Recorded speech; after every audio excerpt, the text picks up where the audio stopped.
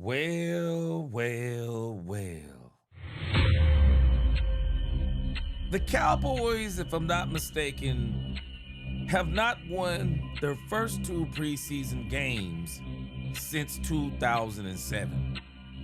And the Cowboys have now won two preseason games. Not only have they won two preseason games, they've absolutely dominated two preseason games. And I know it's the preseason, but the thing that has me the most excited is that the defense, the second, third, and fourth team defense, already have the defensive system down. And so even though these are just merely preseason games, the Dallas Cowboys look like they're playing these like they are regular season games. And dare I say, the Cowboys are looking pretty doggone good. Let's talk Cowboys. We're about to talk facts. What is going on, Cowboys fans? Y'all know I wasn't gonna let this go. Gotta talk about the Dallas Cowboys. These men are balling. All the way down to the water boy and the water girl. Let's go. Let's get it. Welcome, Cowboy fans and Cowboy haters alike. I'm the G, and I'm the host of Let's Talk Cowboys, where we talk facts. And as you come into this live stream, please hit that like button, share, subscribe, hit that notification bell so you know the next time we post another video or go live. And yes, we are live. And if you haven't become a channel member subscriber yet, what are you waiting on? Oh, we have a lot of great things coming up the rest of this season. Oh, let's talk facts. Man, I am telling y'all, incredible game. Incredible game. I know, it's preseason. I'm sorry, but I haven't watched preseason games like this since never. I've never watched preseason games like this. Preseason with the Dallas Cowboys has been absolutely must-watch TV. And the level of execution is mind-boggling. The level of execution is mind-boggling. Man, we're gonna talk about it tonight. So, first things first, we're gonna look at that box score. Then, we're gonna go through these position groups. But in particular, we're gonna look at Milton versus Howell. We're gonna look at Mingo versus Brown. It was a Mingo sighting tonight. It was a Mingo sighting tonight. That doggone Mingo. Man, he might have slid Joe Milton a little money. Like, hey man, hit me on one. Cause I'm telling you right now, Camden Brown balled out too.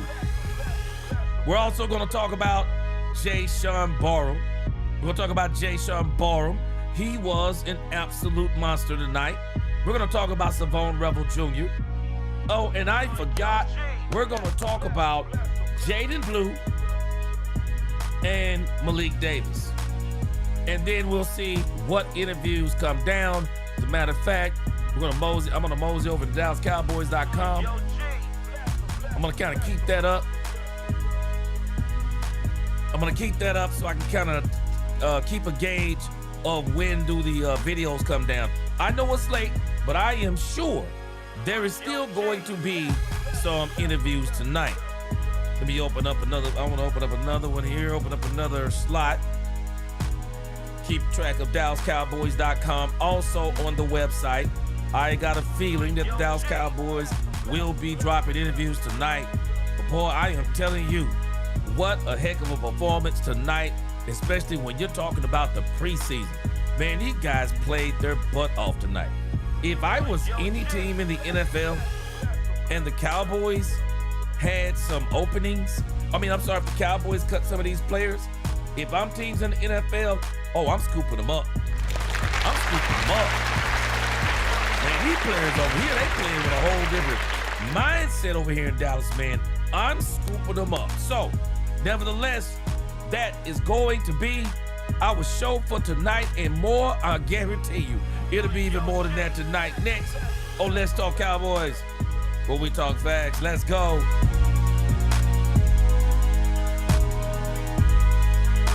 Let's go. Let's get that roll call in.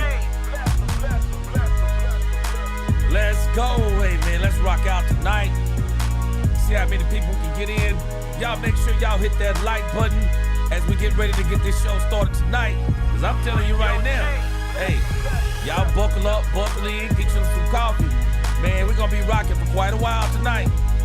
Yep, I'm preaching in the morning, and I'm preaching tonight. I'm preaching in the morning, and I'm preaching this morning. How about that?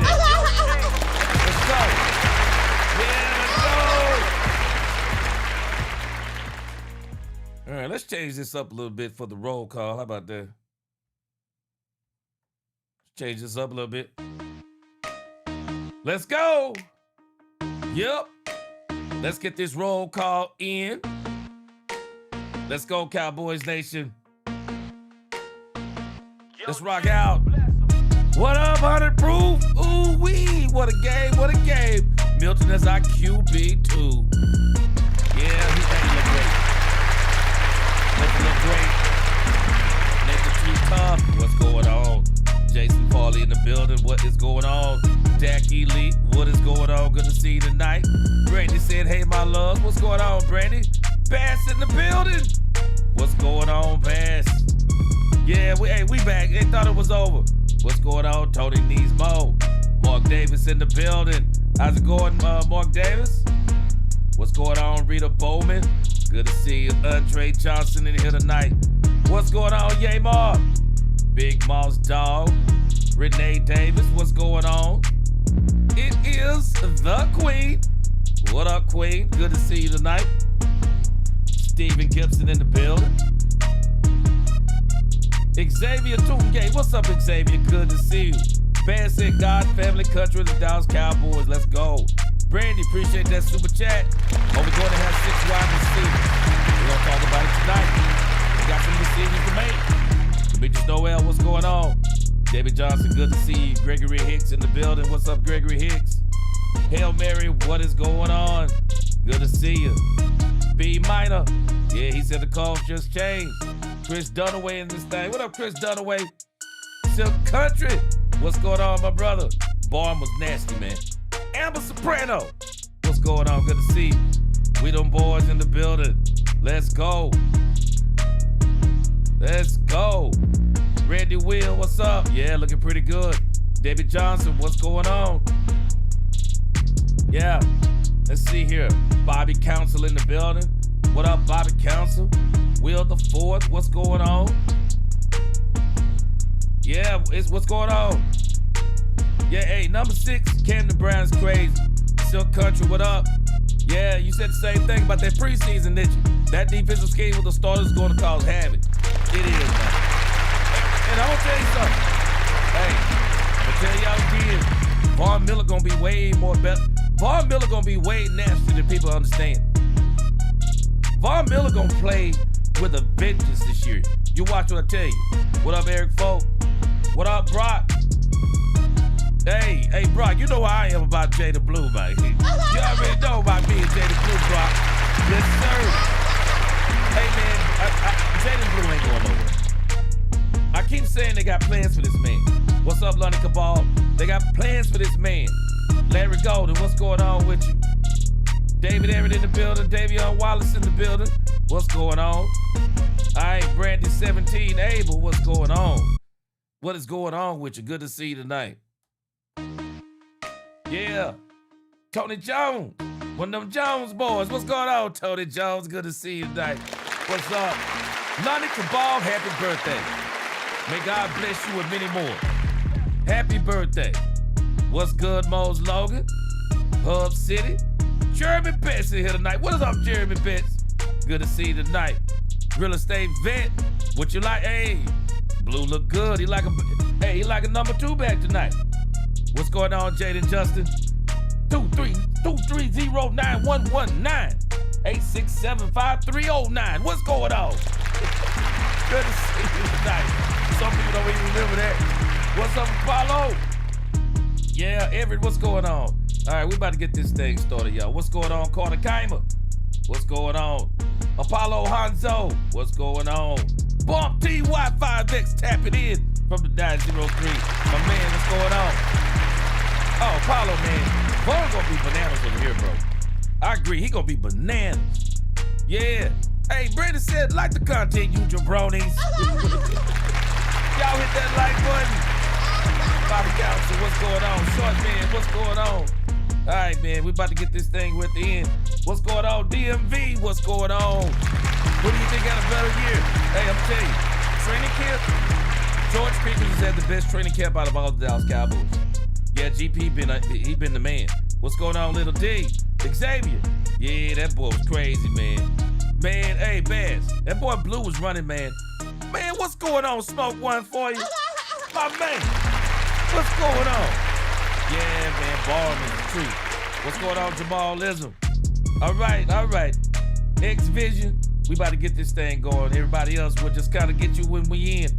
Oh, I can't stop this until. What's going on, Gold Lion Eagle? Tommy Solo. Until I say what's up to my sister Mix Matrix. What's up, Miss Matrix? Miss Matrix, was you punching the air? Was you be, hey, G, and before you say anything, yes, you got 7 days of me not punching the air. Hey, Blue look good tonight. Blue look good tonight, didn't he? Hey, Lottie Boo. Yeah, he look good tonight, Miss Matrix, he really did. All right, Andre Johnson in the building. Yeah, Tommy Solo. All right, let's get this thing going, y'all. Man, I appreciate y'all rocking with me. Man, give yourselves a hand tonight. Yeah, that boy Jayden Blue played tonight. You know, but I'm going to tell you something about Blue, family. I'm going to tell you something about Blue. It seemed like to me tonight, though, I still feel like Blue is holding back. I still feel like Blue is holding back. And what do I mean by that?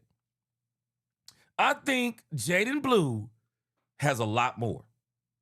I think what they're concentrating on with Jayden Blue, they want to get rid of the Louis Vuitton cleats. They want to get rid of the Louis Vuitton cleats. They want to get rid of the razzle-dazzle. Not all of it, just get rid of a little bit of the razzle-dazzle. You don't have to break every run. You don't have to break every run down the tunnel. We want you to focus on holding the ball. We want you to focus on not fumbling. We want you to focus on going where the play is designed to go. Put your head down, go between those tackles or wherever the run is supposed to go. We want you to focus on the fundamentals. Because if you pay attention, even though Blue looked good, at least for me, I could still see where, man, when they really get the first team in there, and when they really open up that line of scrimmage, I think we're going to see Jayden Blue burst through some of those, man. He's going to burst through some of those, and he's going to be in the secondary. But again, and even when you look at the play calling for Jayden Blue, you can tell there's some more stuff they got for him. There is some more stuff they have for Jayden Blue. But for right now, I understand exactly what they did.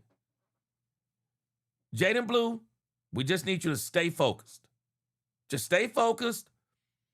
Don't worry about the razzle-dazzle. Don't think about the touchdown celebrations. We just want you to play hard, stay focused. And I think there's a lot more Jayden Blue coming up.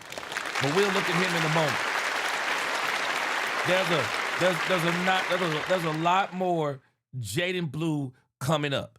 And again, I think he's going to be big for the Cowboys. But tonight, first things first, I want to go to this box score. Yes!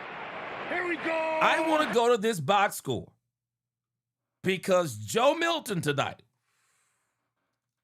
Joe Milton. And I know it was a preseason game. I know it was the third preseason game. A lot of people might not realize this. It was the third preseason game for the Arizona Cardinals. So the Arizona Cardinals were trying to be a little bit more cautious. But at the end of the day, the Cowboys just look good. They really did. They just looked good, just crisp. And Joe Milton looked great tonight. There's no getting around it. Let's look at this Dallas Cowboys box score.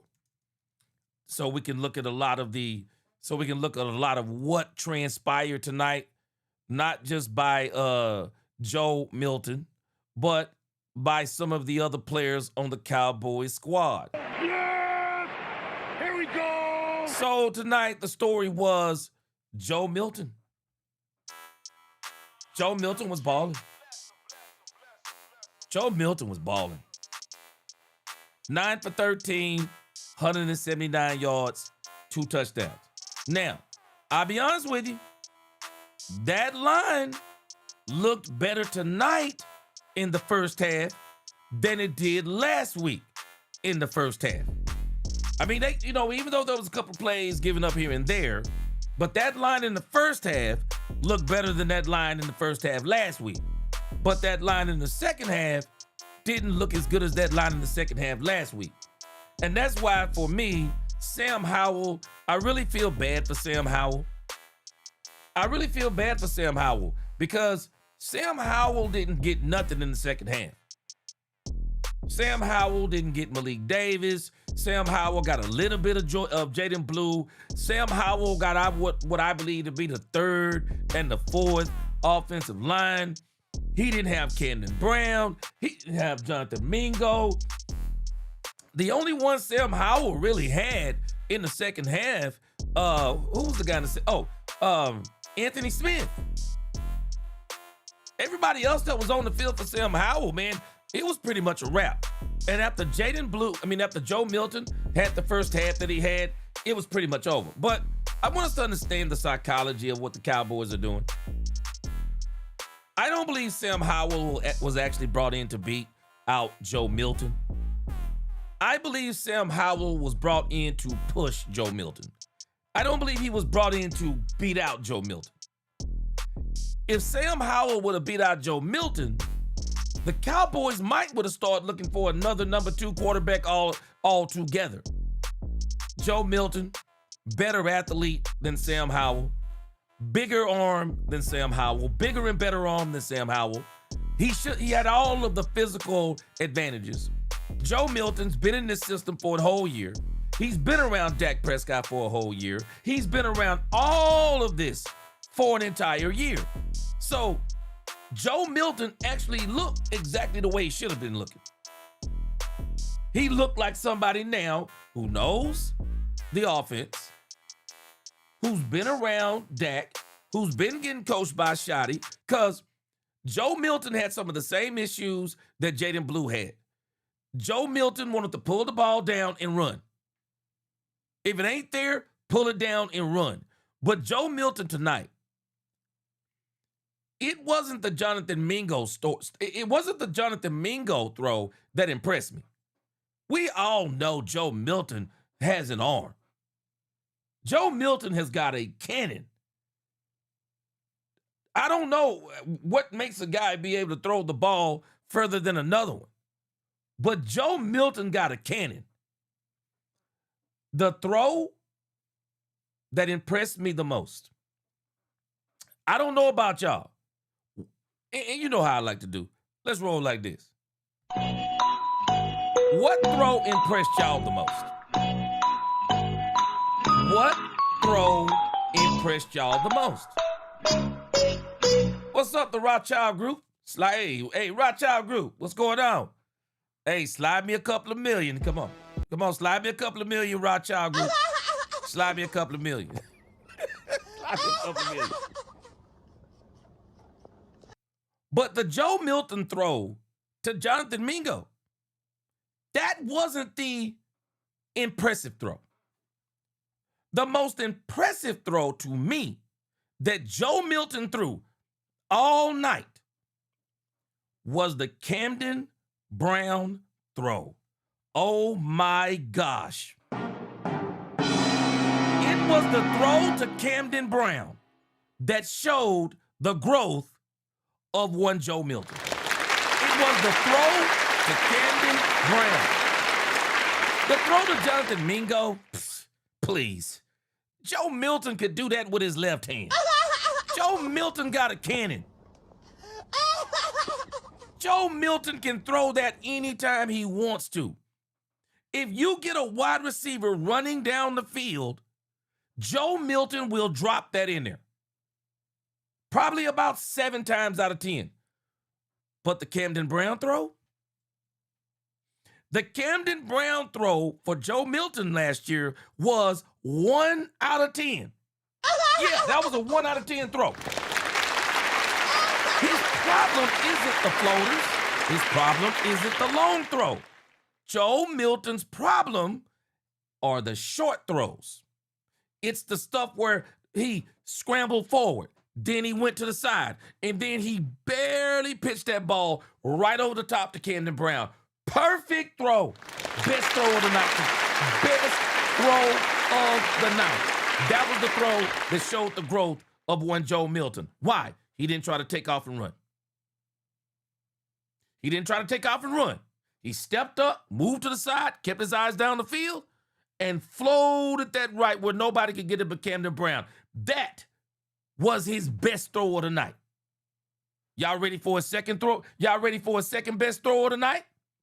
Y'all ready for that? What do y'all think is what is y'all's second best throw of the night? I noticed a lot of y'all said Camden Brown. I mean, a lot of y'all said it was Jonathan Mingo. I don't even have the Jonathan Mingo throw at number 2. Tell me what y'all's number two favorite throw from Joe Milton was tonight. What was y'all favorite throw? And can you guess what my second favorite throw is?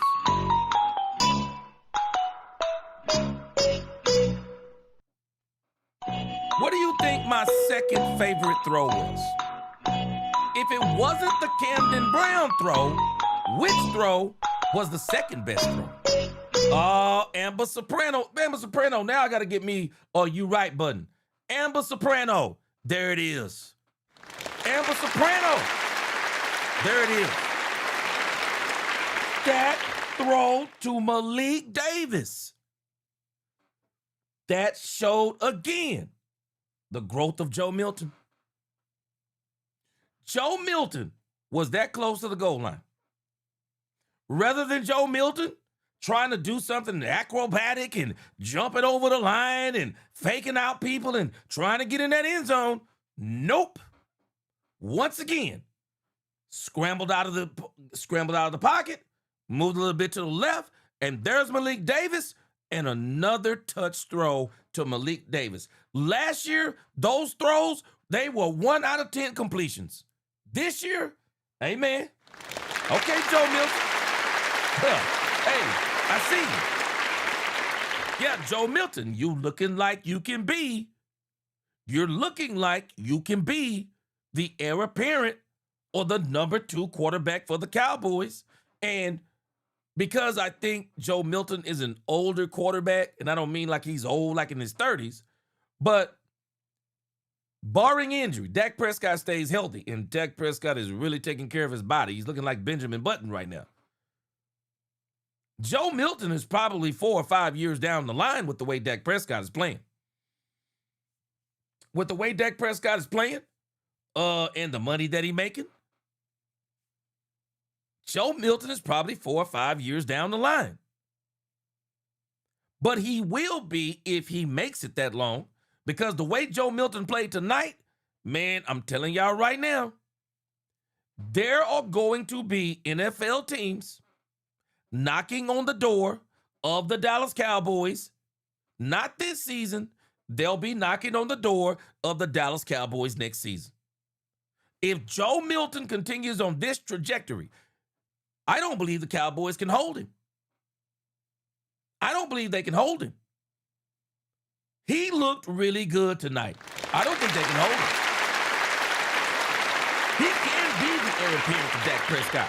Problem is, I don't think he can make it. If he keeps playing like he played tonight, oh no, he ain't gonna make it. Joe Milton looked that good. And what really and when you think about Joe Milton, Joe Milton is a large human being. A lot of people like large quarterbacks. They do. Joe Milton is almost as big as Josh Allen. Maybe big as Josh Allen. So tonight, after watching Joe Milton, I can tell you this. I was very comfortable tonight, and I thought in my mind, I was like, nothing happens I don't want it to happen, but if it did, I would be comfortable that Joe Milton could hold us over for 3 or 4 games. Joe Milton, to me, right now, is better than Cooper Rush ever was. I mean, Cooper Rush had a better quarterback mind, maybe, but ability, shoot. Man, Cooper Rush, man, you had to wind him up like a toy. I mean, he might throw the ball beyond 15 yards every 5 to 6, 7 throws. Shoot, man, Joe Milton can sneeze a 60-yard throw. So, Joe Milton, man, I just got to give it to Joe Milton. That boy balled out there tonight. He balled. Now, again, you know, I'm gonna pump the brakes on this a little bit because I understand the defense that Arizona had out there. But when I look at Joe Milton, I'm not as much looking at the competition. Stephen White in the building. What up, Stephen White? I'm not looking as much at the competition when I'm looking at Joe Milton. I'm looking at the feet. I'm looking at the pocket presence. I'm looking at his awareness that when he gets out of the pocket, is he still looking down the field? I'm looking at his command of the offense. I'm looking at so many different things with Joe Milton, even if I know the competition isn't as good as it's going to be in the first with the number ones. But from everything I saw, all growth. Joe Milton has developed a touch on the football. And I'll tell you this, he's dangerous down there by the goal line. He's absolutely dangerous down there by the goal line. Tony, what is going on, Tony? Good to see you tonight, Tony. Impressed by the running plays, too. We're going to talk about that in just a moment. Yeah. Shoot, Amber Soprano, you ain't lying. Shoot, Phil Moffitt was fighting for his life. Problem is, guys, y'all already heard me say this 2 weeks ago. I already knew what this running back room was. It's the same running back room it was last season. What did I tell y'all? We all know Javonte Williams is the 1. Malik Davis is the 2 simply because he can run similar to Javonte. Jayden Blue is the 2B / multi-purpose back. Jayden Blue, you can put him in the punt return sometime. Put him in on the kickoff return sometime. He's going to be running the ball between the tackles. I'm telling you right now, Brian Schottenheimer is saving his perimeter game with Jayden Blue. He's saving it for the season. You watch what I tell you. He's saving the perimeter game for Jayden Blue until the season starts. But again, Joe Milton. Joe Milton tonight. Can't say enough good things about Joe Milton. Joe Milton was really good. Let's look at some more of this box score, and then we'll go down some more of the individual stuff. Jayden Blue. Jayden Blue. 15 carries, 75 yards. Do we realize, man, Jayden Blue was getting those yards effortlessly. That's why I'm telling y'all, man, you can tell that there's something that they're working out with Jayden Blue. For as many people who keep wanting this man to fail, they're working Jayden Blue out. They are making sure that Jayden Blue's head is in the right place. This is all they're doing. They want to make sure his head is in the right place. Keep him focused. Because, man, Jayden Blue, you can tell, man, Jayden Blue is ready. He can't wait. Jayden Blue can't wait to get in the end zone. And he will get in the end zone. But you can tell the Cowboys are just trying to keep him focused, kind of keep him under wraps. Jayden Blue, when you think about his runs in a very generic running game today, man, Jayden Blue knocked off 75 yards, y'all. Wow. That boy Jayden Blue knocked off 75 yards. Shoot, man, that ain't no small feat. That is no small feat what Jayden Blue pulled off tonight. But again, you know, you got to think about it. When you're dealing with Jayden Blue, he's a smaller running back. You got to see if he can go the distance too. Because I noticed they took Malik Davis out of the game and they let Jayden Blue keep running. Because if you're going to be the backup running back or the number 2 running back, well, we got to see if you can handle the load. What if something was to happen? We got to see if you can touch it 15, 20, 25 times. We got to see what do you look like. And not only what do you look like, Jayden Blue, but we also need to know, after we ran you in the ground last week, running up against Seattle Seahawks, second team defensive line that was smacking our defensive line, we want to see, can you come back the next week and still run? Yeah, I know you had a shoulder issue, but can you come back the next week and still run? Why? Because that's the NFL. If you want to be in this league, you got to learn, we're not saying you play injured, but you got to learn how to play with pain. You don't play injured, but you got to know how to play with pain. You got to know how to play with a little soreness sometimes, because you're going to play on a Sunday night and play on a Thursday. Maybe there's a big game coming up. Last week you played a big game, and then we need you again this week. So it seems like to me, and I'm going to give Brian Schottenheimer the benefit of the doubt, it seems like to me they got a plan for Jayden Blue, and they are trying their best, and I think they're doing a good job. They're trying their best to toughen him up. Yeah, they're trying their best to toughen him up. Yeah, Bass said if Joe Milton could do the quarterback sneak, bro, take Dak out a couple of plays, let him get his composure, then Dak goes back in and seals the deal, takes us home to get a big one. Yeah. But Bass, I'm going to be honest with you. Now, that is a play that Joe Milton brings to the table that you're not going to do with Dak Prescott. After coming off that ankle and coming off that hamstring thing, you're not going to do that with Dak Prescott. But actually, what I would rather him do, Bass, is I want him to be a little bit more simple down there in the red zone, especially inside of the 10 and things of that nature. Man, you got running backs. Let them dudes run. Javonte, down there, let Jayden run. Because I did thought they got a little bit too fancy. What was it, 4th and 1 down there? I thought they got a little too fancy. It was 4th and 1. What are you doing trying to catch these people off guard? See, one of the things I liked about the 90s Cowboys, when they ran the ball, they could literally tell you. Larry Allen talked about this. People knew which way the Cowboys were running sometimes. Problem is, they couldn't stop them. You could clearly see that the Cowboys are going left with Emmitt Smith. Well, that's the least of your worries, knowing which way they're running. You couldn't stop them. We got to get to that point to where 1 yard is AUT-O-matic. So, Brian got a little fancy down there. Don't want to see a lot of that stuff. Just run the ball, man. Just run the ball down there. Man, just run the ball. Just run the ball down there, man. But nevertheless, man, it was a very good game. Again, Jayden Blue, 15 for 75. I mean, it was just great. Israel Abanikanda, 8 for 39, but that was kind of in the more of the garbage time of the game, which isn't garbage time for those guys, but it is still later on in the game. Malik Davis, 5 for 29, 5.8 yards carry. Yeah, 5.8 yards per carry, man.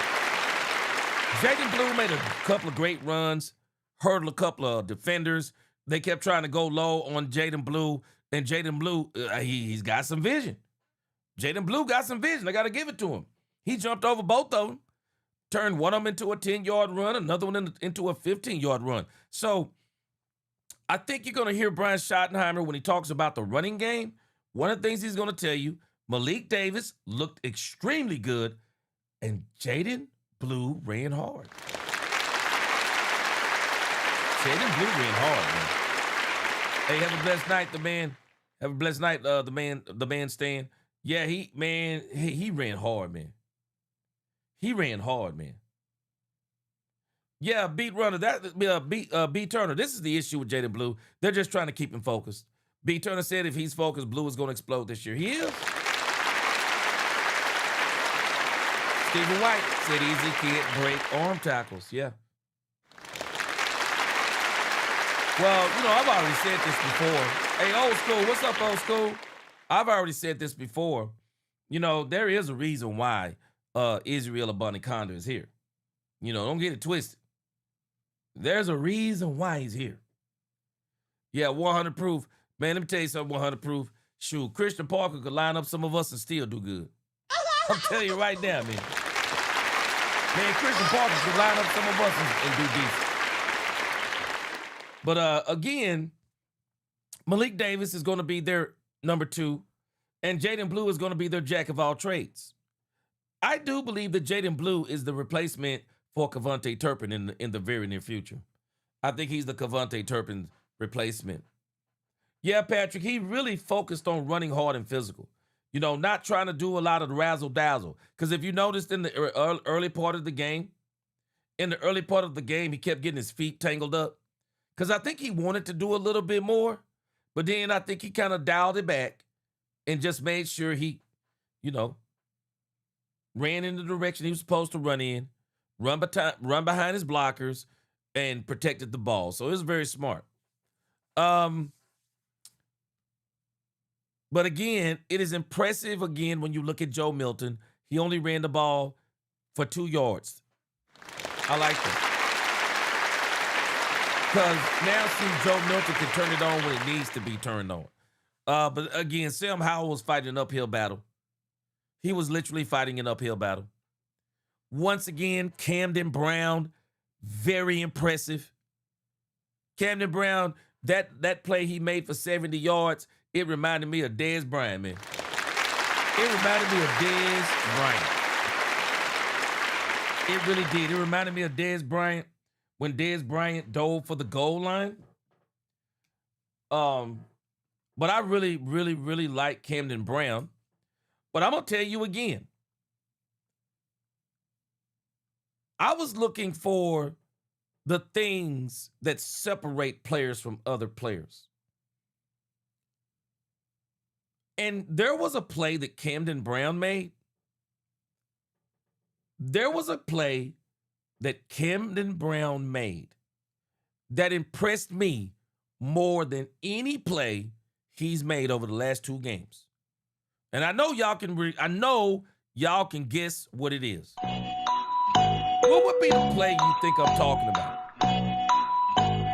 that impressed me more than any of the plays of the last 2 games I've seen from Camden Brown? What do you think that play would be?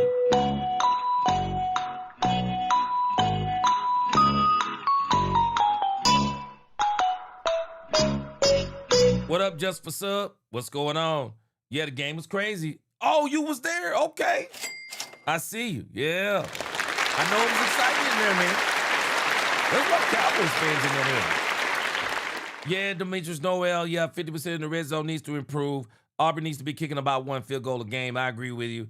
And again, I thought Brian got a little too fancy on that 4th and 1. But, okay, not too critical. But I thought he got a little too fancy. Davion Wallace, I think it's a possibility we're going to keep 6 wide receivers. And the reason why is going to be Camden Brown. Because I'm telling you right now, I think Dallas already knows they cannot let that man hit free agency. Oh, yep. Lil D, Texas. There it is. Lil D, Texas. That was the most impressive play of the last 2 games for me. Camden Brown got rocked. Man, he caught that 7-yard pass, and you could see it coming from a mile away. Camden Brown got rocked. And he held on to the ball. Yeah. Oh, yeah. Let me tell you something, man. Them pro-level hits are different than them college-level hits. He got rocked and held on to that ball. Yeah, he got rocked. Yeah, Gerald Jackson said it was the block. Okay. Yeah, Camden Brown's a bigger wide receiver, so that's another reason why he was able to match Jonathan Mingo. See, Jonathan Mingo is a good blocker. Well, so is Camden Brown. Camden Brown, he's a very good blocker too. Camden Brown put the Cowboys in a headlock.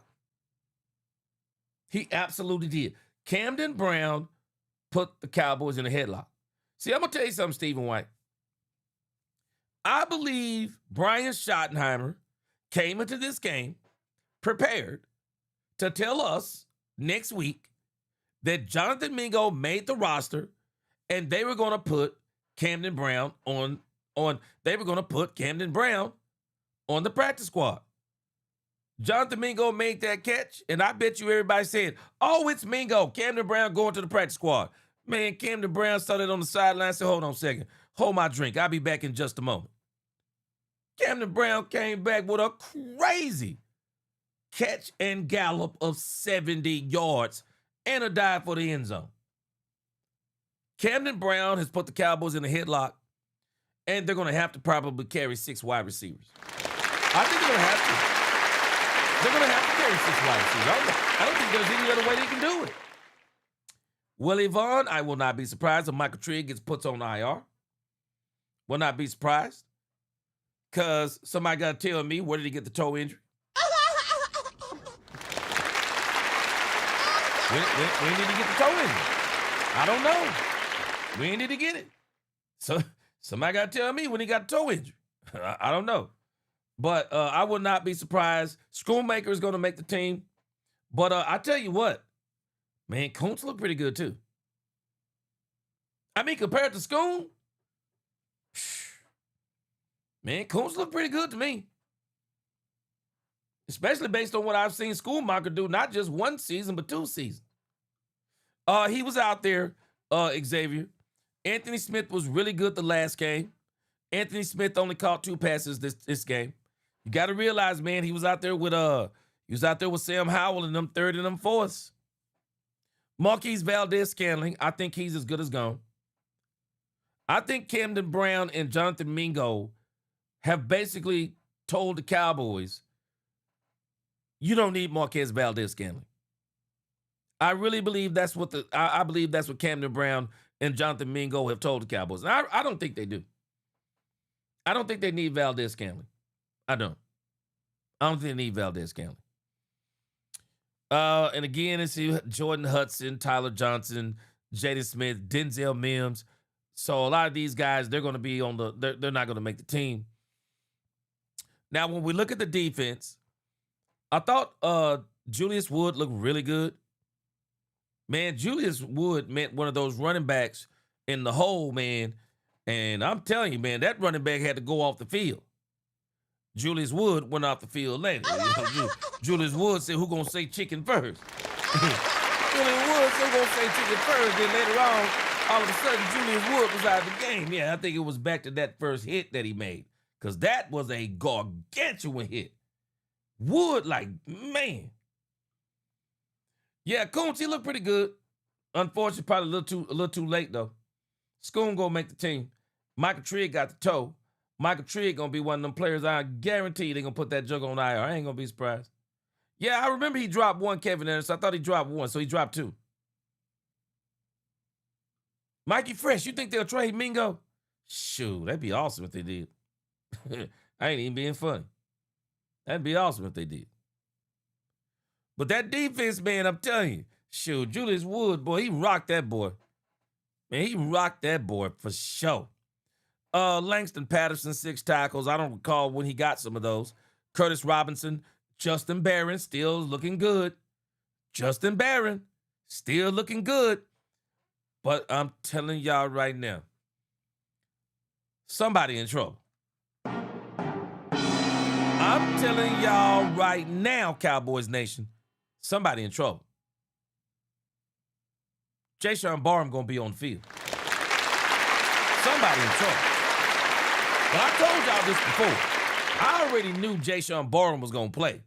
But man, to watch Jashaun Barham play tonight, man, Jashaun Barham could have easily been a first-round draft pick. Easily. Easily could have been a first-round draft pick. Jashaun Barham is just a different type of player, man. This dude is a different type of player. 5 tackles. He kind of missed one because he didn't wrap up. But, boy, he is a different kind of player.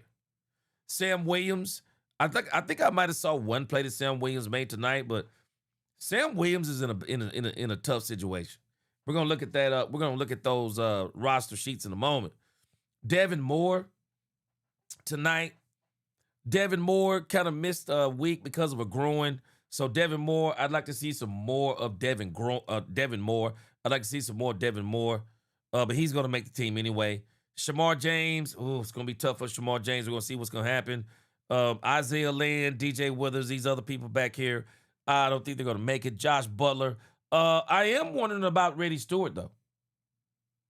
I thought Jake Toya looked pretty good tonight. LT Overton looked really good tonight to me. Let me see who else. That was kind of it on that front. A lot of these other guys, they're gonna get knocked back at the back. Malachi Lawrence, they're kind of easing him in.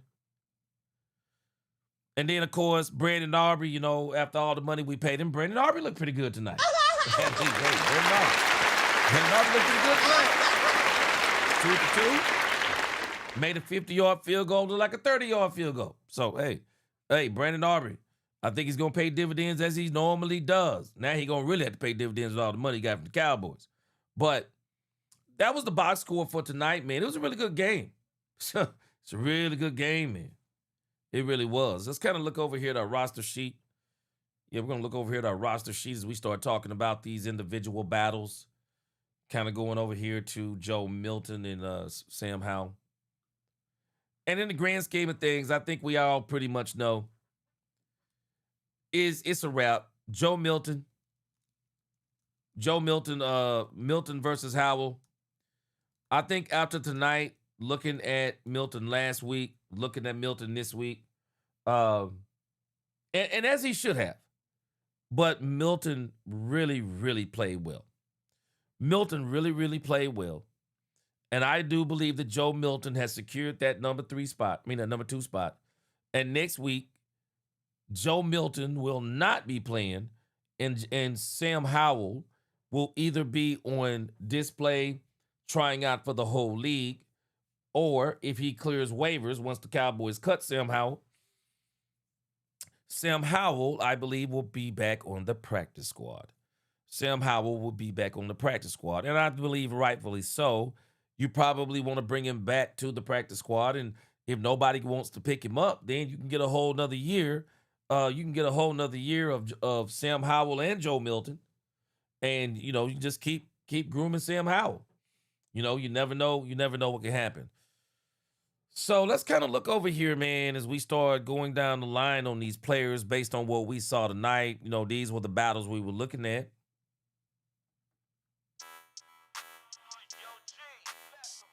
So, looking over here offensively.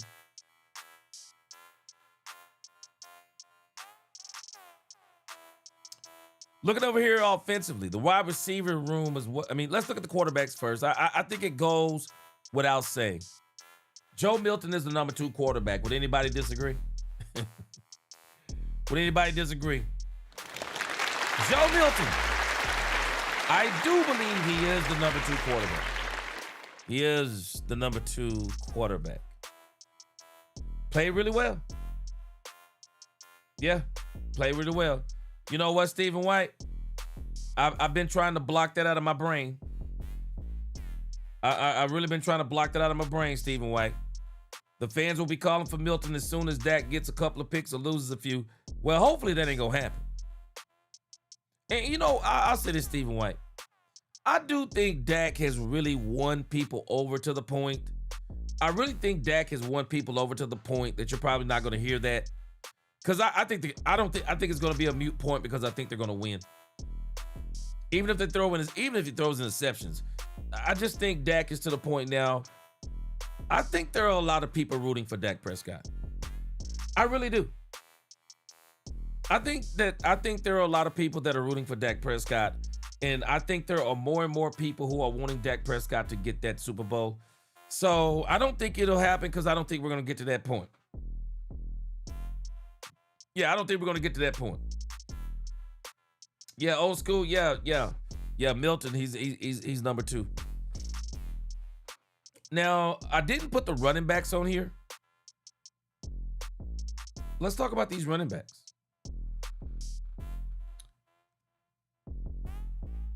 A lot of people thought this was Malik Davis versus Jayden Blue. But I told y'all this is going exactly the way I said it was. I don't think it was Jayden Blue versus Malik Davis. I don't. I think this is the same thing as it was last year. And really, you can probably look at Malik Davis and Jayden Blue as RB2 and RB2B. RB2 and RB2B. Jayden Blue is going to be a different kind of running back too. I wouldn't be surprised if Brian Schottenheimer comes up with some sets of where Javonte Williams and Jayden Blue on the field. I will not be surprised. I don't. I will not be surprised. So it's not really a competition, and I was saying this all along. It's actually not a competition between Malik Davis and Jayden Blue. And we saw that we can tell based on what we saw tonight. That play calling and those two running backs and who they lined up with, it absolutely proved to us those are the two running backs. That's who it is. They're the two running backs. It's obvious, too, they're going to use Jayden Blue. Stephen White said, why is Davis on kick returns? Yes, so is Jayden Blue. Jayden Blue, he on kickoff returns, too. Okay. They got that boy Jayden Blue on kickoff returns. Look like they're going to be doing some kind of, having two people back there sometimes on those returns. So, you got to, it's pretty much how I thought it was going to be. Javonte, your number 1. Malik runs more like Javonte, so he'll be able to spell Javonte. And then Jayden Blue going to be his own thing. I think Shotty got some big plans. I do. I think he got some big plans. Yeah. Gerald says Davis is solid. Blue's a change of pace. Yeah. Home run energy. They got a plan. So I don't think it was ever really them against each other. I think it was more of, can somebody else move us off of Malik Davis and Jayden Blue? And so based on what I saw tonight, this is what it is. Phil Maffa, I'm just telling you, I think it's over for Phil Maffa. I do. I think it's over for Phil Maffa. All right, guys. Miss Matrix said it's 400 people, 100 likes. I see 547 and 138 likes. Let's see if we can get them likes up to 200. We're going to work on getting them up to 300, then 400. Let's see if we can get them likes up. Let's get them likes up. Brandy's already done 2 super chats for the day. Let's see if we can get those to 10 tonight. We're going to be rocking tonight. But again, I just think Phil Maffa going to be the odd man out. I really do. Y'all tell me what y'all think. I think Phil Maffa going to be the odd man out. I think he's going to find himself in the practice squad again. I just don't think he did enough. I don't think he's done enough. Last week, I thought he ran okay, but then he got injured with a chest contusion. This week, he got him a touchdown, but that was late in the game. We was on snooze fest by that time. We was on snooze fest. Abanikanda, I don't think they were ever sold on Abanikanda. I don't think they were ever sold on Abanikanda. We got to understand something. They already knew what Abanikanda was. They already knew what he was. They already know what he is. Abanikanda would have had to come in here and break like long runs, 2 or 3 long runs for this to even be a consideration. So I believe Israel Abanikanda, he's going back to the practice squad. I don't really know how they kind of do that practice squad. Like, Like, do they try to keep certain positions, whatever the case may be? But Abani Conda, him, Phil Maffa, back to the practice squad. Back to the practice squad. That's kind of where they are. The wide receiver thing, we kind of talked about that. Skip over to these wide receivers, Mingo and Brown. I'm telling you right now, I really think Jonathan Mingo made a case for himself to get back on the squad. Then Kip, well, I just don't think the Cowboys could have let Camden Brown go. But Jonathan Mingo really made a move tonight. He really made a move tonight. And you know what? And Shotty did him a favor too. I mean, it was the perfect play call. Perfect play call, perfect throw, perfect catch. So, one catch, I want y'all to think about this. We've watched Camden Brown make great catches in practice. We've watched Camden Brown make 3 incredible catches in 2 games. It only took 1 catch for Mingo for everybody to start talking about Mingo's in the game. Ain't that crazy? It only took 1 catch for Jonathan Mingo to change people's minds. 1 catch. And so, now we got Mingo. Now we got Mingo, looks like, especially the way Shotty talked about him, and Miss Matrix already said that Brian Schottenheimer has a love affair with him. Yeah, he has a love affair with him. So, Mingo, I think on these wide receivers, if they carry 6, and I do think they're going to probably carry 6, it's going to be Camden Brown and Jonathan Mingo. I think what it is right here is what it's going to be. I do. Captain Nizzle. Man, Sam Howell is young. If I'm not mistaken, Sam Howell's pretty young.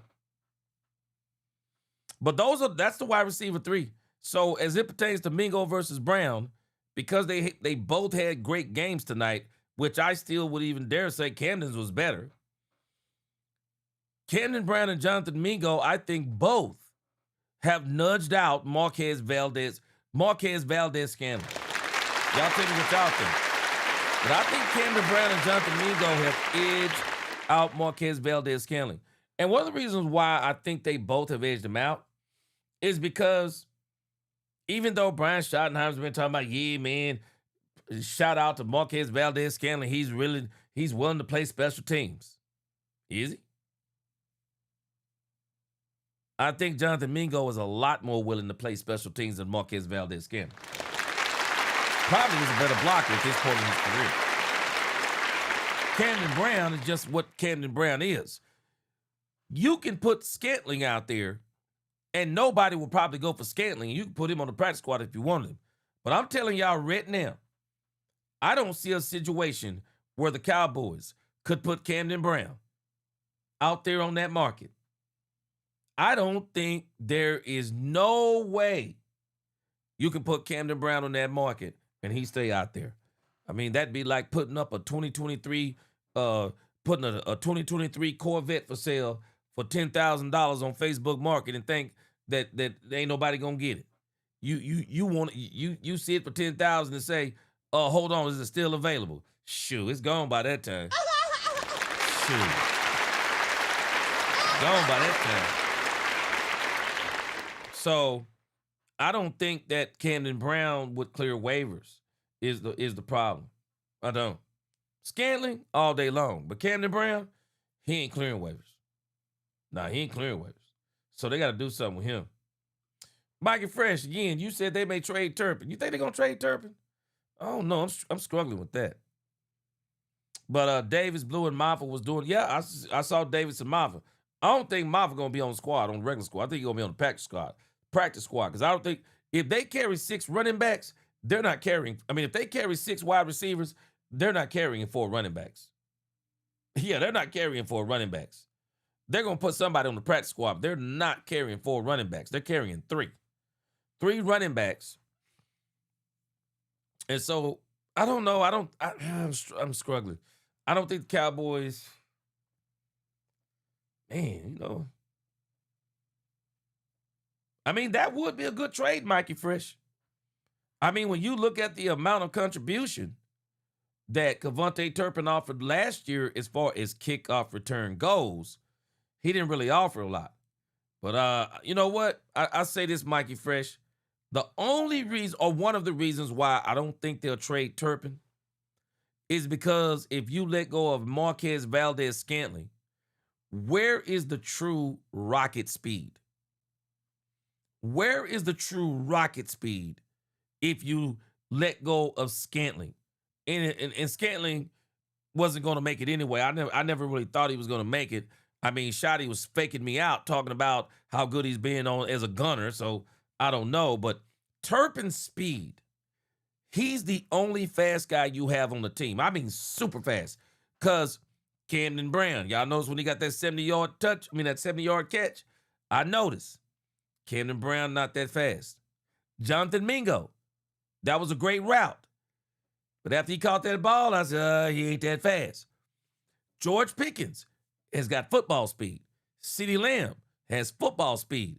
But they're not what I call, they're not Kevontae Turpin speed. So if you were to get rid of Kevontae Turpin and let go of Marquez Valdez-Scantling, where is your speed? You still need somebody that can hit their head on the goalpost.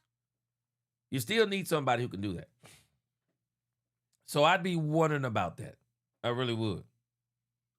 Cowboy Optimist, he said, now they're trying to start Dak and Milton drama. Oh, yeah. Well, this is always the problem. You can't have a quarterback do good here because the moment you have a quarterback doing good here, then all of a sudden it's an issue. But, we got to understand something, man. Joe Milton is playing against a different type of squad. It's going to be a whole different ball game. And I think the Cowboys are smart enough to know that. It'd be a different ball game, him playing with the first. You'd be in another growth period. So, no, Dak Prescott is eons beyond what Joe Milton is. He really is. He's eons beyond. Miss Matrix said, I've been said Scantling can skedaddle. Yeah, he does. I think he does. Yeah, Vance, I agree with you. I wouldn't want to put nothing in the hands of MVS. He can't catch, man. Yeah, he drops too many balls. He drops too many passes, man. That's why he's here now. Yeah, Xavier, MVS too old. Yeah, I'm not taking him. Yeah, I think if they keep 6 wide receivers, they're only keeping 3 running backs, and those are going to be Javonte, Malik, Jayden Blue. I see Phil Maffa may once again go to the practice squad because he hasn't done anything to where Phil Maffa, he going to clear waivers. I think that's what somebody said earlier.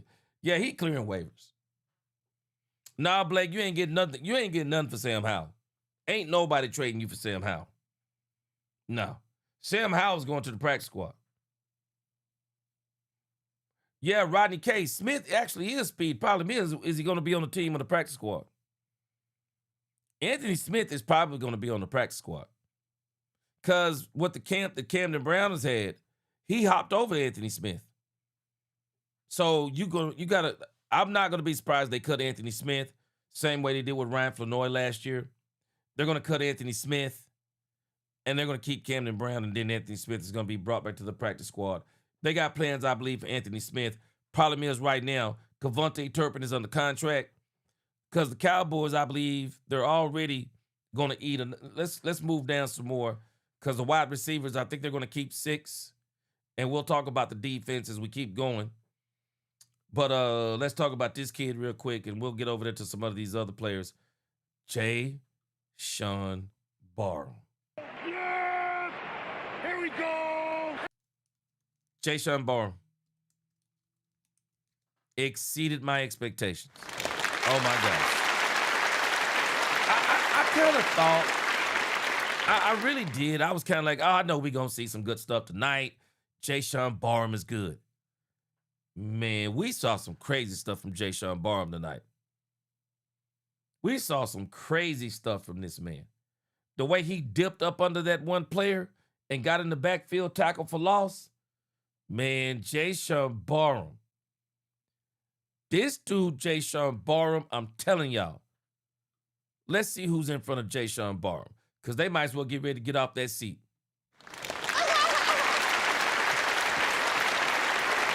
Might as well get ready to get off that seat, man. Jashaun Barham is behind D. Winters. Now, D. Winters, I'm going to tell y'all something about D. Winters, though. D. Winters is a baller in his own right. D. Winters is a baller in his own right. And I'm going to tell you something, man. If D. Winters has an incredible season, don't anticipate the Cowboys just letting D. Winters walk into the sunset. Because between Jashaun Barham and D. Winters, I heard them talking today. Can't remember who it was. But they were saying that the Cowboys actually like D. Winters at the Mike linebacker position. That's what I was hearing. They like D. Winters at the Mike linebacker position. Now, DeMarvion Overshown. Cowboys got some decisions to make.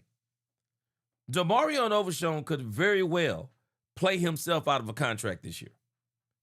Overshown, if he's healthy, he's going to be elite. He's going to be elite. And y'all already know, he's hired David Mulugeta. He's already hired David Mulugeta. Overshown mess around and have one of these incredible seasons. David Mulugeta start playing with the money. Cowboys got decisions to make next season on George Pickens.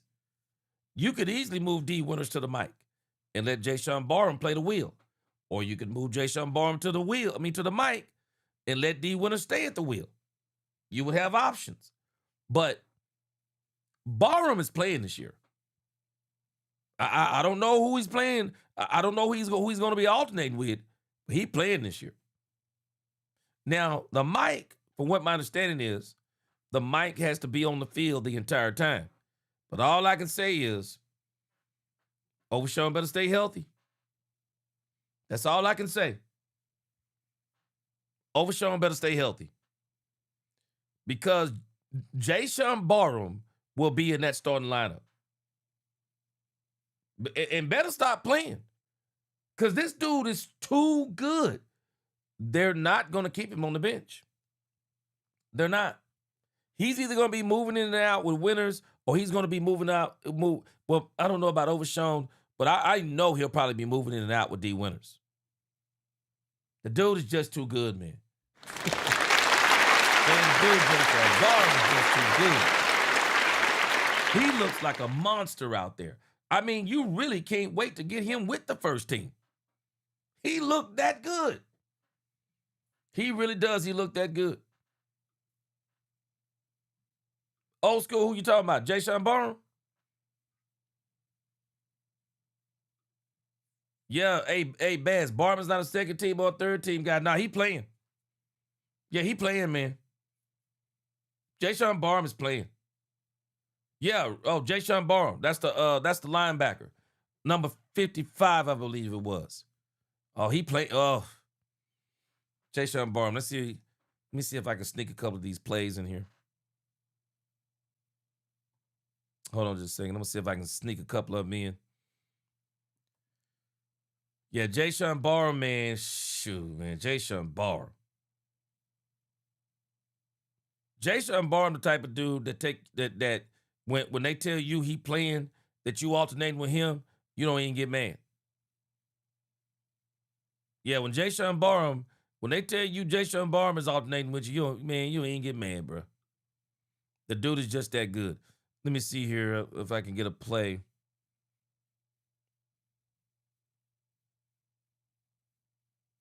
Jashaun Barham made a couple of really, really good plays. Let me see if I can pull him up. Oh, another player that looked good tonight, too, was LT Overton. All right, let me show you this. This was Jashaun Barham tonight. This play right here was awesome. This play was awesome. Barham is so quick. I mean, he just basically got past 76 and left him standing. Dude just plays with violence, man. Dude just plays with violence. Bottom line, just violence.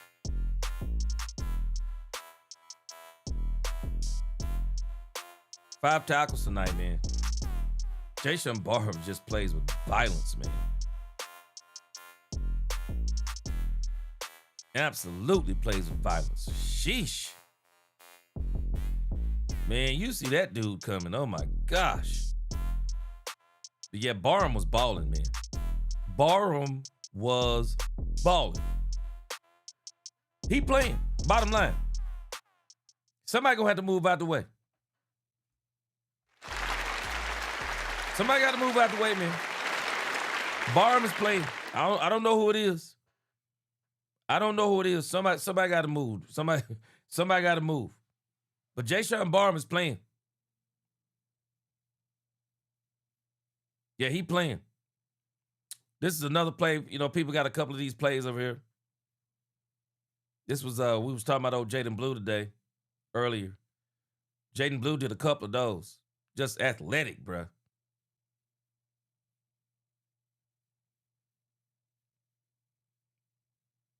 Man. Boy, that's vision. Man, people may not realize it, but that is some vision right there, man. That is some vision. Yeah, Sam Howell's going to the practice squad. Jashaun Barham. I don't know who moving, but somebody moving, man. I'm sorry. Somebody moving, bro. Somebody moving. Somebody moving, man. Yeah, somebody moving. I don't care who it is. Somebody moving. This dude gonna be on the field. Yeah, somebody moving. Absolutely. And I'll slip some more plays in there. Let's check out Joe Milton tonight.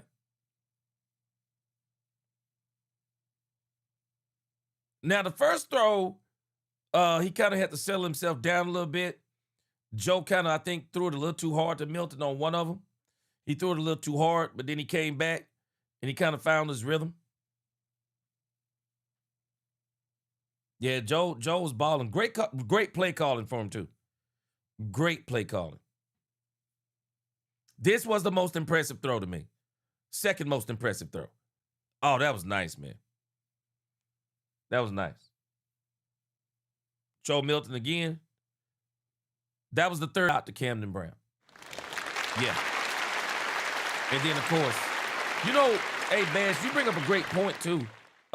Milton is dangerous down there by the doggone, Milton is dangerous down there by the doggone goal line.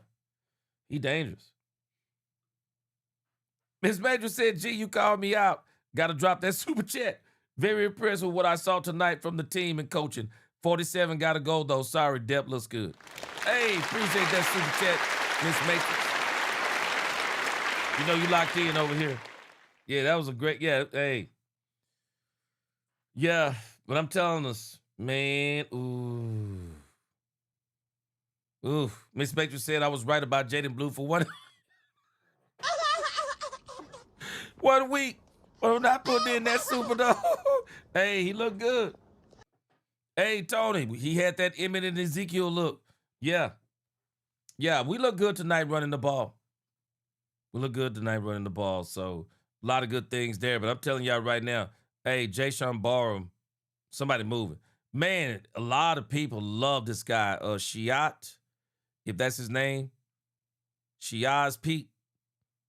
Yeah, Shiaz Pete. Had a lot of Navajo Indians there cheering for him, man. Thought that was beautiful. Yeah, had a lot of support there. Even saw Jerry on the sideline with an Indian guy. Yeah. A lot of great things going on with Cowboys, man. A lot of great things. But again, I'm just telling us right now, somebody is going to have to move out of the way. Jashaun Barham is the real deal. I'm going to tell you another player that's the real deal. This doggone Shavon Revel Jr. Now, I know for Fioko, whatever his name is, that plays for the Cowboys. I know he fell down on the play, but Joe Milton was Johnny on the spot. Joe Milton was Johnny on the spot, and he was there for the interception. Great play. Absolutely great play by Shavon Revel Jr. and almost returned it for a touchdown. Just looking at Shavon Revel Jr., the funny thing about Shavon Revel Jr., I posted this tonight. I got a couple of things I want to look at right here. Somebody's talking about the Cowboys 53-man roster. But the more I see Shavon Revel Jr., the more I watch Shavon Revel Jr., I truly believe had Shavon Revel Jr. not got injured, the Cowboys wouldn't have him. We wouldn't. Shavon Revel Jr. is, man, he moves. The speed, the quickness, you see him like with what he's doing, the aggressiveness. Man, once he really get his football feet up under him, man, we're going to be looking back. Do y'all realize the Cowboys kills it in the third round? Cowboys kill it in the third round. Killed it in the third round in 2024 with Cooper Beebe. Killed it in 2025 with Shavon Revel Jr. looks like. Killed it in 2026 with Jashaun Barham. Man, the Cowboys should never, ever trade a third-round pick. Never. Never. Derek J. Taylor, he said, I was at the game tonight. Davis was way better than Jayden Blue. You know, I don't know about way better, but I can see where you would say that. But Derek Taylor, I think they got a plan for Jayden Blue, though. I think with Jayden Blue, Derek Taylor, they're really trying to get him focused. They don't want all the razzle and dazzle from Blue. You could tell just looking at him. It just, at least for me, I didn't really see. It was like for me, I was looking at Jayden Blue saying, I think he got another gear here. But I think they've been telling him, don't go out there doing too much. We want you to play mistake-free football. No fumbles. Just go where we tell you to run. Mixed Matrix said, gee, what are your thoughts on the running back not really being a competition? They say Blue got all the touches, so we didn't really get to see the other guys. Mixed Matrix, my thoughts are the same as they always were. What have I been saying? Miss Matrix, he's always been a part of the plan. How many times have y'all heard me say that? He's always been a part of the plan. They got plans for Jayden Blue. People can love it, like it, or hate it. They have plans for Jayden Blue. You can tell by the way they're grooming him. They're grooming him to be a bigger, better KaVontae Turpin. I don't think KaVontae Turpin's going to be here next year. I think there's an opportunity for the Cowboys to get from up under that KaVontae Turpin deal come next year. I think they're going to get from up under that deal. Especially if you got Jayden Blue. He's a bigger, not faster, but he's a bigger, quicker, runs the ball better. I'm not sure about catching, but who cares when you got Camden Brown, CeeDee Lamb, Ryan Flanoy, George Pickens. I mean, okay, you got a fifth wide receiver that can catch. Okay, we'll let Jonathan Mingo do that now. So I really do think they're training and getting Jayden Blue ready for something. So again, the only thing it proved to me tonight, because I did notice they gave him 15 carries. Yeah, because they want him to be the all-purpose back. Hey, I don't know what else to tell us on that one. I don't know what else to tell us. They saw enough from Malik Davis. What do I keep telling y'all about Malik Davis? Even the commentator said it tonight. They know Malik Davis' ceiling. The issue with Malik Davis, his ceiling is not as high as Jayden Blue's, but his floor is higher than Jayden Blue's. Right now, at least. His floor is higher than Jayden Blue's. Jayden Blue is still maturing. Man, we got to understand something. Malik Davis has been around for a while now. It's Jayden Blue's second year. This is his second year. So his floor is lower than Malik Davis's. Malik Davis is what I call Mr. Dependable. Malik Davis, he's that type of running back you say, oh, he can be the number 2. But we need a number 1 that's a lot more explosive. That's Malik Davis. Yeah, he's my number 2. But I need somebody more explosive than him. And that's why when the Cowboys cut Malik Davis, does anybody come running? Nobody comes running for Malik Davis even when the Cowboys cut him. So Malik Davis is what you call Mr. Dependable. Floor higher than Jayden Blue's. Floor higher than Phil Maffa right now.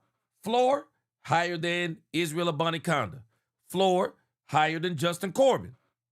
But when it comes to the ceiling, at least from what the Cowboys see, and even what I see in a sense, I think Jayden Blue's ceiling is higher than Malik Davis's, but his floor is lower. I think his ceiling is higher than Phil Maffa, at least right now. Ceiling higher than definitely Israel Abanikanda and definitely higher than Justin Corbin. So Malik Davis, Mr. Dependable. But I still say, I don't know if the Cowboys would hesitate to improve in the running back room if there was somebody that got cut over the next week and they thought they were better than Malik Davis. I think they'd cut Malik Davis even before they cut Jayden Blue. I really do, because they know what Malik Davis is. Miss Matrix said, is it just me or did it feel the way the refs called the game? It was like the Cowboys were home. Well, you know what? I'm going to tell you why you might be thinking that. I posted on X tonight. How many penalties did the Cowboys have? Did anybody else notice? I don't even know if the Cowboys got it. How many penalties? Let's go over here and look at the box score. I think in the first half, the Cowboys might have got what? 1 penalty? I don't even remember penalties hardly being called on the Cowboys. I might have went to the bathroom when the penalties happened because I don't remember penalties on the Cowboys. Let me see if we can find the penalties here. I'd be shocked if the Cowboys had more than 3. Let me see what the penalties are. Man, look at the penalties in this game. If the Cowboys do this all year, they're going to beat some teams. Just on the principle alone, the Cowboys had 4 penalties for 20 yards. Wow.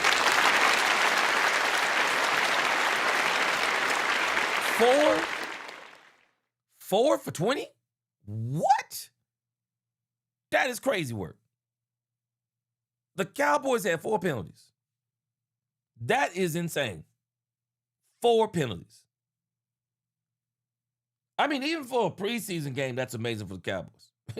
Even for a preseason game, that's amazing for the Cowboys. So, yeah, Jason Farley, yeah, you said it. We improved on penalties because I couldn't even remember it. I was asking my wife. I remember maybe 1 or 2. I mean, I remember going to fix me some pizza. Maybe that's when they got them penalties. Yeah, Bass. Yeah, they've already cut him before. Because the issue is, Malik Davis is just Mr. Dependable. But I think the Cowboys are going to give him a fair shake. And the reason why it's okay for him to give him a fair shake is because you got Javonte Williams. He's your number 2. There's nothing wrong with Malik Davis being your number 2. I think he'll be exciting like he was last year. He'll probably be a little bit better this year because I think Shotty learned a lesson last year.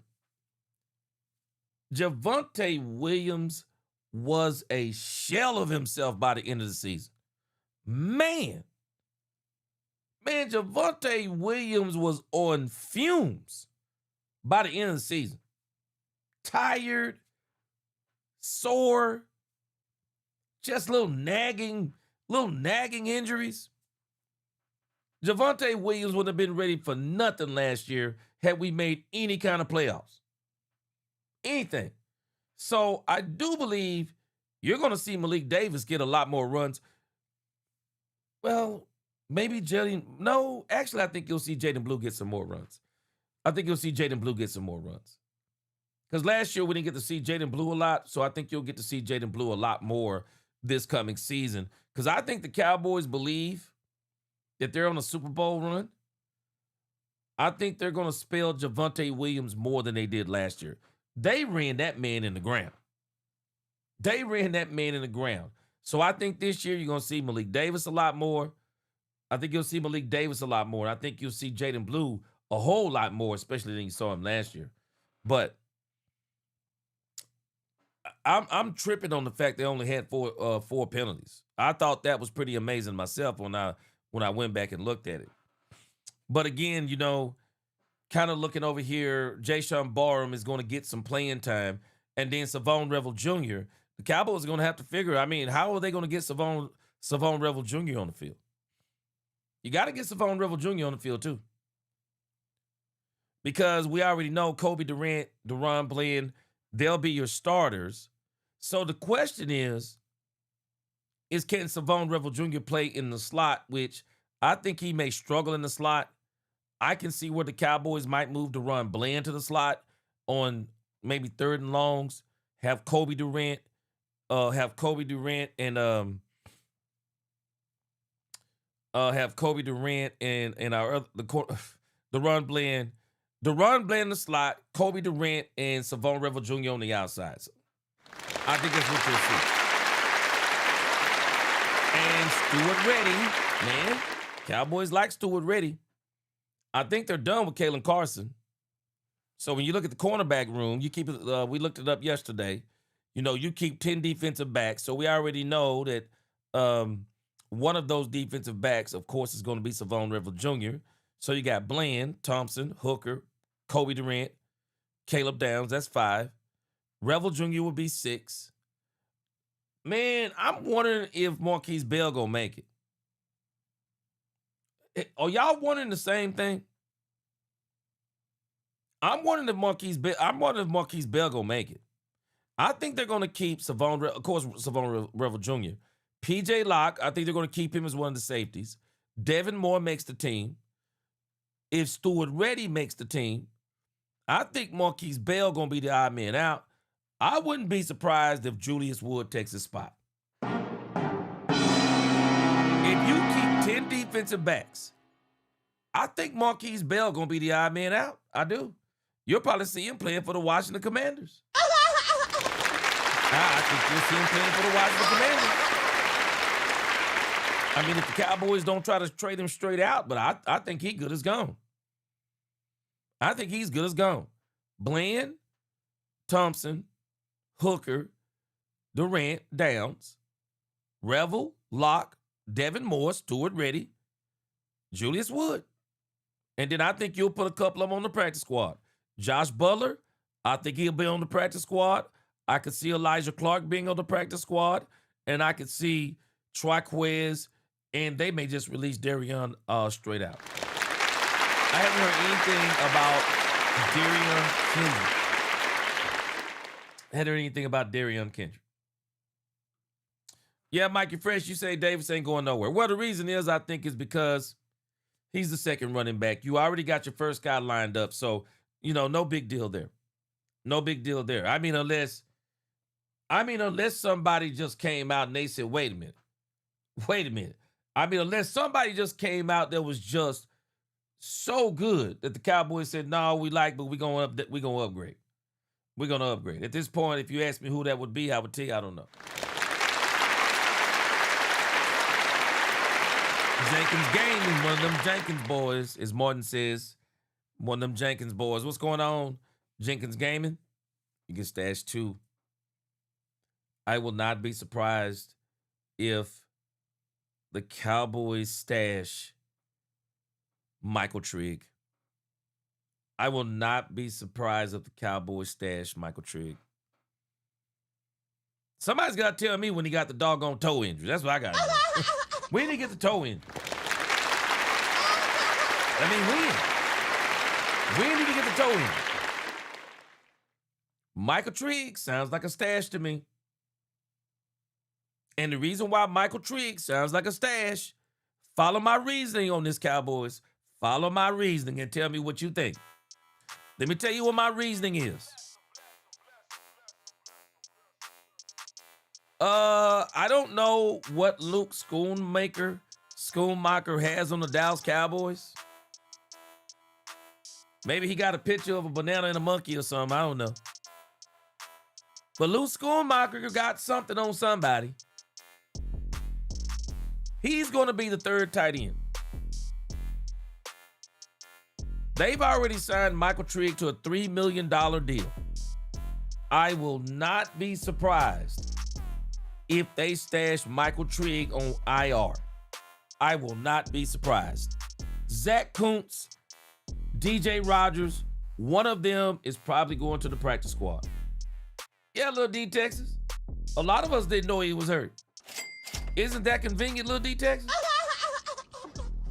Lil D Texas, you don't find it to be convenient that after Michael Trigg had the game that he had, Michael Trigg got a toe hurt. Yeah, sounds real convenient to me. Sounds real convenient. I could see Trigg being one of those players. The Cowboys say, we really like Michael Trigg. Give him a year to develop. See what Schoonmaker is. Schoonmaker ain't cutting it by mid-season. Maybe you can put Schoonmaker in some kind of trade package and you can bring Michael Trigg off and still use Michael Trigg later on in the season. I am not going to be surprised. I'm sorry. I'm not going to be surprised with Michael Trigg. If Michael Trigg is one of them players, very convenient. I was like, okay, come on now. When this man hurt his toe, man, what'd he do? Drop an apple on it? When? Yeah, John Mathis, you didn't know either, did you? A lot of people didn't know Michael Trigg was hurt. Yeah, he said he hurt his toe. Yeah, he stubbed his toe, I guess, over there on the bench. But I think they're gonna put him over there. I think they might try to sneak him on that IR. Miss Matrix said, why not Lipke instead of Bell? Both average. Who's more impactful? Well, the problem is, Miss Matrix, is which one of them contract is the most. You remember they extended Hunter Lipke for no reason? I think people are still trying to figure out why the Cowboys extended Hunter Lipke. If you're not going to run Hunter Lipke, they say he's really good on special teams, and I'm not doubting it. Say he's really good on special teams. So Hunter Lipke has a spot locked down because of special teams. So he going to be here too. But again, going back over to Shavon Revel Jr., I think Marquise Bell going to be the odd man out.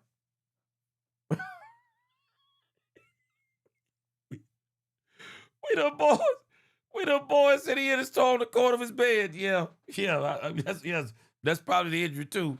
Rhoda DeVore said Luke has a lockbox full of info that nobody wants open. Shoot, boy, you ain't lying, boy.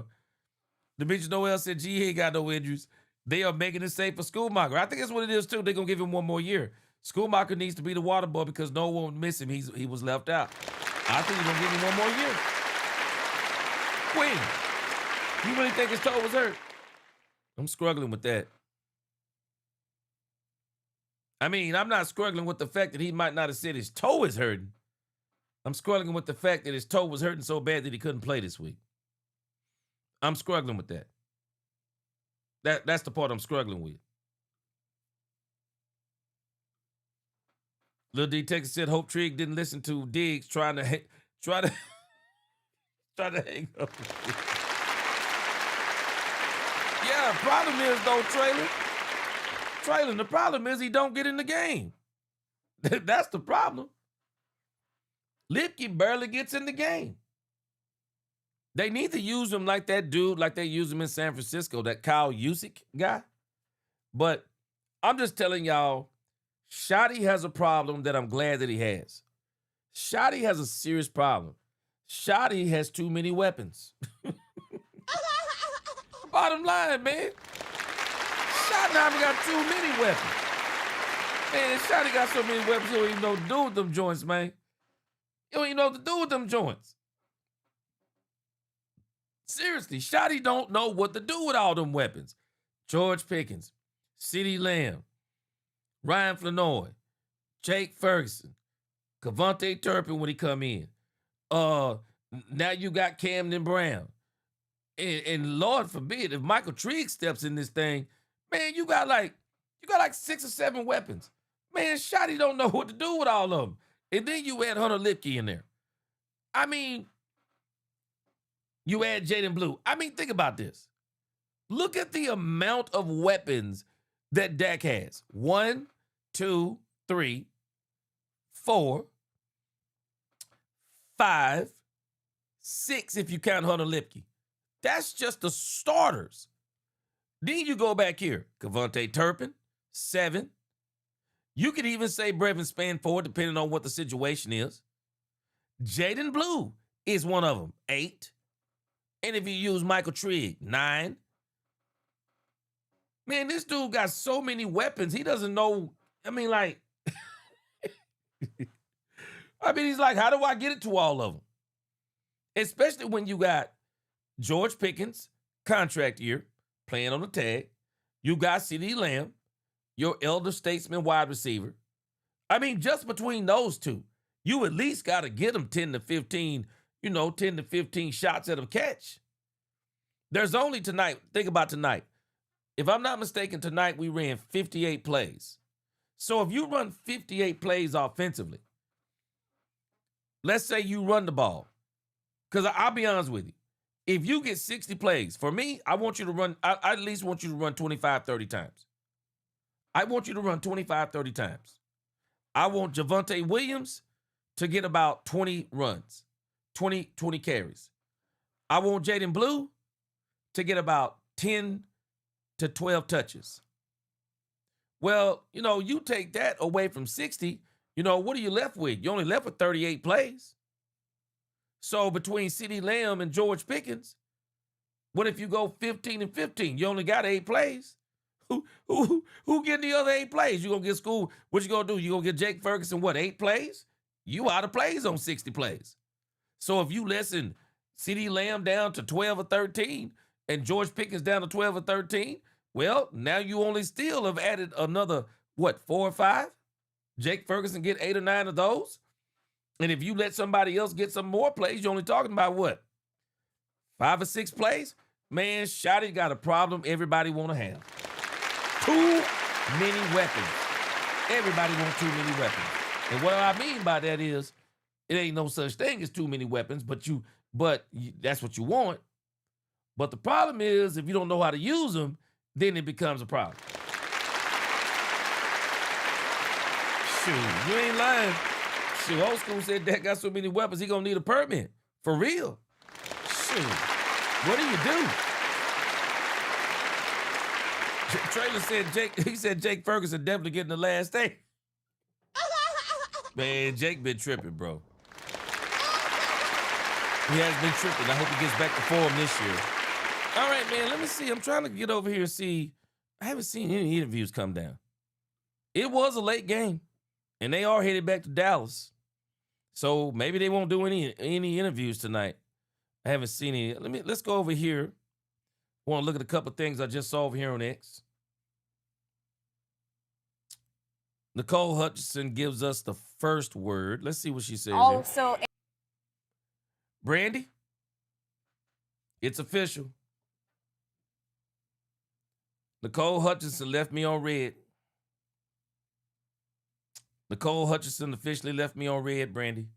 So I'm probably going to have about 100,000 subscribers before she ever even think about answering the show. This is Nicol Hutchison with the first word. Let's check it out. Well, the Cowboys were cruising back to Dallas, but they made a pit stop and got the win over the Arizona Cardinals. 34-13, the final here in the desert. They're now 2-0 in the preseason. Nicol Hutchison, Tommy Yarsh here for First Word, presented by Dr. Pepper. Now, Tommy, I think the moral of the story was Joe Milton in the first half had a 151 passer rating, 9 of 13, threw 2 touchdowns, also able to run in on his own. What did you like from Joe Milton, because this quarterback 2 position was probably the biggest question that needed answered? Well, I think last week we saw Joe Milton really in control of this offense, and he was in control of it again today. But today, you got to see a little bit of the fun Joe Milton, right? The plays where he rolls out and makes throws that a lot of guys just can't make because he has arm strength that other guys can't make. But he was in control again. He's playing confident, and this is the best that he's looked in the Dallas Cowboys uniform so far. Yeah, nice deep ball to Jonathan Mingo, another deep ball as well to Camden Brown. No surprise there, but in terms of the running back room, I mean, you saw good things from Malik Davis in pass protection, the receiving aspect. Also, Jayden Blue, how about leading the running back room with 75 yards on 15 carries? What'd you like from that running back room? Yeah, I think Malik Davis, you saw it early on, right? He gets into the end zone. What a journey it's been for him. Last year, the preseason opener, he gets called like just over 24 hours and then leads the team in rushing. And then Jayden Blue, a game that he needed to play well in today, I think he did play well in. So that competition is still going to be ongoing. Cowboys are going to take more than 2 running backs, but which 2? I think Jayden Blue took a step tonight. Phil Maffa had the touchdown as well. This staff's going to have some tough decisions to make. They've got a lot of tough decisions in general, because on the defensive side as well, you had Shavon Revel, who I think solidified cornerback, 2 spot.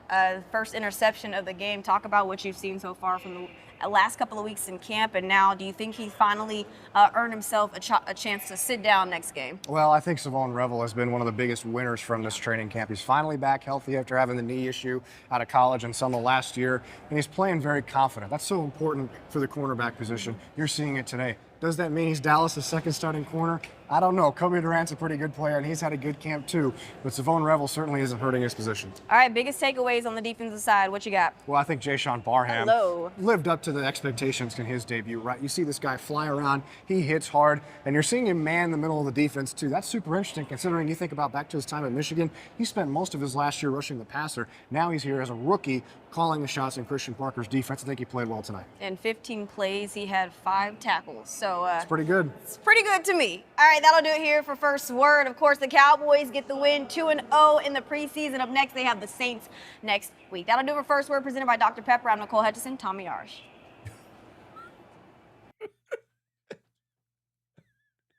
What you say, Rhoda? Rhoda says she left your red Jeep and she has arms like a lineman. It's punishment.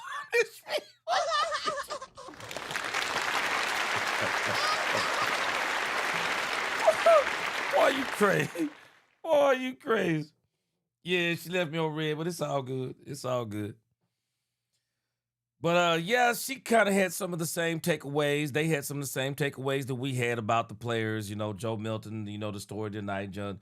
You know, again, you know, Joe Milton, Malik Davis ran well. Jayden Blue, I'm telling you, you could tell the way they had him running in the Seahawks game. They're just trying to toughen Jayden Blue up, it seems like. That's the benefit of the doubt I'm going to give Shotty. They seem to be trying to toughen up Jayden Blue. And so I think this is one of the reasons why they got him running the way that he is. Just trying to, like, okay, man, just kind of keep it very basic for right now. There'll be time for razzle-dazzle later on. But for right now, we just kind of want it to be very simple. You know, before we, since we're waiting on some interviews, let me tell you, let's go back also in the roster. And let's look at some people that may be in trouble on this team. May be in trouble on this team. And there is one player for me that is at the top of the list. Players who may be in trouble based on what we've seen the last 2. There are some players, man. And Jerry Jones mentioned this. Jerry Jones said that some of the players we have right now won't be on this team come the first week of the season. And there are a couple of players that are familiar names here. And I think they're going to be hitting the road, Jack. And don't you come back no more. I think they're going to be hitting the road, Jack.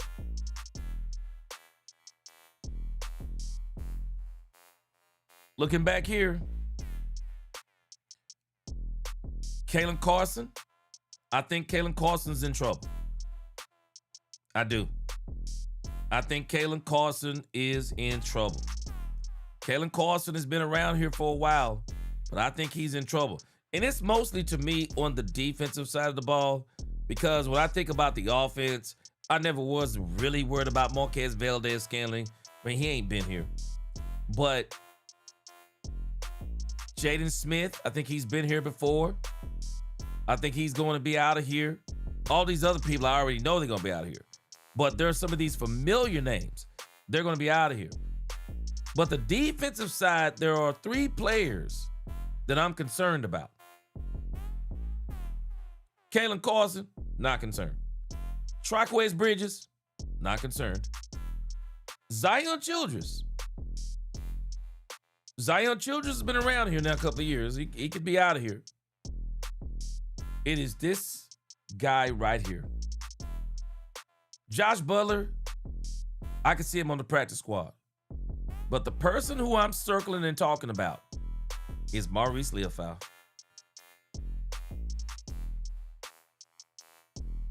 I don't think Maurice Leofau is gonna make it. I don't think Maurice Leofau is gonna make it. I saw this picture right here. I don't think he's gonna make it.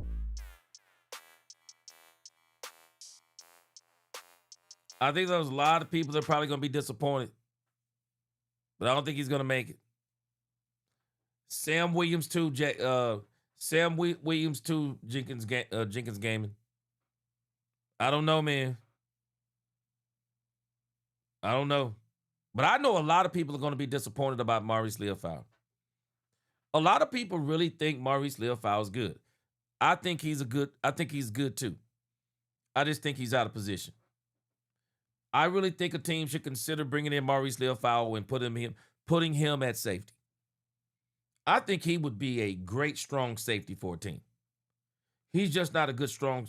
You can't have him at the linebacker position.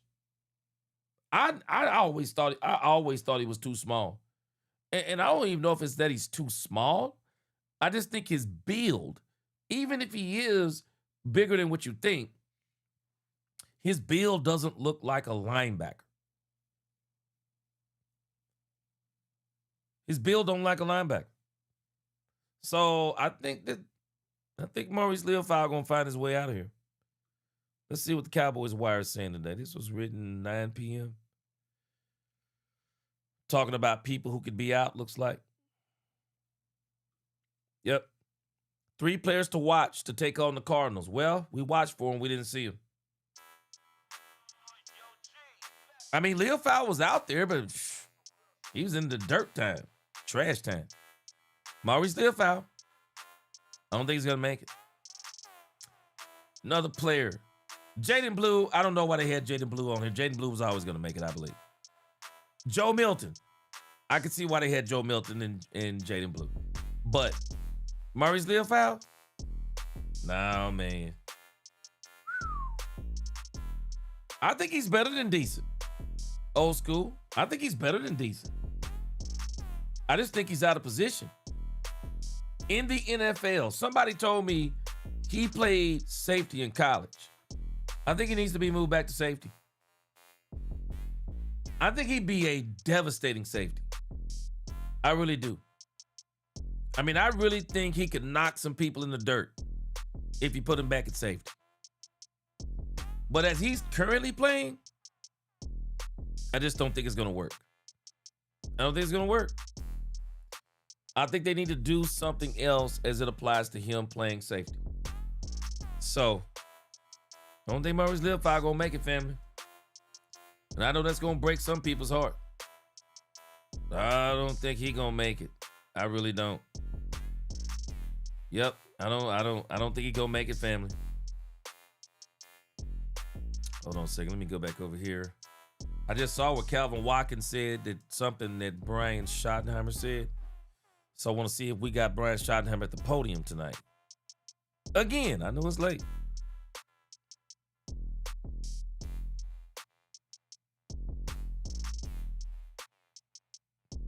Yeah, I'm telling you, man, I'm not sure about old Sam Williams. I'm really not.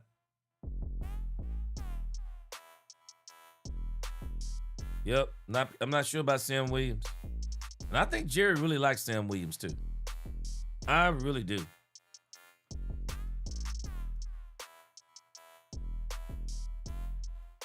All right, hold on a second. Let me see if I can pull up something.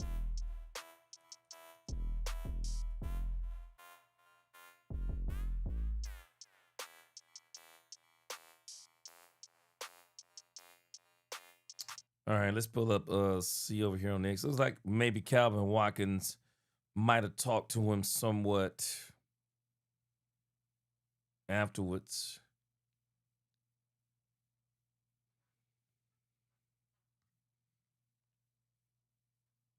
Did y'all see this play today? I thought this was very awesome right here. Did y'all see this? Did y'all notice Von Miller tonight? Von Miller was over there coaching on the sideline tonight. I think he did. Is he Malachi Lawrence? And I think it was another player he coached up too. Man, this dude Von Miller is going to be a beast on the sideline for the Cowboys. I think BT Jordan, once the season starts, I think BT Jordan will be on the sideline for the Cowboys too. But Von Miller, man, he's going to pay dividends. I mean, man, you know, it's kind of crazy to see Von Miller on the sideline of the Cowboys. I mean, just to see Von Miller gives you, it really like, it's like, I won't say it's surreal, Miss Matrix. I won't say it's surreal. Especially with you on the stream. I'm not going to say it with you on the stream. But it does give you a level of comfort. It gives you a level of comfort. Like, man, we got some serious, we got some leadership. We got some serious players and all these different things. So Von Miller gives you a certain level of comfortability. And so, man, I'm just excited about having Von Miller on this team. Now, for all of us who caught the thing about Cowboys after dark, I'm not gonna harp on this. But do y'all realize? I think there is some truth to the issue of CeeDee Lamb dating Von Miller's baby mom. I think there's some truth to it. Because I'm gonna tell you something that I've noticed. I've seen a lot of people talking to Von Miller. I saw George Pickens talking to Von Miller. I think I might have even seen Dak. I've seen people talking to Von Miller. But I'm kind of wondering about this thing with CeeDee Lamb because I haven't seen CeeDee Lamb and Von Miller interacting. Now, you may say, oh, that's no big deal. It is a big deal to me because I'm CeeDee bleeping Lamb. I'm a leader on this team. And when a player like Von Miller comes on this team, you better believe that I'm talking to Von Miller. Why wouldn't I be talking to Von Miller? I hadn't seen no talk between Von Miller and CeeDee Lamb. I mean, it's strange to me. It's absolutely strange because I've noticed that everybody on this team has gravitated towards Von Miller.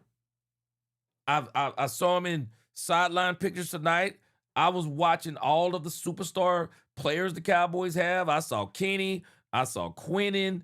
I mean, I saw him around Dak, George. I've seen Von in the vicinity of so many people.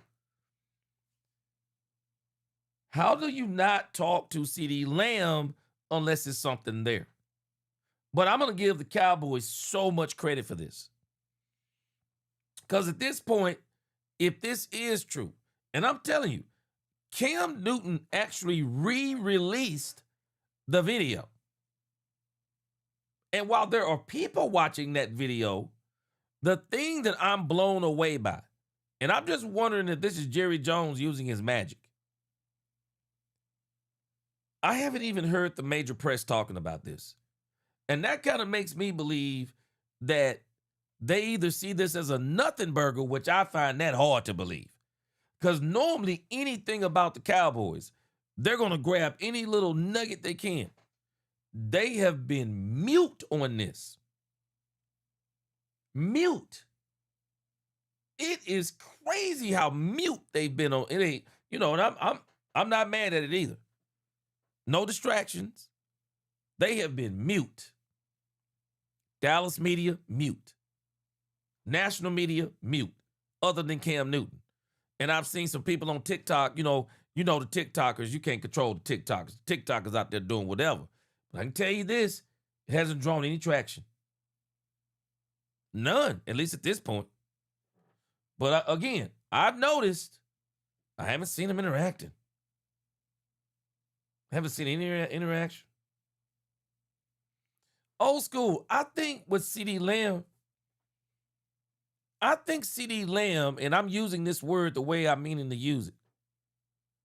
CeeDee Lamb has had a hellacious offseason. I mean, he's been working out and all that stuff.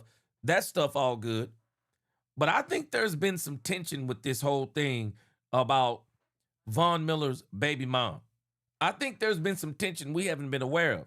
Because I want y'all to think about how crazy this is. I was talking to my wife about this, and I think about to mention it to y'all, and maybe I didn't say it like this, but I want y'all to think about this. Tell me this isn't crazy. Von Miller, after he knows Lamb is fill in the blank, allegedly, whatever it is, whether it's they're doing, whether they're sexing, texting, whatever they're doing. Do y'all not realize how crazy it is in a sense? That Von Miller knew this and signed with the Cowboys? I want y'all to think on that.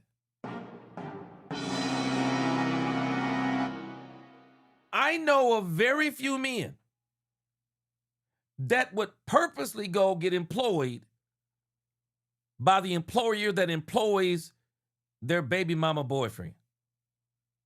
Well, Von Miller knew that before he signed with the Cowboys. man, I'm just telling you. I'm just glad the media hasn't picked up on this, because this is crazy. But maybe that's this culture, and they're just handling it so good. And the way Jerry is, the way Jerry's been handling so many things, maybe they've just really done a good job of keeping this away from the media. I don't know, because I'm shocked, because Cam Newton has been all on this. Could y'all imagine if Cam Newton was still on ESPN? Now, ESPN might be kind of in the direction they're going.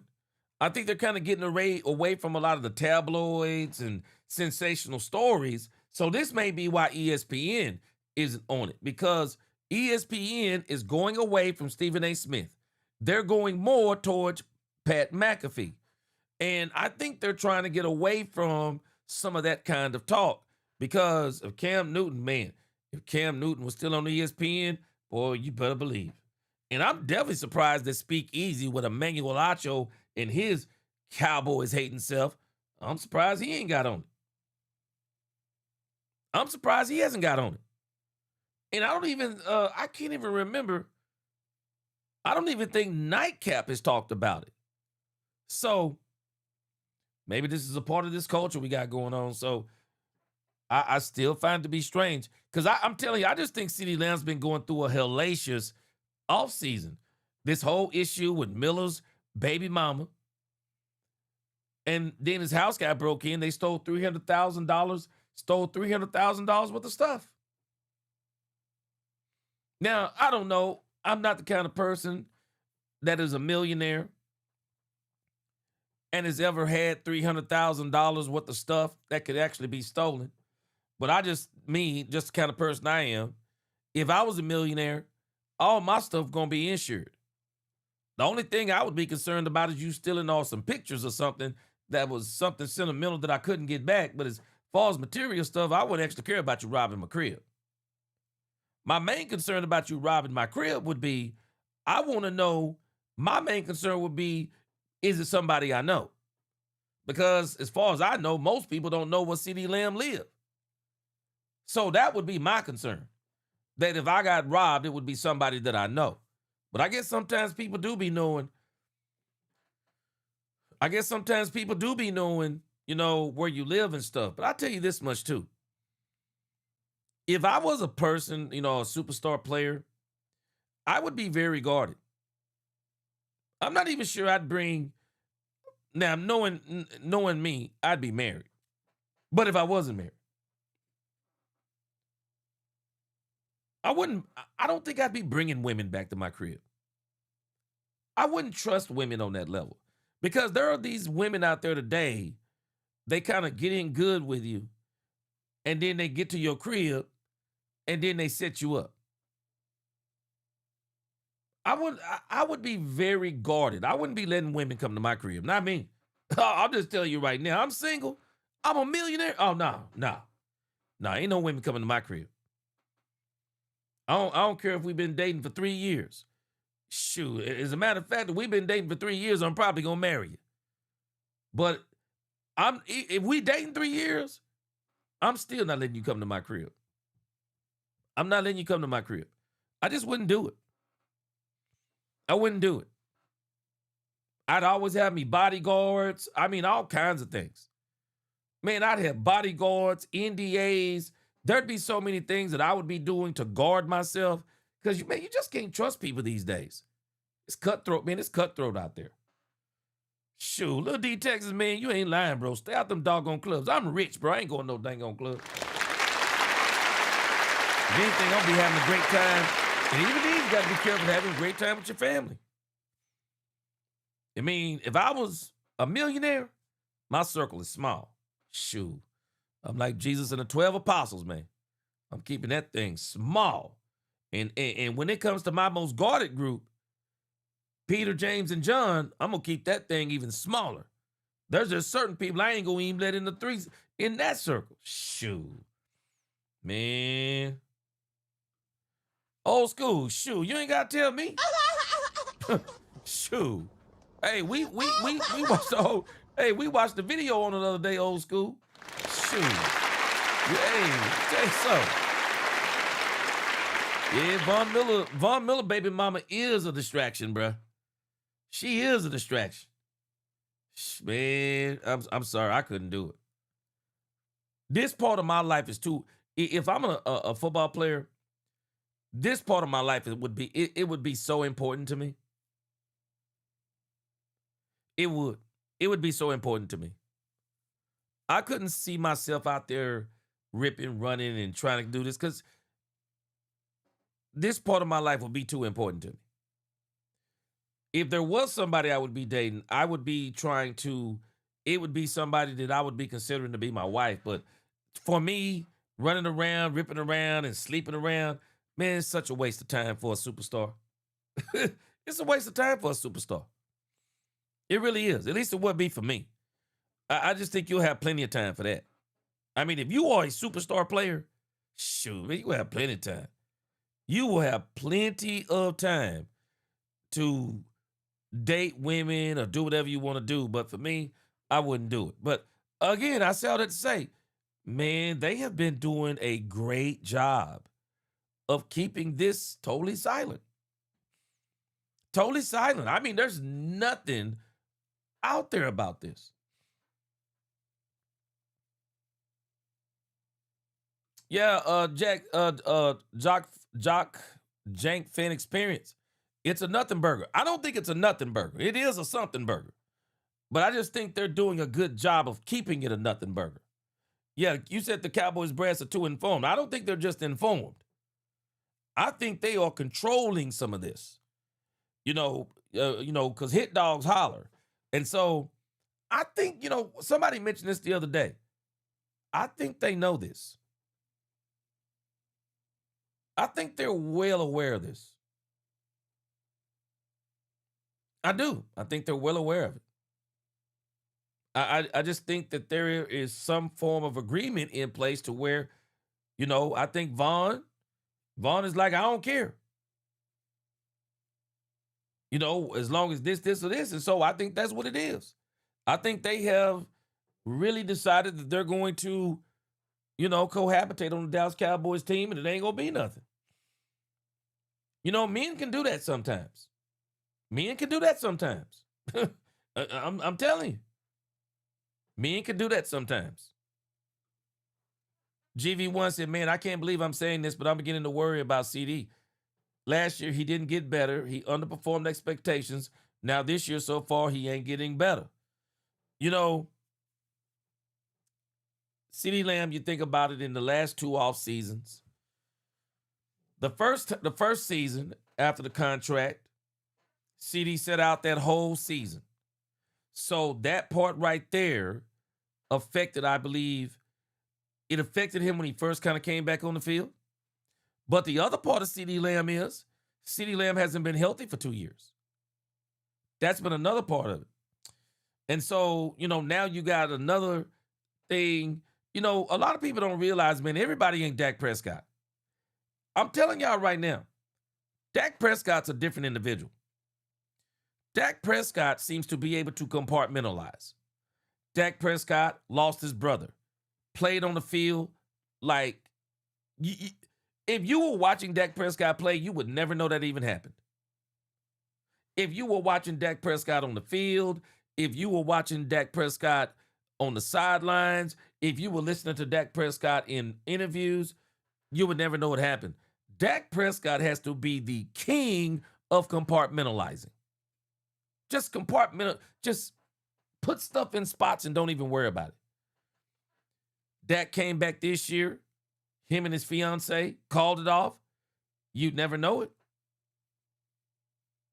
You'd never know it. Dak Prescott is a master of compartmentalization. Dak Prescott last year played off the chain. And I'm sure that they were having problems before then, but that's Dak Prescott. Dak Prescott, great camp this year. Dak's different like that. Everybody can't do that. Everybody can't do that. And so, the thing about this sport, and this is why for me, I wouldn't be doing, my mind would be so different, because when you are talking about playing this sport at a very high level, you just can't afford distractions. You just can't afford distractions, because distractions carry over from your personal life and they'll start messing with your life on the field. I mean, unless you Dak Prescott. Dak Prescott different, I'm telling you. I mean, Dak Prescott's an alien, man. I don't think people understand. Dak Prescott is an absolute alien. Dak Prescott is the perfect quarterback for the Cowboys, because most people wouldn't be mentally capable enough to handle everything Dak has handled with the Cowboys. And I think this is why Dak Prescott is going to be rewarded. The Cowboys are giving, they're finally putting a team around him. And as we look at this, this preseason game, some of these people aren't going to make it. And the Cowboys are going to make this team even better, I believe, over the next couple of weeks. Because I'm telling y'all, I think there's going to be a couple of names on this roster list. I believe there's going to be a couple of names on this roster list that's going to surprise us. I think there's going to be some people that come off this list that we never expected. Because I believe the Cowboys are looking to upgrade even more. I think they're, for as great as it is, we got Barham, Lawrence, Von Miller. I think the Cowboys are still looking to upgrade even more. If the Cowboys saw an opportunity to upgrade over Shamar James, I believe they do it. I absolutely believe they do it. If the Cowboys can see where they could get another cornerback that would make the cornerback room stronger, I think they would do it. Now, what I'm hoping they're doing in all of their evaluating, I'm still, even though that offensive line looked a little bit better tonight, that second offensive line looked a little bit better tonight. If I'm the Cowboys, because my question to us, we got 5 good offensive linemen. T.J. Bass is number 6. Drew Shelton probably makes it just because you drafted him. But in reality, who is really, because Drew Shelton ain't ready. T.J. Bass is number 6. Who's number 7? Is Drew Shelton number 7? Is Nate Thomas number 7? I think Nate Thomas has regressed. I really do. I think Nate Thomas has regressed. I don't think the answer is on the team. I don't know. Y'all tell me. I don't think the answer is on the team. And a lot of people keep saying, "Oh man, you can't get nobody. You can't get nobody right now." Well, you're gonna have to try. You're gonna have to try to figure it out. Yeah, Guru. I think we got 5 good offensive linemen. 5. You said 4. Oh, wait. I'm sorry. You said 4.5. Yeah, man. You know what? And even when you look at our 5, problem is we got a question mark by Terrence Steele. Big question mark. Probably 2 or 3. And then with Tyler Guyton, I don't even know if it's a question mark. We just kind of got I don't know. We got them 3 dots behind it. We don't really know on Tyler Guyton yet. So we got 3 great to elite defensive linemen. You possibly got 2 good ones. Bass is a good one. Who's number 7? And in reality, you might need, because you got to be looking for a number 7 that's good enough to be a number 4 or 5. You got to get a number 7 that's good enough to be a 4 or 5. Now, for me, I keep saying Taylor Decker. Now, as far as anybody else goes, I don't really know of anybody else at this point in time that is available out there. Because the question is, maybe, okay, let's say they're not as good as Guyton or Ferguson, but what if they're better than Nate Thomas? What if they're better than Nate Thomas? And so that's kind of where I am. Wait a minute, what you say, Richard? Richard Owen said, "Gee, is Vaughn baby mother worth $5 million because he's getting paid to play?" Hell, I'm sure some of that money's going to her. I mean, I'm sure. Sure some of that money may be going to her. But again, you know, Von Miller may be one of those types of dudes. Von Miller seems to be able, she almost took his career a few years ago. She almost messed his career up a few years ago. But for the most part, as far as I can remember, that's really the only thing I've ever heard about Von Miller. But he seemed to get that situation under control. And so for Von Miller, it seems like they're broken. You know, it seems like they're broke up. You know, unfortunately for me, the reason why I just kind of stay out of, I wouldn't want to date a baby mom, 3 kids by the same guy. That's a lot of interaction between those two. And they've been kind of on again, off again. But, you know, maybe Vaughn, he seems to be one of them type of dudes that maybe he can compartmentalize well too. Because I can tell you this. The players seem to love Von Miller. And from everything I can tell, he seems to be, as far as like he said, he's the best teammate. He said he's in the Hall of Fame for being a teammate. So I like it. I like it, man. If he can compartmentalize and just do what he got to do, we might be holding up a trophy here at the end of this season. But, you know, looking at this offensive line, I think the Cowboys got to fix this offensive line. Y'all tell me what y'all think. But I think they have to fix this offensive line. I really do. There's a lot of questions about Terrence Steele. It really is. A lot of questions about Terrence Steele. Yeah, Blake Horn says true. I would even say keep an eye out for the Eagles' defensive line cuts. You can convert some really good players to offense because how good their D-line has to be. Yeah, they're good. Yeah, they're great. Yeah, so I don't really know of anybody out there other than Taylor Decker. And the question becomes, you know, what does Decker want to play? What is Decker asking for to play? Because, you know, at the end of the day, as I always say, he's out there for a reason too. So I'm kind of wondering, why is he still out there? We already know why he's out there as far as the Lions go. couldn't come to an agreement on the deal. Yeah, couldn't come to an agreement on the deal. And because he couldn't come to an agreement on the deal, so he's not playing right now. So we got to see what happens. We got to see what happens. And again, it looks like, man, it is late. And so I think the Cowboys have decided that they're not going to do anything tonight. Man, look at this right here, boy. These memes are tripping me out. Everybody's talking about Jashaun Barham over on X. Look at what they're saying about Barham on X. Somebody said his pulse never gets over 85. Boy, it sure seemed like it too, man. Boy, it sure seemed like it, man. You know what, Jenkins?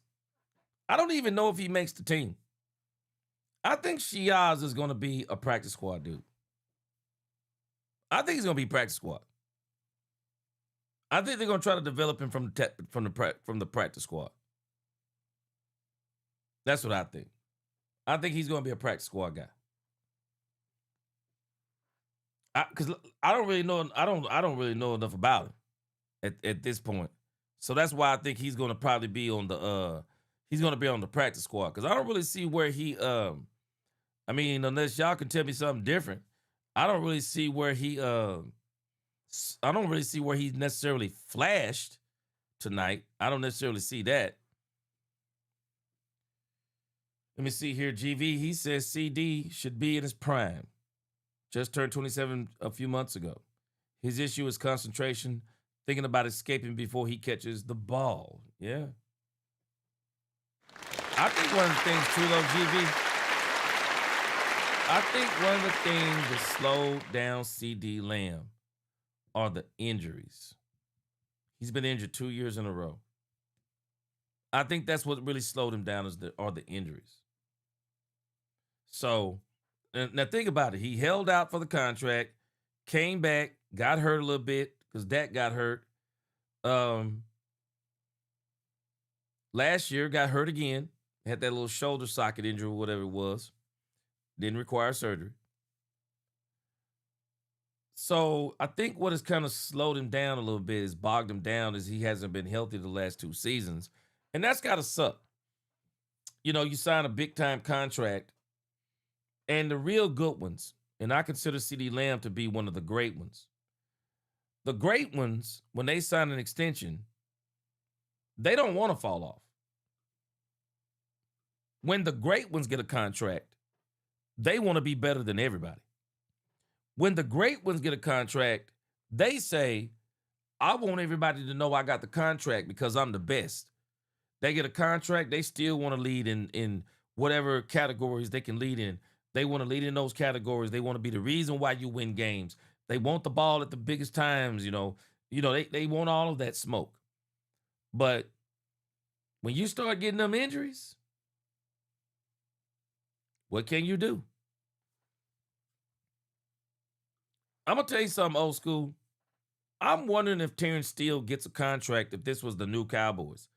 Terrence Steele basically got a contract based off one good season. Terrence Steele should have been made to play another good season before Terrence Steele got that contract.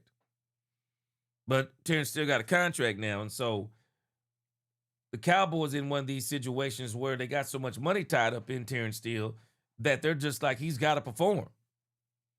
He's got to perform. He ain't got to perform, but they're saying he's got to perform because they're saying they got too much money tied up in Terrence Steele. What do you do? Are you going to put Terrence Steele on the bench? Who's going to put Terrence Steele on the bench? Who would put Terrence Steele on the bench? Who would do it? Because I'm telling you, these are the things you have to consider. Are you putting Terrence Steele on the bench? Look at Terrence Steele's contract. This is insanity. Look at Terrence Steele's contract. They renegotiated the deal. Terrence Steele contract is 3 years, $33 million. $10 million signing bonus. $21 million guaranteed at signing. $1.7 million base. There's a signing bonus. Restructure 1.1. Active roster bonus 7.5. He's hitting the Cowboys for $8.7 million. You really can't get from under this contract. Let's look and see what it is here. So if the Cowboys decided to release Terrence Steele in 2027, it would be a $25 million dead cap hit. They would save nothing, looks like. If you trade him, $16 million cap hit. And then he'd hit you for, I guess that's 1.4. If you give him as a June 1st designation, you'd have to take a $15 million dead cap hit, $10 million dead cap hit, zero savings. I got strange feelings that Terrence Steele is here to stay. Y'all tell me what y'all think. Terrence Steele is here to stay. Terrence Steele is here to stay. When you look at it like this, Terrence Steele ain't going nowhere.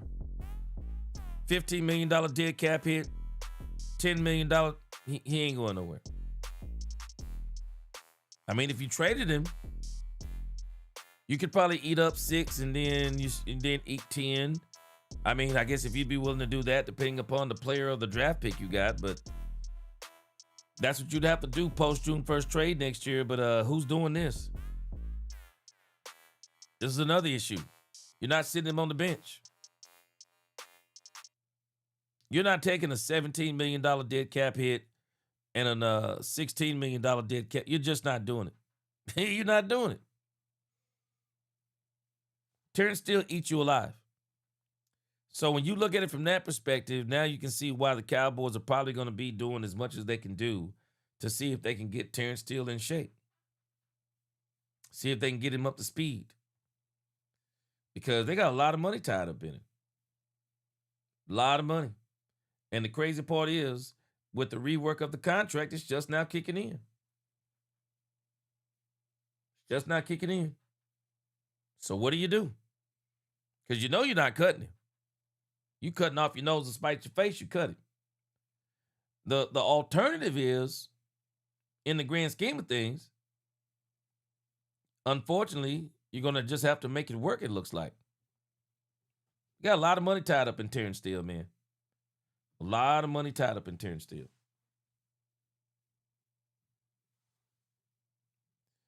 Guru said every team in the league has a Terrence Steele or 3 on their line. Man, he got so much money in that joint out, but what do you do? Well, they can get out of it. The problem, Jenkins, ain't getting out of it. The problem is what they're going to have to eat to get out of it. And the question is, I just showed it up on the screen. Are they really willing to do this? Are they willing to do it? I don't think they are. There's a lot, man. Sheesh. I don't think they're willing to do this. Yeah, you can't get out. They reworked this contract. You can't get out of this contract. You can't get out of this contract clean until the end of the contract. Yeah, there's no way. Mm-mm.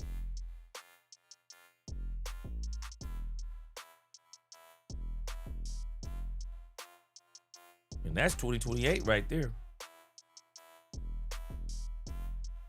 Yeah, you don't save no money on this contract, man. None. You lose money on this contract no matter what you do. Now, if you can find somebody that's playing cheap, now if you can find somebody playing cheap, I guess you could afford to take these hits. But I don't think the Cowboys gonna take these hits. So at the end of the day, it is really in our best interest for Terrence Steele to work. Yeah, it's in our best interest for Terrence Steele to work. Yeah. Ronan DeVos, they jumped the gun on that contract. They did. They jumped the gun on it. What's going on, Lisa Worley? Yeah, we looking good in these 2 preseason games. One thing we know, Christian Parker got his defense in. Yeah. Shoot, Blake Horn, that might be your only option. Yeah, Jenkins, that's it, 2028. That's it. So you basically talking about 3 years. I mean, you might be willing to eat somebody in 2028, but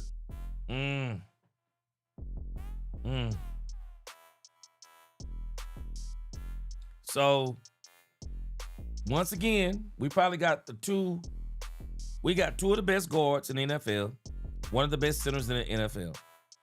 We're gonna see what Guyton's gonna be this year. Everybody's admitting Terrence Steele is shaky. TJ Bass is your number 6. I don't count Drew Shelton as your number 6, even though you're going to keep him. So, in the grand scheme of things, Nate Thomas is your number 7. If you're keeping 9 down linemen, who are the other 2? You got Nate Thomas, TJ Bass. I guess you would use that other spot for Drew Shelton, who's number 9. I think Shiaz Pete will go on the practice squad.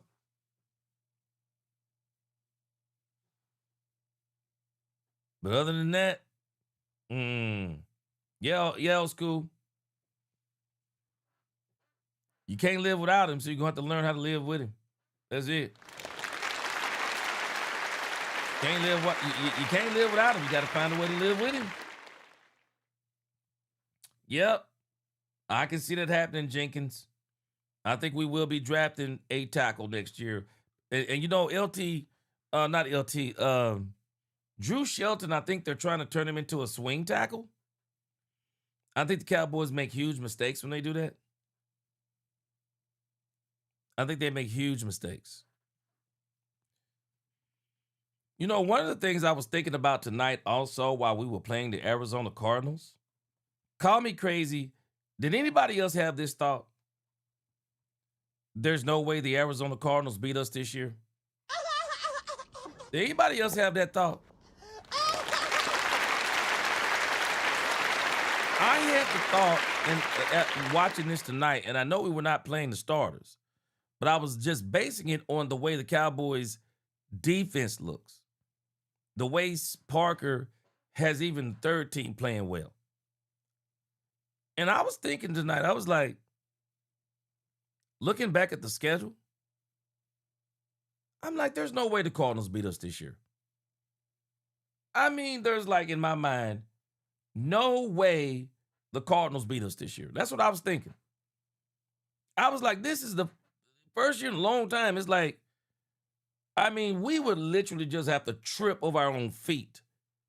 Because Parker's system, especially with good players in it, I think it's going to be even better. And the Arizona Cardinals look like they are in a total rebuild. They look like they are in a total rebuild. Brand new head coach. I think he's kidding to Matt LaFleur. Brand new head coach. You know, they're trying to get their team together now. I mean, they just look so different. I'm like, there is no way that team's going to beat us this year. And I'm still thinking, I'm like, there's no way they're going to beat us this year. And so, man, I just think it's going to be an exciting year for the Cowboys because, again, a lot of these teams that people thought were going to beat the Cowboys, I think a lot of people are going to start changing their minds. The more they watch this season, the more the Cowboys are going to be favored in some of these games that people thought we were not going to win. And again, and I'll tell you, I'm very excited about playing. Very excited about playing the Saints next week.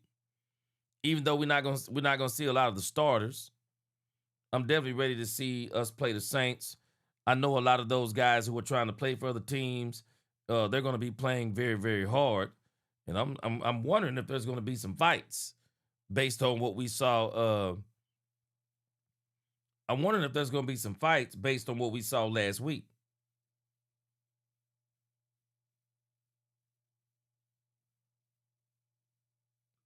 Yeah, Jenkins, you said you can ride him to the bench if you draft a tackle next year. Yeah. Dreamer said if we don't lose to Arizona, then lose to a lesser team and win against the team we supposed to lose to. Hey, I'm telling you, I think we're gonna win way more games than people think we're supposed. A lot of those games that people wrote us off on, they're gonna write us in on. Lil D Texas said Dak better practice 2-step and pass 3 steps, and he sacked messing with steel sometimes. And again, this is good that the Cowboys are now running Dak Prescott on the center. Because at least you can slow down a pass rush.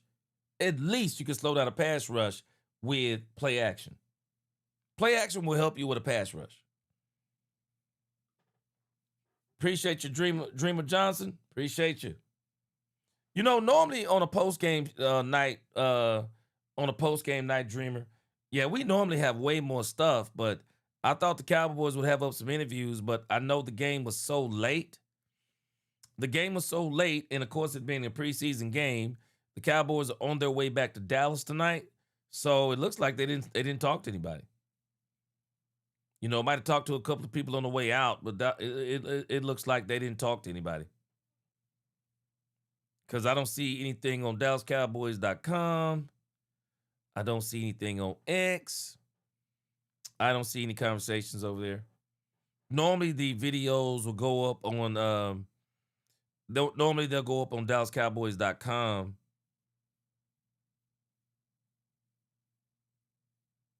Yeah, normally they'll go up on DallasCowboys.com before they go up even on the website, but not today. All right, let's see if we can read a couple of the game recap, because we pretty much recapped the game. Let me see what they have over here on the recap. And that's something that I think this is not really nothing. We've already done that.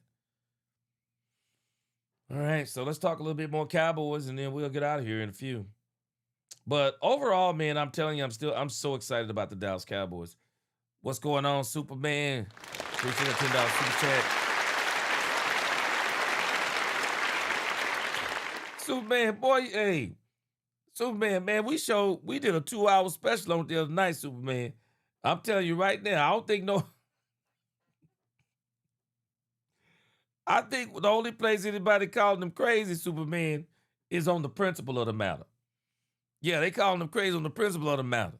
Cause, man, I don't know, bro. I'm not afraid of people. But for me, there are just certain things that are common sense. I'm not dating Von Miller's baby mama. I wouldn't date any player's baby mama, and let alone I actually probably wouldn't be out there. I mean, it'd have to be somebody really special to me even break a rule like that if I wasn't married. But, well, see, he probably say she is special. See, now probably says she is special. But it's just the logic for me. I'm not dating Von Miller's baby mama. Ain't no way. You couldn't pay me to do it. You couldn't. And we've seen them. Shoot. Man, I ain't dating this man's baby mama. Miss Majors, no memes either. I got slipping. I've been looking for something today too, but I'm slipping. But I'll be honest with you, I don't care. I'm not dating this man's baby mama. I'm not. I'm just not doing it. Call me crazy, man, but I'm not doing it. I am not doing it. You know, let's talk about a couple other things over here. Wait on a second. Since we're not going to get anything out of the Cowboys tonight, I did see where Shannon Sharp, it's Cowboys After Dark. Let's check them out. I did see where Shannon Sharp, they were talking about the Cowboys putting hands on the Arizona Cardinals. Let me see. I did see them talking about that. Let's see if we can go over there and talk. Let's see. Let's see if they got some timestamps. Hold on a second.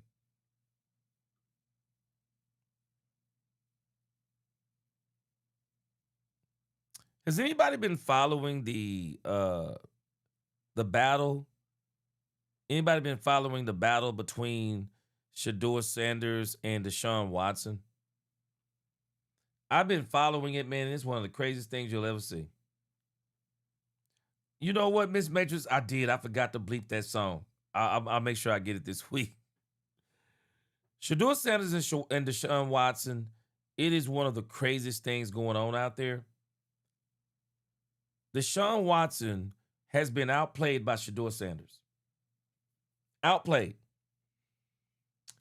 And because they're paying Deshaun Watson all the money they're paying him, they wanted to start Deshaun Watson this last season. But they're crazy. Deshaun Watson, man, Sanders ran circles around him today. I'm not keeping him on the team. I'd cut him. I'd bring in me a veteran quarterback to sit behind Shedeur and kind of help mentor him. I'm cutting Deshaun Watson because he definitely can't mentor him. Oh, yeah. Hey, Dak Elite, they booed him off the field, bro. Booed him off the field. He's just not good no more. Yeah, Lil D Texas, he crashed out in that press conference. We might play it in case anybody didn't hear it. Shoot, man, that joker crashed out. He was terrible, man. He's terrible. All right, this is Shannon Sharp talking about the Dallas Cowboys tonight. Let's check it out. Damn. The Dallas Cowboys beat the Arizona Cardinals 34-13. Joe Milton III was surgical in the first half. 9 of 13, 179 yards, 2 pass TDs, no interceptions, 1 rush touchdown. Launched a 53-yard touchdown pass to Jonathan Mingo. Another deep pass found Camden Brown, who's having an unbelievable camp this year. Ocho. Yeah. I feel like Joe Milton is going to find himself in a situation like old boy down in Miami. Malik Willis. I swear I thought that same thing. He can be a starter, Ocho. ain't no way in hell. Yep. Did I not say this earlier? The way Joe Milton played tonight,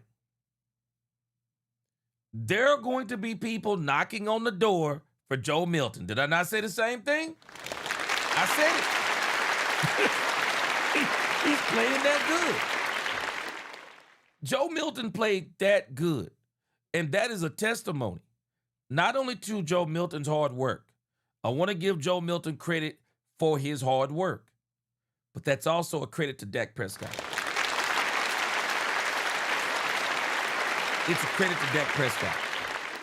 Because Dak Prescott put Joe Milton, when everybody was talking about Dak bet not get hurt, Joe Milton gonna take his place. Man, Dak Prescott wasn't thinking about them folk.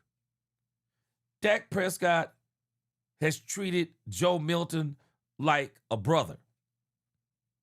Has been inviting him to all of his trips when he goes and brings the offense out. Him and Joe Milton got a personal handshake. Dak Prescott has been doing everything he can do to help Joe Milton be the best quarterback he could be. It's a testimony to Brian Schottenheimer because he loved him some Joe Milton. You know what I'm saying? He loved him some Joe Milton. Don't he, Miss Matrix? Love Joe Milton. Love Joe Milton. Between Brian Schottenheimer, Dak Prescott, Joe Milton's hard work, Joe Milton is probably going to bring the Cowboys a draft pick. What did I say? Could possibly bring the Cowboys a 2nd or 3rd round pick. Quarterbacks are at a premium in this league, man. Joe Milton may absolutely play himself out of this. Let me look at something real quick before we go on with Nightcap. Let's look at something real quick. You gonna tell me that? Because I'm going to tell you now, the Cowboys couldn't, if a team came after Joe Milton, the Cowboys can't pay him. It's just a matter of when there's a contract up. Let's look at Joe Milton's contract.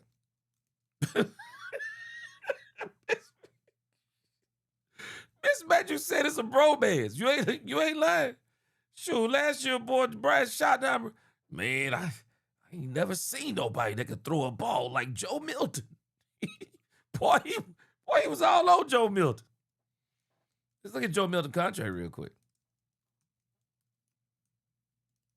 Because I'm telling you right now, if somebody comes offering the Cowboys a contract for Joe Milton, he out of here. I'm telling you.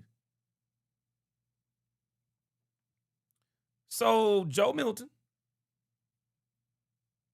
This is his contract right here. He on a rookie deal. This is the 3rd year of the rookie deal.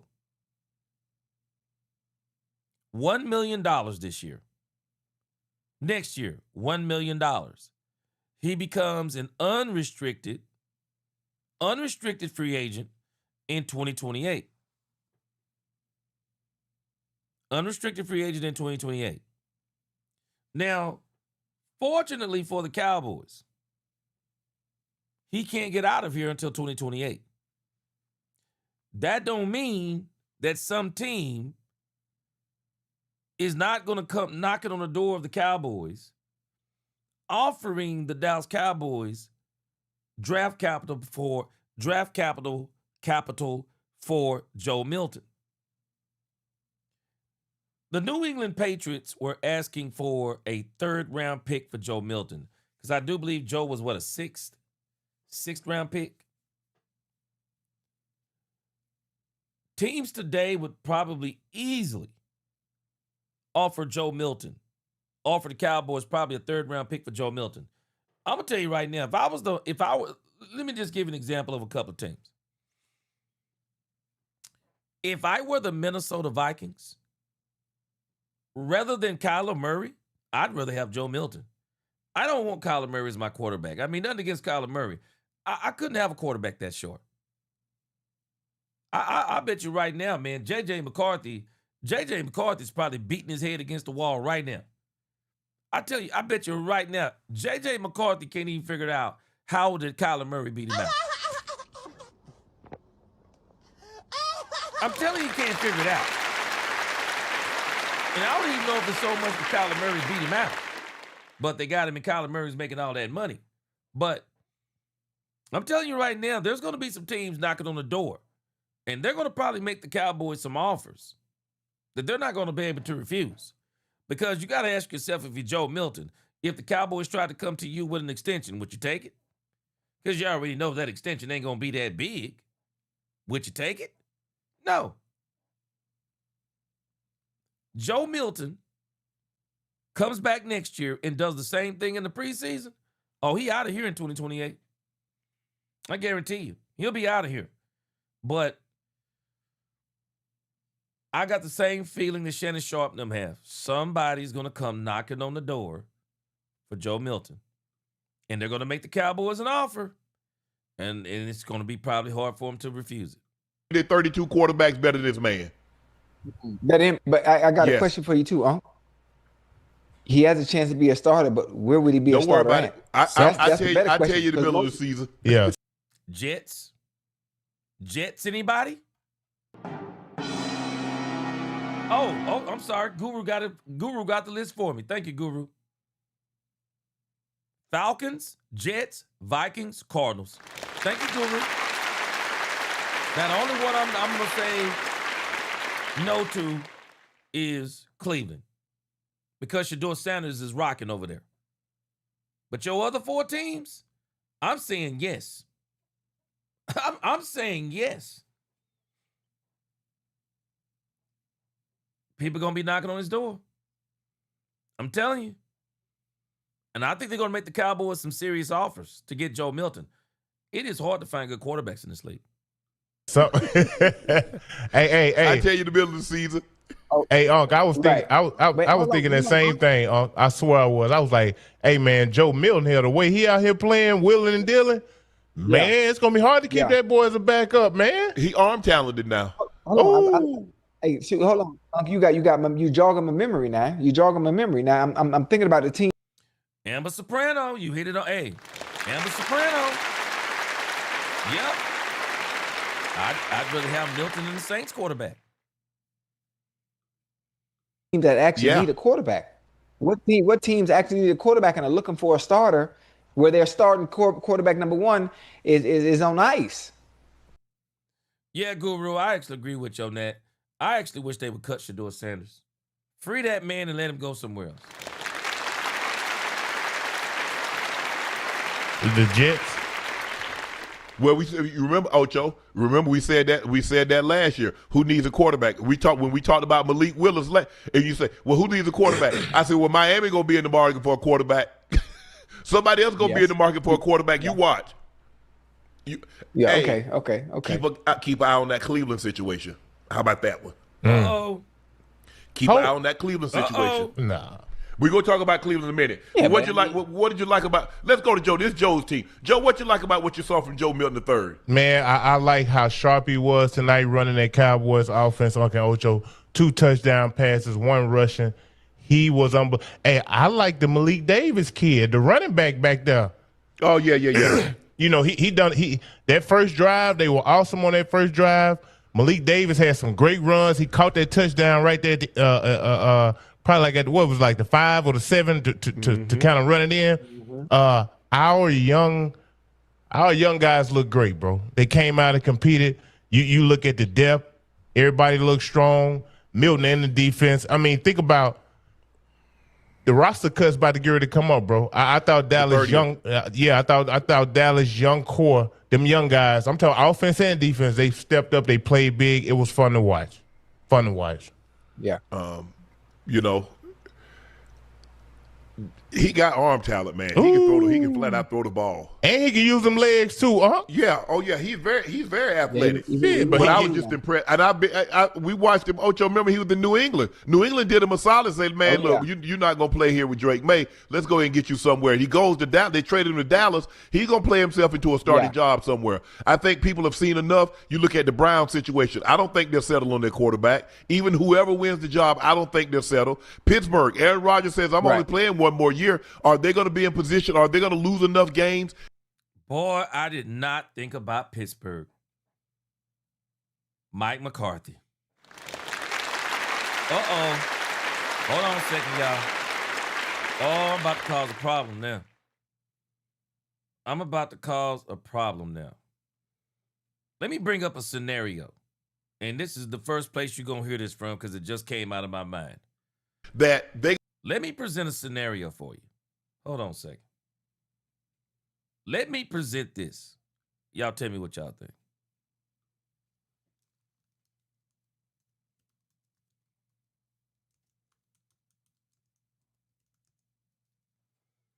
Let me ask y'all a question. Because Pitt, they have not been able to find a quarterback for years. For years. They have not had a quarterback since Ben Roethlisberger. And that's the truth. Let me ask y'all a question. Let's go over here real quick.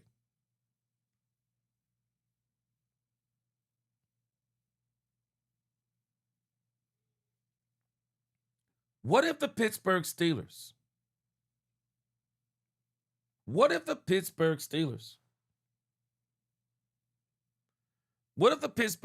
came to the Dallas Cowboys and said, we'll trade you Alex Highsmith. We'll trade you Alex Highsmith for Joe Milton. Straight across, what you take?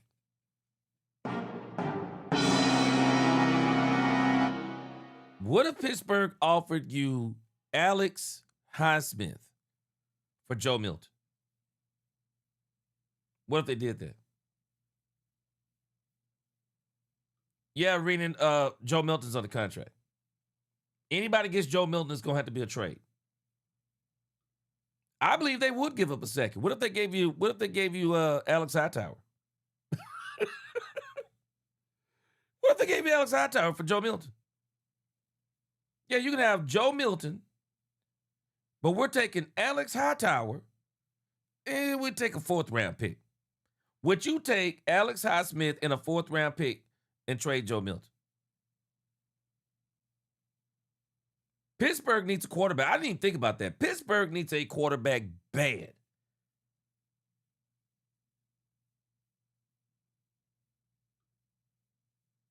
Pittsburgh needs a quarterback bad.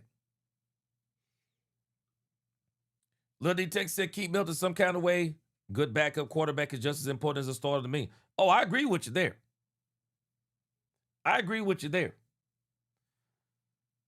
Daryl said I wouldn't trade Milton. That's their problem. Dak got 4 years left. If that's why you would want to trade him when you would draft. Nope. Wouldn't do it, because then who would be the backup? Howell isn't good enough. You know what? I'm gonna tell you something. I do think Howell got a bad. I think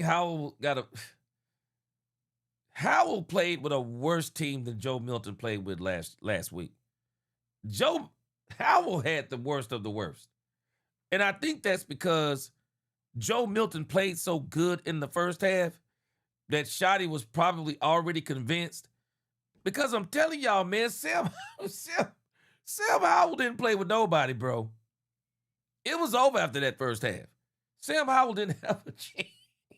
He didn't have a chance. He really didn't have a chance, man. Yeah, Marvin Mays. Yeah, y'all said,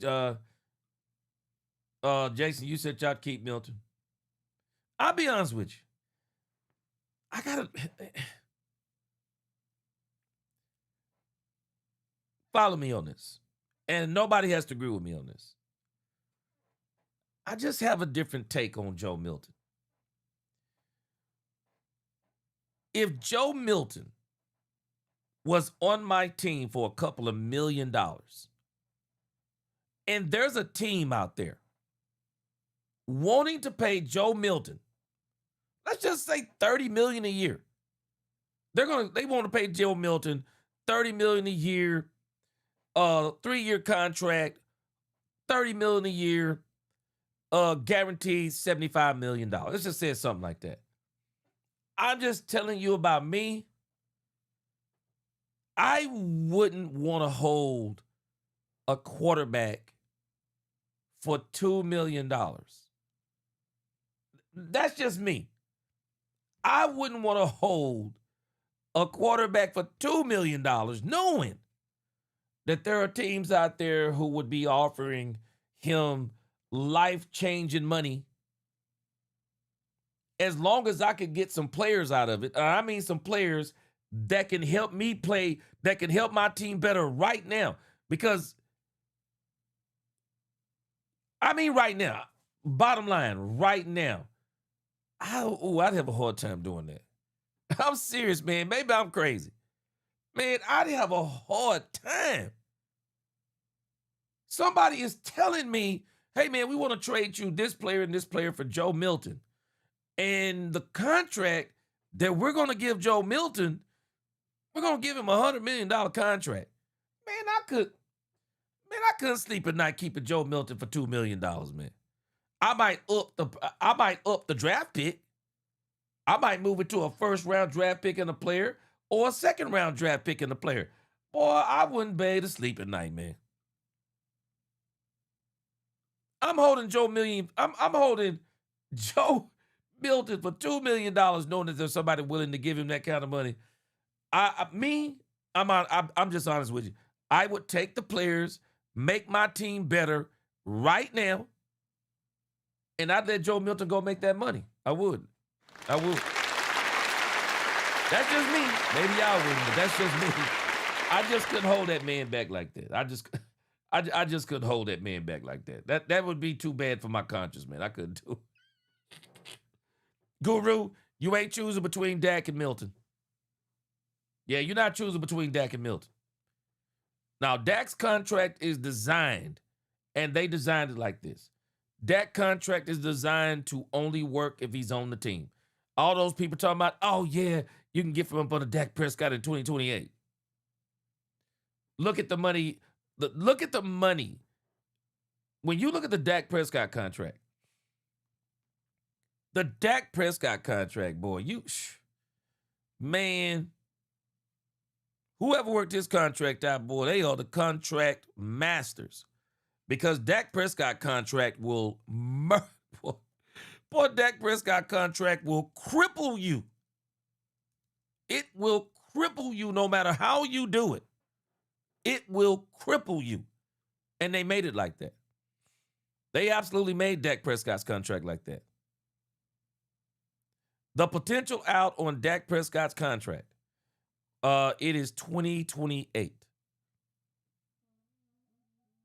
That is the potential out on Dak Prescott's contract.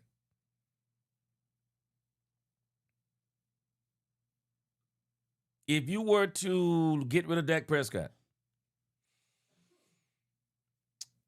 he'd hit you for $55 million, savings of $30 million.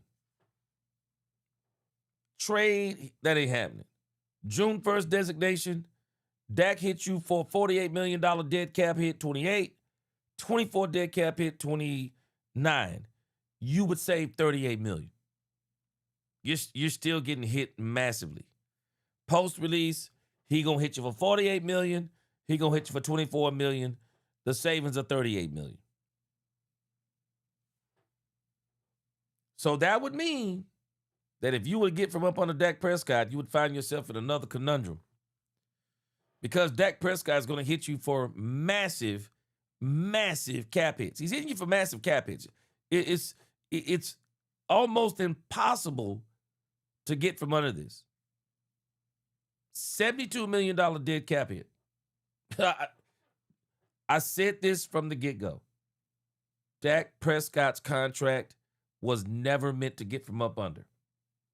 Dak Prescott's contract was always meant to be extended. It was always meant to be extended. It was never written. Never. It was never written to get from up under. I'm telling you now. It was written to extend. Oh, yeah, I forgot that quarterback name, Dreamer Johnson. Yeah, I'm not really interested in him. I'd be too afraid of him. Yeah, I'd be too afraid of him.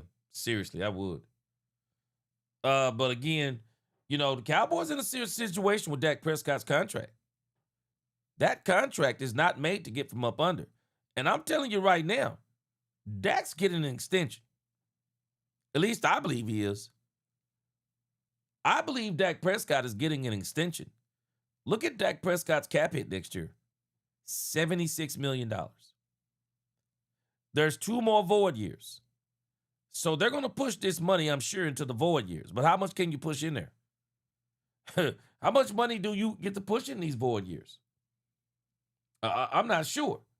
But that money is going in the void years. But even then, it's still going to be a massive hit. You could probably split it up over 2. I'm pretty sure they can probably push this down into 2, convert something to a signing bonus and hocus pocus and whatever the case may be. He's still going to hit you. There's no way really out of this. Dak is going to hit you on the way out the door. Dak Prescott's contract, again, it is designed to extend. Unless you're going to take that, you know, you would have to basically get your quarterback on a Joe Milton contract or get you a rookie quarterback and just take that massive cap hit that season or take those cap hits on there while you on that rookie contract. There's no thing you can do.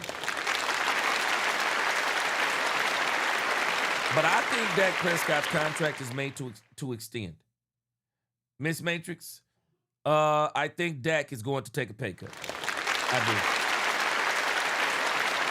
I think Dak Prescott is going to take a pay cut so he can keep so that he can keep George Pickens. I do. Yep, I think he's going to take a pay cut. I don't think Dak's going for a massive contract on the next one. I don't think he's going for a massive contract on the next one. I think Dak is in Super Bowl mode, kind of like Tom Brady was. And so his focus from here on out is going to be getting a Super Bowl. But again, man, I said the same thing before I even saw this. They're going to be high enough to draft a quarterback early. Yeah. He's a play there. The Jets, are they going to lose enough games to be able to get a quarterback? So it's going to be very interesting to see. I think there are some places, some landing spots for him that he can find. He can find a good home. Oh yeah. I like that. I like that. I don't like the Jets situation because you can go through a merry-go-round of quarterbacks. Nothing's going to change until change starts at top. I like the Pittsburgh idea, but Drew Aller has been he's been nice during the preseason. They might have the answer in their quarterback of the future in him. Unless Will Howard has to step it up or he going to be out the door. But I'm just looking at the landscape of it. Oh. Now you got my attention. Hey, Now you Big, got my strong-arm attention. quarterback with those weapons. You got Bijan Robinson. You got Drake London. You got Kyle Pitts. You got guys that can make plays for you. Yeah, old school. I think that's going to probably be the play. It won't be this year. I think the Cowboys are going to hold on to Joe Milton this year, but it wouldn't shock me if it was next year. It won't shock me. Also, depending upon how far do the Cowboys get this year? How far do they get this year? That becomes the question, too. How far do they get? Yeah. Salome, I think he's going to take a pay cut this time. I do. I don't think he's going to ask for more. I think he's going to take a pay cut. I think he's going to take a pay cut. I think he's going to do the Tom Brady. Now, a pay cut don't mean he's going to take $20 million. I don't think a pay cut means he's going to take $20 million. But I think in the grand scheme of things, they'll probably extend Dak Prescott's contract out 2 years. Yeah, they'll extend it out 2 years. And it probably won't even be, it won't be no average of $60 million a year. I don't think it's going to be that. I don't. I won't be surprised if it's somewhere in the 40 range. Whatever you can do to get George Pickens. 40 range, put about 3 or 4 more extra void years in there. Dak Prescott going to be getting paid by the Cowboys until he's 50 years old. He ain't going to be playing.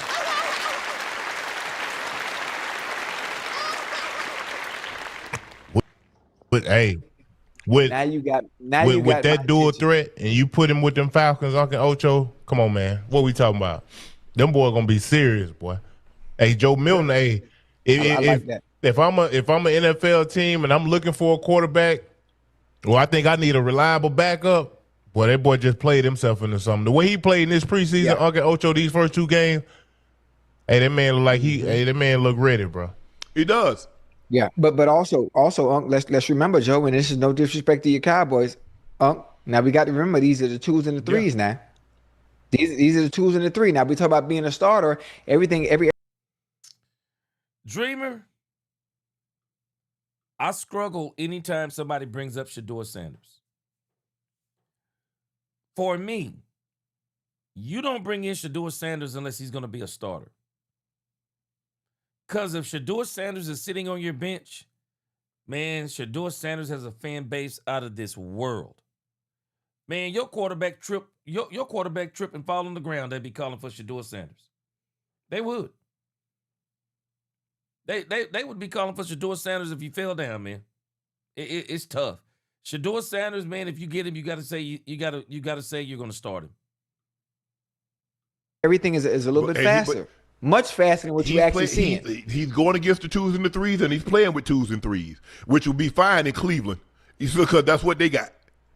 And why you so hell bent on sending him to Cleveland though? No, I'm just saying because we're going to talk about Cleveland in a second. So let's just hold off on the Cleveland. Right. But the Dallas situation with Joe Milton, I think the Camden Brown got him. He made the roster. He made the roster. He from Georgia. He played at Georgia Southern. He played at Georgia Southern? Yep. Wait, cutting up like that? Hey, what is he, about 6'3", 6'4"? 6'2"? 6'2"? Yeah, he a big kid. Hey, man, he getting it done out there, boy. Yeah, man. Hey, look, I know it's preseason, but, man, when you're a young player in a professional league and you get a chance to go out there and show and put your talents on display and let them know that you deserve a spot, a rotation, hey, man. All I want to do is see. Joe, I get funny it. too. Like Ocho said, this is the preseason. But all I do is consistently see him making plays. Hello. That's the thing. I don't want you, just don't flash one time. Every time I cut the tape on, let me see something. There you go. Let me see something else. Camden Let Brown. me see something else. You give me no choice. That's Camden Brown. Yes. Now, the offensive coordinator, not the head coach, asking the wide receiver coach, what do you think about Brown? You think can we put some more on his plate? Because what the thing is, all I want you to do is eat what I put on your plate to begin with. Yeah. I'll give you more once you eat that. What I can't do is put it on your plate, you waste it, and then all of a sudden I put even more on your plate. Well, you waste what I already put on your plate. Yeah. Eat that, then I give you a little bit more. Yeah. And you know, it's players like that come in and plan the way. Man, hey, Guru, boy, before them hamstrings and them Kardashians got to Austin, man, Miles Austin would have been the perfect wide receiver for Dez Bryant, man. Boy, if Miles Austin could have stayed healthy, they might could have got a title, man. boy, Miles Austin, boy, Miles Austin, man, shoot. For about 2 seasons, shoot, boy, Miles Austin was crazy, bro. Miles Austin was crazy for about 2 years, man. They're playing right now. Sometimes it gets a little iffy, especially come down to a numbers game, depending on what they have. What's up, Ruby Sweet? Yeah, Dak, Shoddy, and the quarterback's coach. Boy, they've done a good job with Milton. You audition every time you step on that field in the preseason. If you're a rookie, you audition it. If you don't make the 53 there and they don't bring you back for the practice squad with that 15, you still auditioning for another team. They not cutting watching. Because Dallas Cowboys they're not dumb enough to cut him. No, they cut him. They know somebody gonna pick him up based on what. This is Camden Brown. Have I not been saying the same thing? Camden Brown has flashed so brightly. There is no way the Cowboys can cut Camden Brown and Camden Brown clears waivers. When you think about a team like the San Francisco 49ers, do we not know how bad the San Francisco 49ers need a new, young, and up-and-coming wide receiver? Oh, no. Ain't no way Camden Brown would make it past the 49ers. Kyle Shanahan would be salivating if Camden Brown hit the market. And if he could make it to the 49ers, because he'd have to make it there first because of the order they go in. Oh, no. Camden Brown, I'm telling you, Camden Brown has put the Cowboys in a headlock. They can't cut him. They can't. They just can't cut him. He's done thus far. Absolutely. He gone, Ocho and Joe. Somebody gonna put him on the active roster. Ain't nobody signing him. No one is going to sign him and put him on the practice squad. They're gonna put him on an active roster. Hold on. The Cowboys, he's gonna make the roster. I'm saying, but hold on. I thought Joe Milton got a little contract to be a backup. I thought he had a nice contract. He did. But they'll trade him and say, hey, because it's gonna be hard for him to be that talent. Now, the thing is, and hopefully knock on wood, but Dak does have an injury history. He does. I know you don't like to hear that, Joe, but he does. I got you. I'm with you when you're right. Hey. Wait, hey, Unc, he was clean all last year. He hurt his hamstring, remember? Yeah. Actually, he did pull his hamstring. That's right. He did pull his hamstring. He missed a lot. That was not last year. Sometimes I think they be drinking when they be doing this show sometimes, man. Well, I think they be drinking, bruh. Dak Prescott was 100% healthy last year. It was the year before last Dak Prescott had the hamstring issue. So Dak was 100% healthy last year. Dak's been taking care of his body. Shoddy is calling the kind of plays that's going to help Dak Prescott take care of his body. So, I don't know, man. Dak, I wouldn't be counting on Dak Prescott getting hurt. I just wouldn't.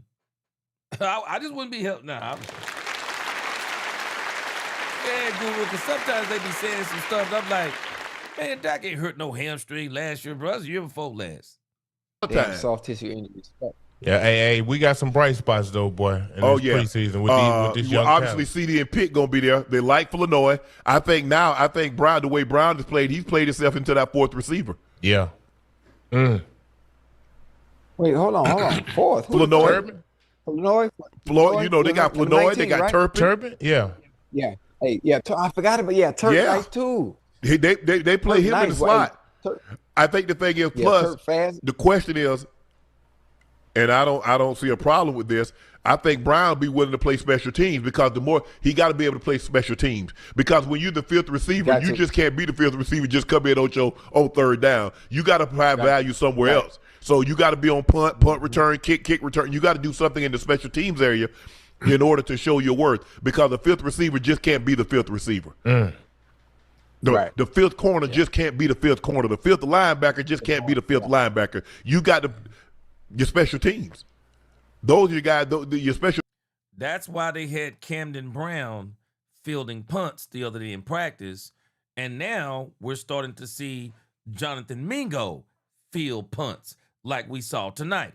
Yeah, you got to play on those special teams, man. You got to play on those special teams. And that's why I think they're going to choose Camden Brown over somebody like a Marquez Valdez-Scantling. The teams guys are made up of your third, your fourth, your fifth guys at the other depth, the linebackers, the tight ends, the DBs, the wide receivers. Those are your special teams. Your third offensive lineman, your fourth offensive lineman, your fourth defensive lineman. That's your special teams right there. But I love the way Camden Brown has played thus far. When he's got an opportunity, he's made those plays. Joe Milton looked good tonight. Mingo, he finally showed a flash, a big time bomb, 2 catches, 62 yards on a touchdown, a 53-yard long.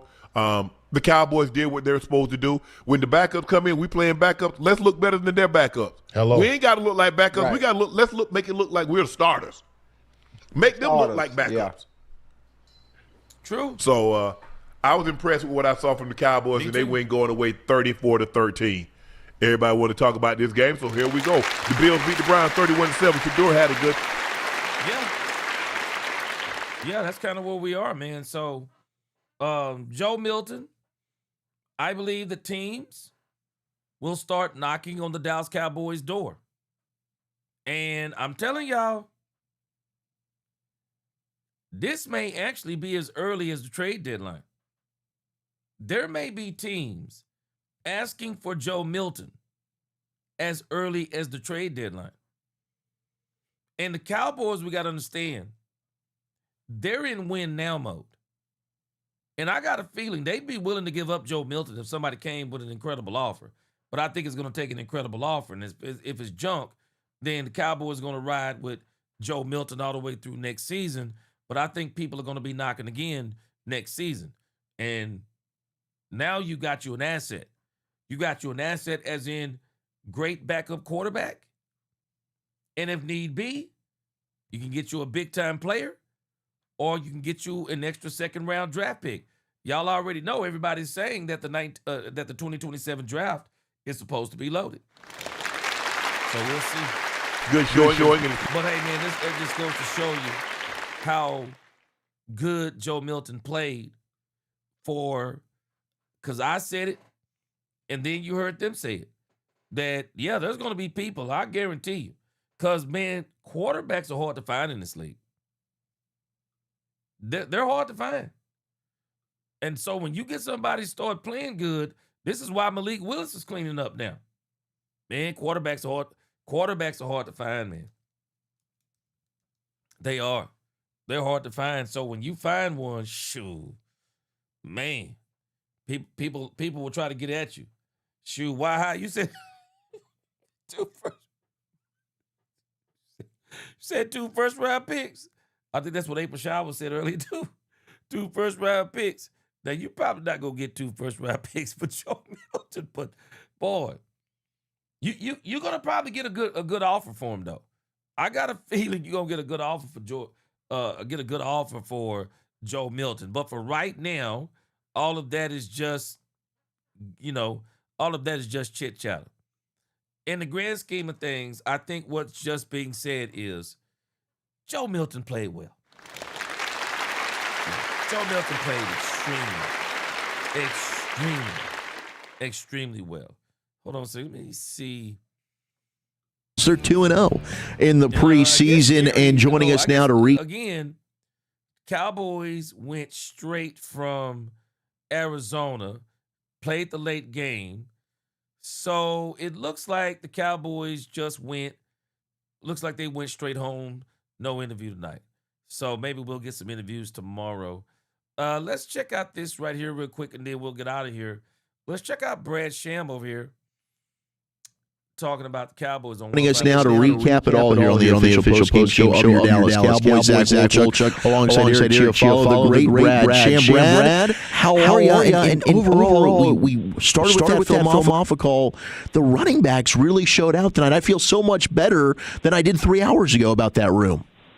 Do you really? I do. Here on the official post-game show Brian brought us? Do you really? I do, yeah. I mean, my gosh, Jayden Blue is running hard in between the tackles. This is fascinating to me. What what were you uncertain about 3 hours ago that you're more certain about now? I feel better about Jayden Blue overall than I did 3 hours ago. And when it comes to pass blocking, I thought he stood in there and he tried. He did his best. I thought between the tackles, didn't fumble the football. That's a big thing with Jayden Blue.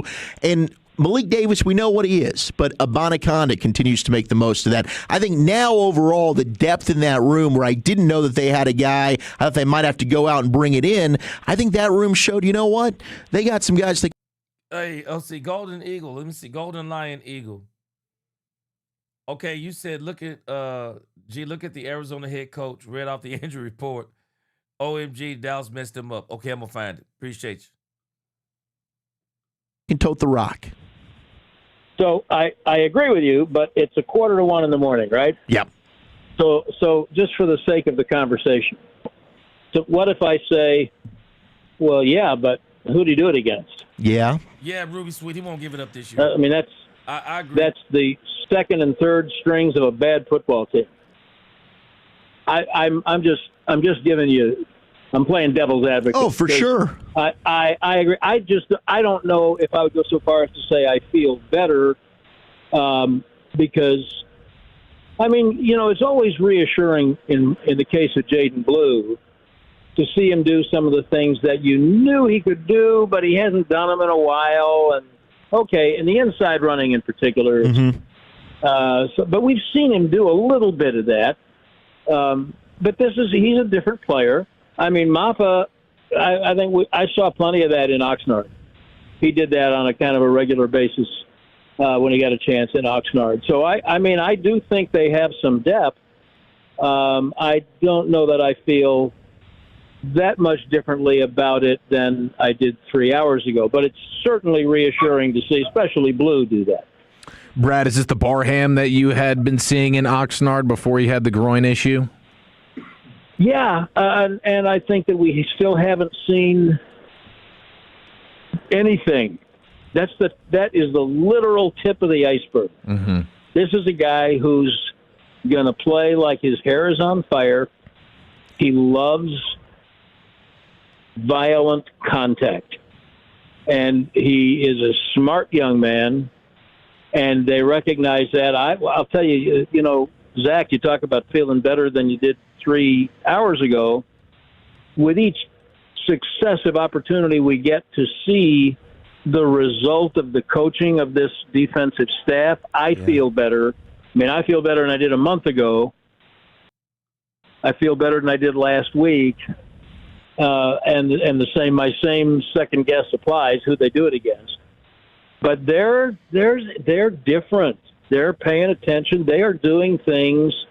Fair enough, the Cowboys had a lot of not good players on defense last year, but they weren't playing the way these guys are playing, and I feel good about that. And I think, Eric, the really fun thing about Barham is we haven't seen anything yet. Yeah. I'm now fully stoked to see him get turned loose against the Giants.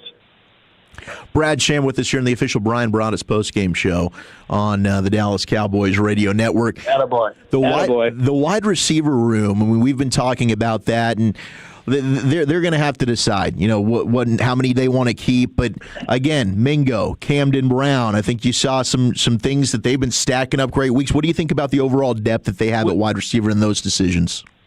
Did you hear the talk show question I threw specifically to you guys before halftime? No. See, you should listen to the radio. The question I asked Babe, which he refused to answer, is... come on, Babe. Because he, Babe has said since last week, Camden Brown's on your team. Yeah. Okay, I'm fine with that. Not just off 3 catches in Seattle. Seen him practice every day. Okay. Mingo's been here 3 years. Mm-hmm. Last week was the best football I've ever seen him play. Route running, not just catching the ball, route running, blocking, and then not to mention the play on the punt last week. Now we see today. So the talk show question I pose to you, and I pose it as they say, without prejudice. I am not recommending anything. But you raise a very good point, and that is, what are they going to do? They got too many guys. Yep. So would you, and if we agree that Brown is on the team, which, it's not our decision to make, but we're all in agreement, we'd keep him. So you can trade or cut Mingo, or you can keep Mingo and keep Brown. And what could you get for Cavante Turpin? Okay, this is brilliant, because we've actually been. I asked this to Brian. Okay, I forgot who brought this up earlier about trading Cavante Turpin. Because if you think about trading Cavante Turpin, if you'll notice, Jayden Blue is Cavante Turpin now. Jayden Blue, I've been saying this, they're grooming Jayden Blue to be the bigger, better Cavante Turpin. I've been saying that. So with Cavante, with Jayden Blue going to, let's just say Jayden Blue takes Cavante Turpin's spot. Jayden Blue actually allows you, being gone, Jayden Blue actually allows you to do 5 wide receivers and have Jayden Blue to take Cavante Turpin's spot. So you already got that done. Yeah, you already have that done. So, man, ooh. Yeah, old school. I don't think the Cowboys would field any offers this year, unless it was trade deadline and there was somebody that they really, really, really wanted. But, man, if I was Pittsburgh, shoot, I'd be beating the Cowboys' door down now. I really would. But again, they talked about the quarterback playing pretty good in the preseason. Guru, you make a point of you would rather have Dax. You said you'd rather have Jalen Hurts' career than Dak's career. Well, the only place I'd say hesitate on that is neither one of their careers is over yet. Neither one of their careers is over yet. I wouldn't say that just yet. They're both still playing. Jalen Hurts is younger than Dak, and he already looks like he's descending. Jalen Hurts is descending. I'm going to be honest with you. I will not be surprised if we wake up 4 years from now, Jalen Hurts no longer playing for the Philadelphia Eagles, Jalen Hurts backup quarterback. I wouldn't be surprised. I would not be surprised. Jalen Hurts can't throw on too high safety. He is struggling so bad on too high safety. The way they are playing these new defenses, man, he is struggling so bad. I will not be surprised in 4 to 5 years, Jalen Hurts is a backup quarterback. Meanwhile, Dak Prescott. Maybe Dak Prescott is another Drew Brees / Peyton Manning / John Elway. Oh, even / Rich Gannon. They didn't get their Super Bowls until the end of their careers. Sometimes guys' careers are better than the beginning of their careers. So Dak Prescott may actually get him 2 in the next 3 years. This team that Dak Prescott is playing on is only going to get better. If Dak Prescott can stay healthy, I believe he's going to get 2. I believe he's going to get 2 before he get out of this game. I'm going to tell you about Jerry Jones. There's something going on with Jerry Jones. And I like this Jerry Jones. I believe Jerry Jones is ticked off right now. Jerry ain't going to say this, but I think Jerry Jones is ticked off right now. I believe Jerry Jones is ticked off because Troy Aikman keeps doing the stuff that he's doing. And like he can run Jerry's team better than Jerry. I think Jerry is ticked off. Now we got Jimmy Johnson out here doing dumb stuff, releasing these things, talking about what he had control of. And, a lot of people don't get this logic. I don't think you'll ever get the truth out of Jimmy Johnson. I don't think you'll ever get the truth out of Jimmy Johnson. Some people believe Jimmy Johnson is telling 100% of the truth. I don't. I don't believe Jimmy Johnson is telling 100% of the truth. Jimmy Johnson wants us to believe that every move the Cowboys made, he made them. Jerry Jones sit in some room, or Jerry Jones was on a press tour doing whatever he was doing, and Jerry just didn't have any say, didn't have any questions, didn't say anything in anything Jimmy did. Anybody who thinks that, no, you're not doing that. I don't care what kind of control you have. You're at least going to run it by. And when you run it by me, because the clause that Jimmy forgot in that contract is, no, you're going to run it by me. If not, I'll fire you. I don't care if you got control because I gave it to you. But Jerry reserved the right to fire Jimmy. Jerry, for hiring Jimmy Johnson alone, means that Jerry played a huge part in that Super Bowl. I don't think people understand something. Do we think that Elon Musk designed the Tesla car? Do we think Elon Musk designed the Tesla truck? Do we really think Elon Musk designed Starlink? Do we really think the CEO of Apple is designing the iPhones? Do we think he's designing the MacBooks? I mean, you can go down the line on the way that I'm telling you of this line of thinking. CEOs hire people to do jobs. And the people who do those jobs, they're paying them. And the expectation is for them to come up with a solution that is going to make us rich. And when those people who come up with the ideas, who make the blueprints, and they make those things, guess what? When they do those things, when I make my presentation to the board, when I make my presentation to the public, do you think I'm saying he did and he did and he did? I'm saying we did. I'm saying we did. This is just simple logic. Jerry was smart enough to hire Jimmy. Enough said for me. I still don't believe that Jimmy was just walking around saying, Jerry, do this, do this, do this. I'm not believing that. I do believe that Jimmy is probably 90% responsible for those teams. I don't believe that Jimmy by himself devised the Herschel Walker trade, even though he'll tell you that. Problem is, you'll never know the truth. But in the grand scheme of things, I'm just telling y'all the truth.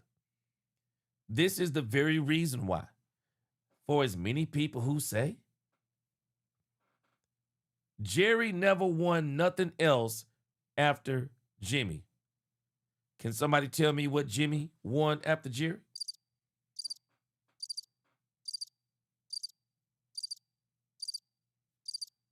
That's all I'm asking. People can tell me Jerry didn't do nothing after Jimmy, when in reality, Jerry did do something after Jimmy, even though people not going to give him credit for it. There was a guy talking to me today on X. He says, Jerry did absolutely nothing to build those teams. Absolutely nothing. You know, I could have been a lawyer in another life. I could be a lawyer in another life. Because if you look at the Netflix special, and all of us can verify this, Jimmy was ready to move on from Troy Aikman. And it was Jerry who told Jimmy, Troy Aikman is the quarterback of the Dallas Cowboys. Now explain to me again how Jerry did absolutely nothing. Somebody explain that to me. How did Jerry do absolutely nothing when Jerry stopped Jimmy from moving on from Troy Aikman? Now, some of y'all might not remember when I first started this channel. I was listening to 105.3 The Fan one day, and Dave Onestat was on there telling the story. Now, this is how I'm telling you, Jimmy ain't telling the truth. Jimmy is not telling the truth. Now, I could have been a lawyer in my other life. So, let's compare. If Jimmy said, hold on, I'm going somewhere with this. Because I'm telling you, Jerry is ticked off right now. And I like this Jerry. Because I think that Jerry Jones is in a mode to where Jerry wants to prove to the Troy Aikmans of the world, Jerry wants to prove to the Jimmy Johnsons of the world that I can win a Super Bowl again, and not with your team this time, but I can win it with my team. That I'm going to prove to you that I can win without you. Jerry's ticked off. I'm telling y'all right now, Jerry is ticked off. But I want to give you some, this is how I'm telling you. Again, I know what I'm talking about here. I could have been a lawyer in my other life. I'm telling you. I guarantee you I could have been a lawyer, because I'm about to destroy Jimmy Johnson's argument. I'm about to absolutely destroy Jimmy Johnson's argument, and I'm going to show you where Jimmy Johnson, as much as I love Jimmy Johnson, because I'm never going to stop giving Jimmy Johnson credit for what he did for the Dallas Cowboys. I'll never stop giving him credit. Jimmy's an egomaniac, but he was an absolute beast when it came to building the Dallas Cowboys. I'll never take that away from Jimmy. But what I am going to call Jimmy on is a lie. Because Jimmy is lying. And I'm going to prove something to you. Hold on a second. I'm going to show you how Jimmy's a liar, and people get mad when you prove this stuff. Jimmy's a liar.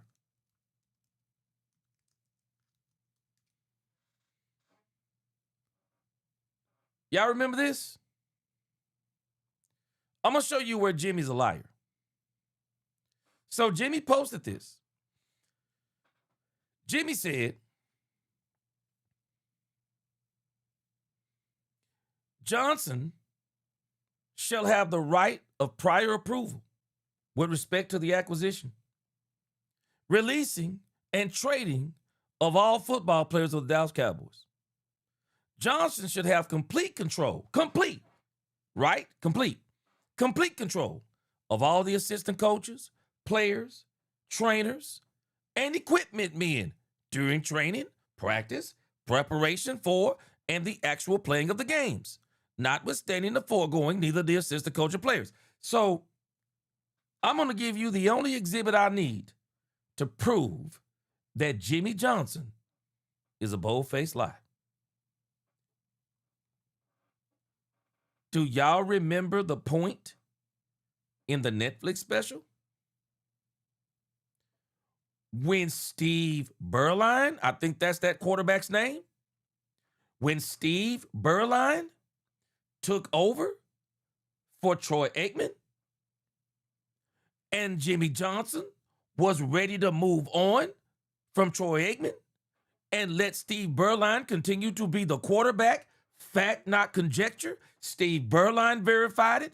Jimmy Johnson verified it. And Jerry Jones verified it. Am I lying? Jerry Jones told Jimmy Johnson, Troy Aikman is the quarterback of the Dallas Cowboys. I rest my case. Bold-faced lie. If you had total control of the team, Jimmy Johnson, why didn't you move on with Steve Berline? Bold-faced lie. Am I lying? Right there in the Netflix special, Jimmy Johnson is a bold-faced lie. Bold-faced lie. And if you tell me that Jerry didn't have anything to do with building the Dallas Cowboys, I'm going to tell you again, you're a bold-faced lie. Because the mere fact that Jimmy told you that you couldn't change over from Steve Berline to Troy Aikman, from Troy Aikman to Steve Berline. So last time I checked, wouldn't that be a part of building the team? Bold-faced lie. And everybody, because they hate Jerry for the last 30 years, they're running with what Jimmy said. But Jimmy knows he's a bold-faced lie. Jimmy is all in his feelings for whatever reason, I don't know. When Jimmy was confronted with this on the Netflix special, do y'all remember what Jimmy said? Oh, I just wanted to win. Really? Dave Onstad was on 105.3 The Fan. Dave Onstad also told the story. And I'm going to try to find this story so I can let y'all hear it again. Dave Onstad said, this is when Jimmy knew that and I can't remember how he said it, but I'm going to paraphrase because I think this is what he was kind of saying. This is when Jimmy knew that he didn't have control of the team. Say it again, Dave Onstad. Say it again, Dave Onstad. Dave Onstad said, this is when Jimmy didn't know he had control of the team. Jimmy, contrary to what people understand, Jimmy wasn't a Troy Aikman fan. And Mike Fisher has even told this story. Jimmy didn't like Troy Aikman. Jimmy didn't like Troy Aikman, and Troy Aikman didn't like Jimmy. I don't know how much of either one, but Jimmy wasn't the Netflix special told us there was history between Jimmy and Troy because Jimmy didn't even want Troy in college. If I'm not mistaken, I think that was Jimmy they was talking about. But regardless, Jimmy told Troy Aikman, you can't play quarterback for me and throw interceptions. Troy Aikman that came off of a multiple interception game. And Jimmy told Troy, you cannot play quarterback for me throwing interceptions. Dave Onstad said, Jerry Jones, in some form or fashion, heard what Troy Aikman said and went out, put chairs out in somewhere in some auditorium, and got up there after Jimmy told Troy Aikman that. And Jerry got up there and did nothing but defend. Got up there and did nothing but defend Troy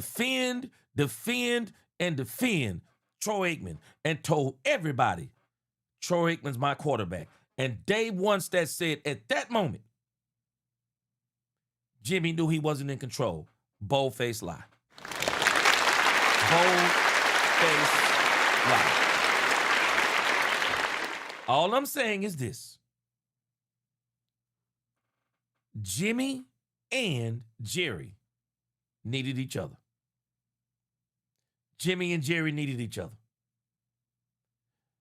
I promise y'all, there is no way that Jimmy Johnson comes into the NFL and wins a Super Bowl in his first 4 years if he is not the coach of the Dallas Cowboys. Name me a team that would have been willing to give Jimmy Johnson full control? Name me the team that would have been willing to give Jimmy Johnson full control of their team, making all of the decisions. Name me the team. Name me the team.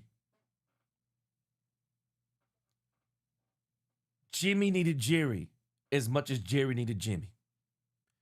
Jimmy and Jerry were the perfect storm. They were the perfect storm. Jimmy and Jerry came in this league together, and they took this league by storm. Both of them. Jimmy with his swag, with his culture, with his hard coaching, with his demand, his demand for excellence and winning. Jimmy put together a pretty good squad, but it didn't turn until that Herschel Walker trade. And I believe both of them were responsible in some form or another. They were both responsible for that Herschel Walker trade. Because at the end of the day, Jimmy can tell me anything he wants to, but if Jerry don't sign off on it, it ain't getting done. If Jerry don't sign off on it, it ain't getting done. Jimmy and Jerry were the perfect storm. They were. And it's so insane to me that it's about who did what and who did the most. Man, let me tell you something. We have to learn how to appreciate everybody who goes into doing something. I don't care if somebody did only 1%, it's we. As long as Jerry is signing the checks, it's we. Every single time. Now, Anthony Robinson, I'm not sure what you're talking about. Because everything I just said is 100% corroborated. It's all fact. Nothing I told you is a lie. The Netflix special will back up everything I said about the quarterback situation. Jimmy was ready to move on from Troy Aikman, and Jerry told him, no, you're not. Now, maybe you didn't watch the Netflix special. So if you don't know, if you didn't watch the Netflix special, don't ask me why am I lying. Go do the research because I've already done it. And any of us who watched that Netflix special already know I'm telling the truth. I'm not making this up. I'm telling the truth.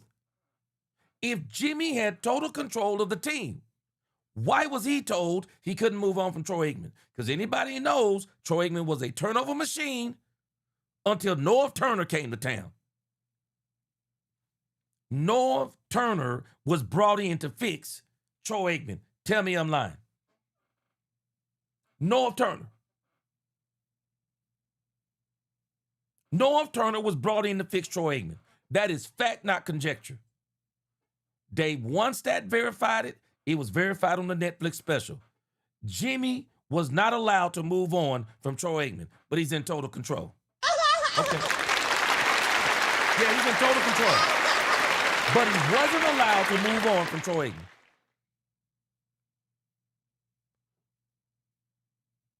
Jimmy built the team. I'm not doubting Jimmy built the team. But what I am doubting is that Jimmy, is what he's saying, oh, I built it all by myself. Nobody builds something by themselves. Everybody is playing a part in some form or another. I don't care if they do 1%, 2%, 5%. That means we. We.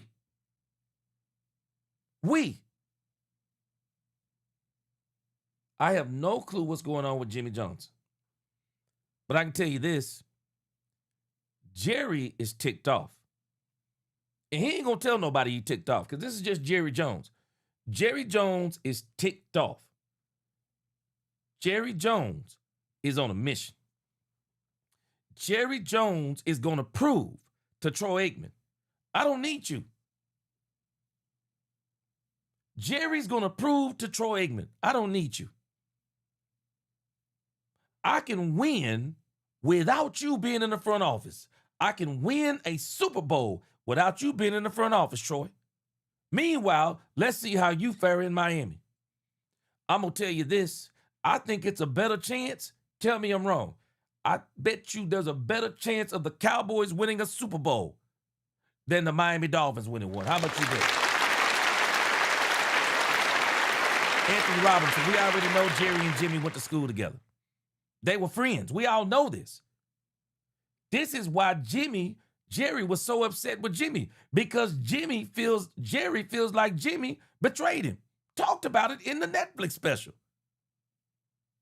Jerry felt like Jimmy betrayed him. But I bet you this, I guarantee you the Cowboys will get one before the Miami Dolphins do. I guarantee you they will. They will get one before Miami. But all this talk, I'm telling you, this is the kind of stuff that ticked off Jerry in the past about Jimmy.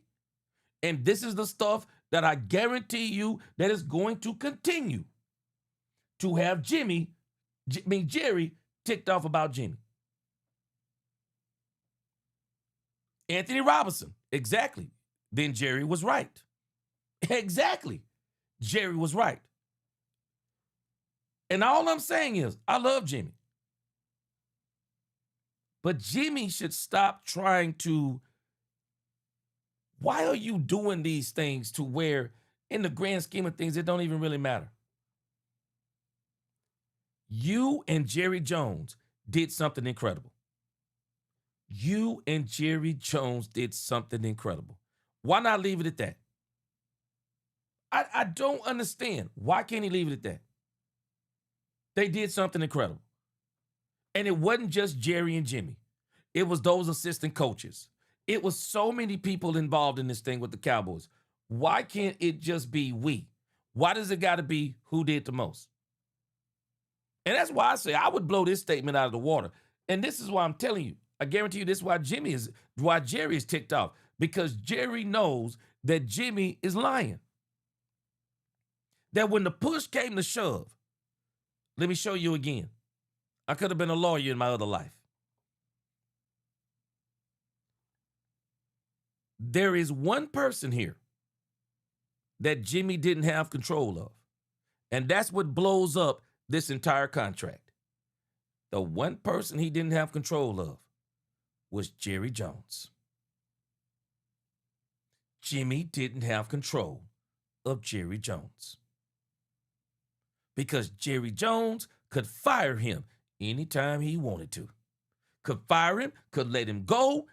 Jerry was still ultimately in control. That's the one clause that is not in that contract. And that's the clause Jimmy didn't anticipate.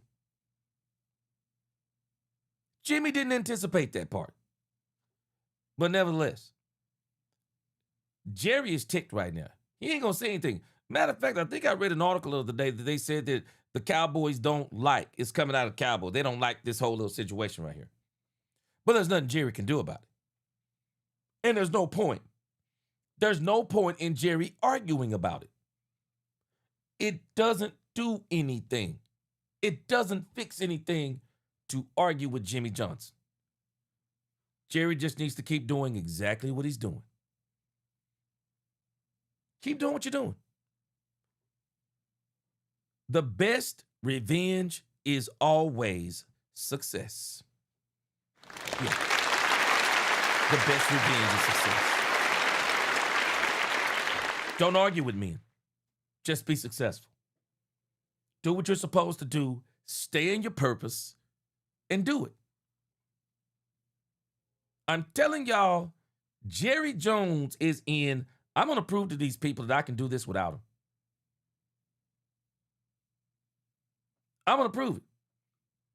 Anthony, I believe they're homeboys. My problem is, but why is Jimmy doing this? Oh, I can get with their homeboys, but why is he doing this?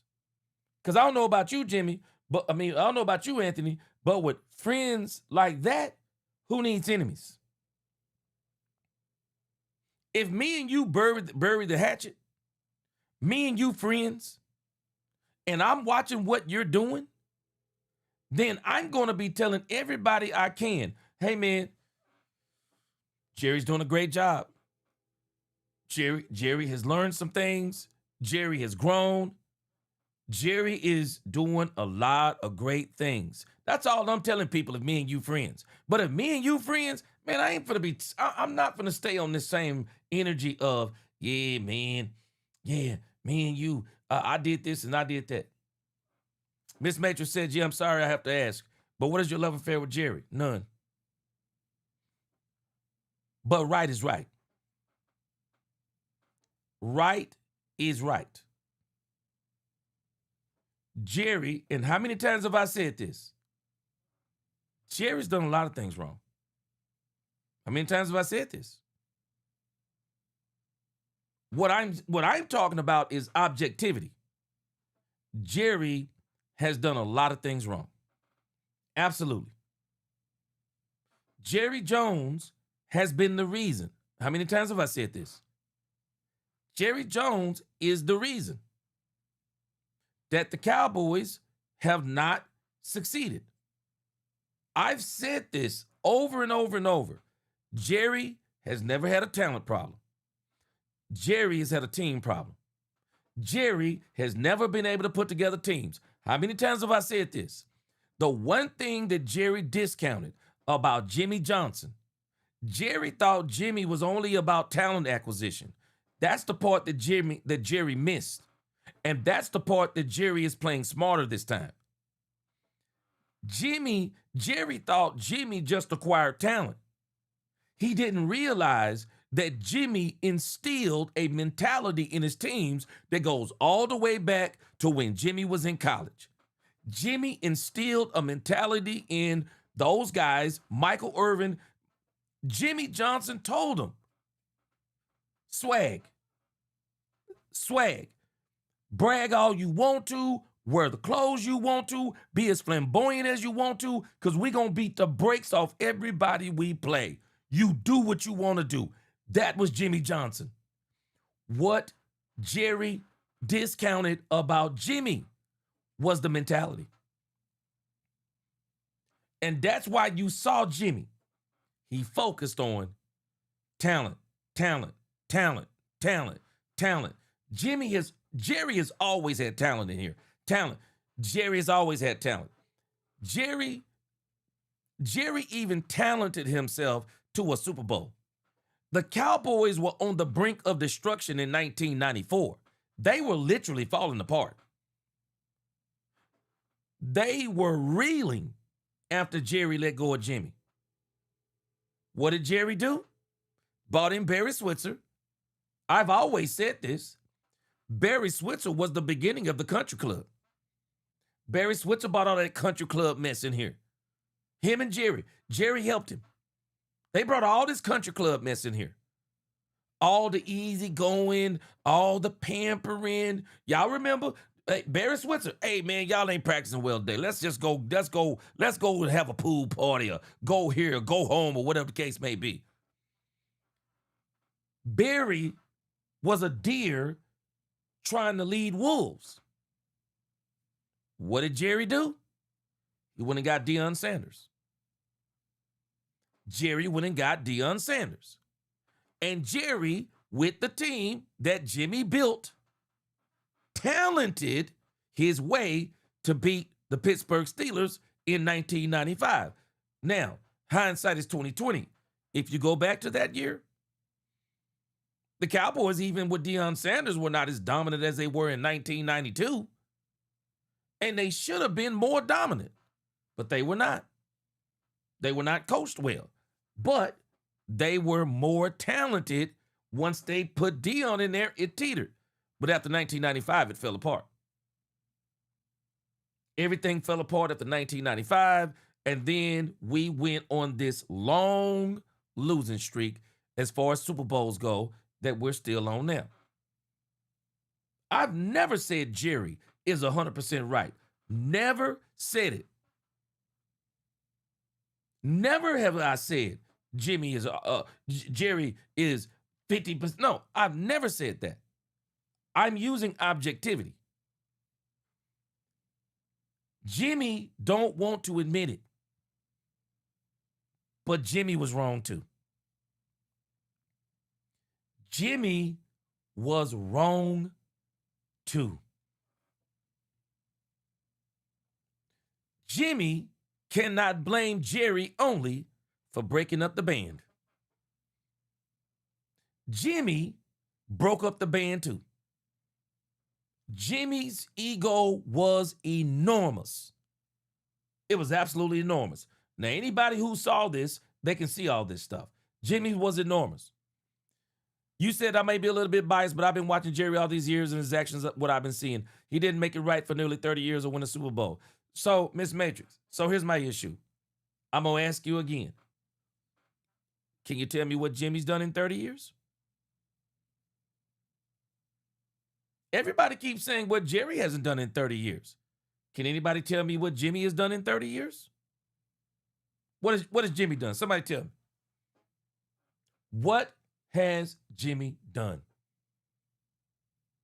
Jimmy tried to take that same ego to Miami, and it didn't work. It didn't work. For as many times as people say, yeah, man, Jerry ain't won it in 30 years. Okay, again, if Jimmy built the Cowboys, well, why didn't he build another Cowboys? Why didn't he? No, it's amazing. Nobody has the answer. Guru, I got news for you. Jimmy wasn't an owner when he won with the Cowboys.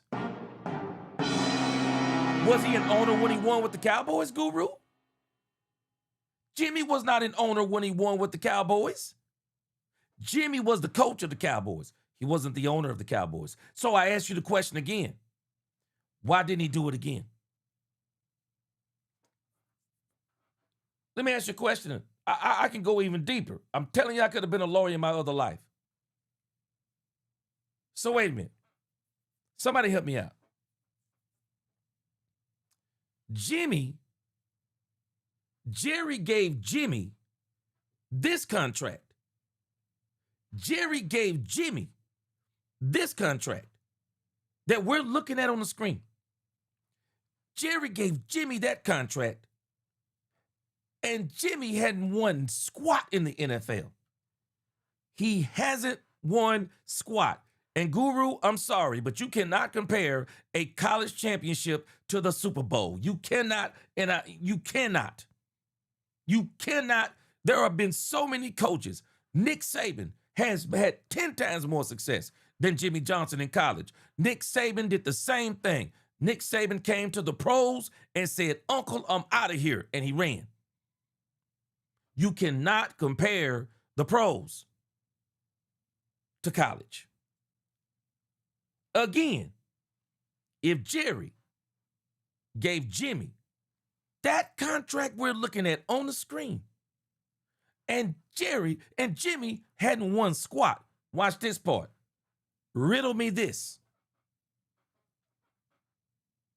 Jimmy wins 2 Super Bowls with the Cowboys back to back.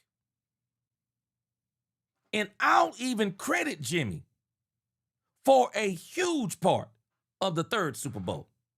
So if you want to, you can say Jimmy won 3 Super Bowls in 4 years. Riddle me this. Why didn't another team come and give Jimmy that same contract? Why didn't they? Why didn't another team come give Jimmy that same contract? Nobody would have gave it to him. When he first came into the nobody would have gave it to him. But how does he win 3 Super Bowls? We'll give him credit for the 3rd one. He wins 3 Super Bowls. Can somebody tell me why nobody gave him that contract again? Why didn't they? Because wouldn't we believe he earned that contract? Because he didn't earn that one. Jerry gave him that one because they were buddies. But wouldn't you say he earned a contract like this after he won them Super Bowls? I'm going to ask you again. Why didn't he do it again? If I built something from scratch, can I build it again? Why can't I build it again? Didn't I build it the first time? I am telling you, I can prove to you every single time. Jimmy is being disingenuous. Him and Jerry were the perfect storm. Guru, do you realize Nick Saban isn't the only one whose success hasn't translated to the NFL? You're missing something, Guru. Jimmy could not have been as successful as he was without Jerry Jones. I'm saying it because it's true. Jerry could not. Nah, Guru. You can't have it both ways. That's the whole point I'm making to you. You said Ross was a terrible owner. Tell me what Jerry is then. Tell me what Jerry is then. Because that's the point I'm making. Jimmy couldn't do what he did because nobody would give him what Jerry gave him. Stop it. Everybody wants to talk Jerry out of this thing. You can't talk Jerry out of this. You can't separate Jerry from this. You can't. And that's why Jimmy, for as much as people say, what has Jerry done in 30 years? Tell me what Jimmy done in 30 years. But go over there, sit at Fox, Fat Cat, and give Hawley no kind of nothing. No analysts. Just sitting over there giving his opinion with perfectly sculptured hair and nice suits. Man, Jimmy wasn't doing nothing at Fox. Absolutely nothing. Jimmy has done nothing. Just like Jerry. And this is all I'm telling us from an objective standpoint. They needed each other. That's all I'm telling us. And this little thing we have on the screen, I'm going to go back to the immortal words of Barry Switzer. How did y'all two F this up? Barry said, how did y'all F this up? It wasn't just Jerry. It wasn't just Jerry. Guru, the last 30 years has also proved that Jimmy is the problem too. The last 30 years have proven that Jimmy is the problem too.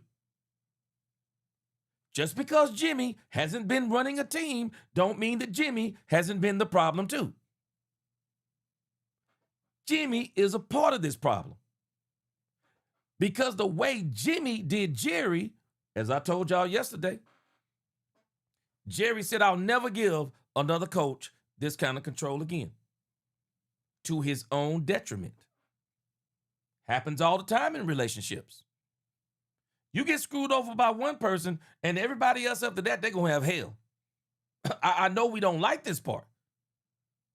But when somebody screws somebody over royally, you better believe the next person going to have hell.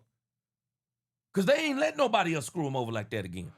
And if you listen to Jerry in the eyes of Jerry, Jerry felt like that Jimmy gave him the ultimate betrayal because Jerry felt like Jimmy was flirting with the Jacksonville Jaguars and all these different types of things.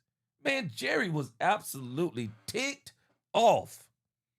He was ticked off at Jimmy because Jerry is one of these old school cats, believes in friendship, loyalty, and all that stuff.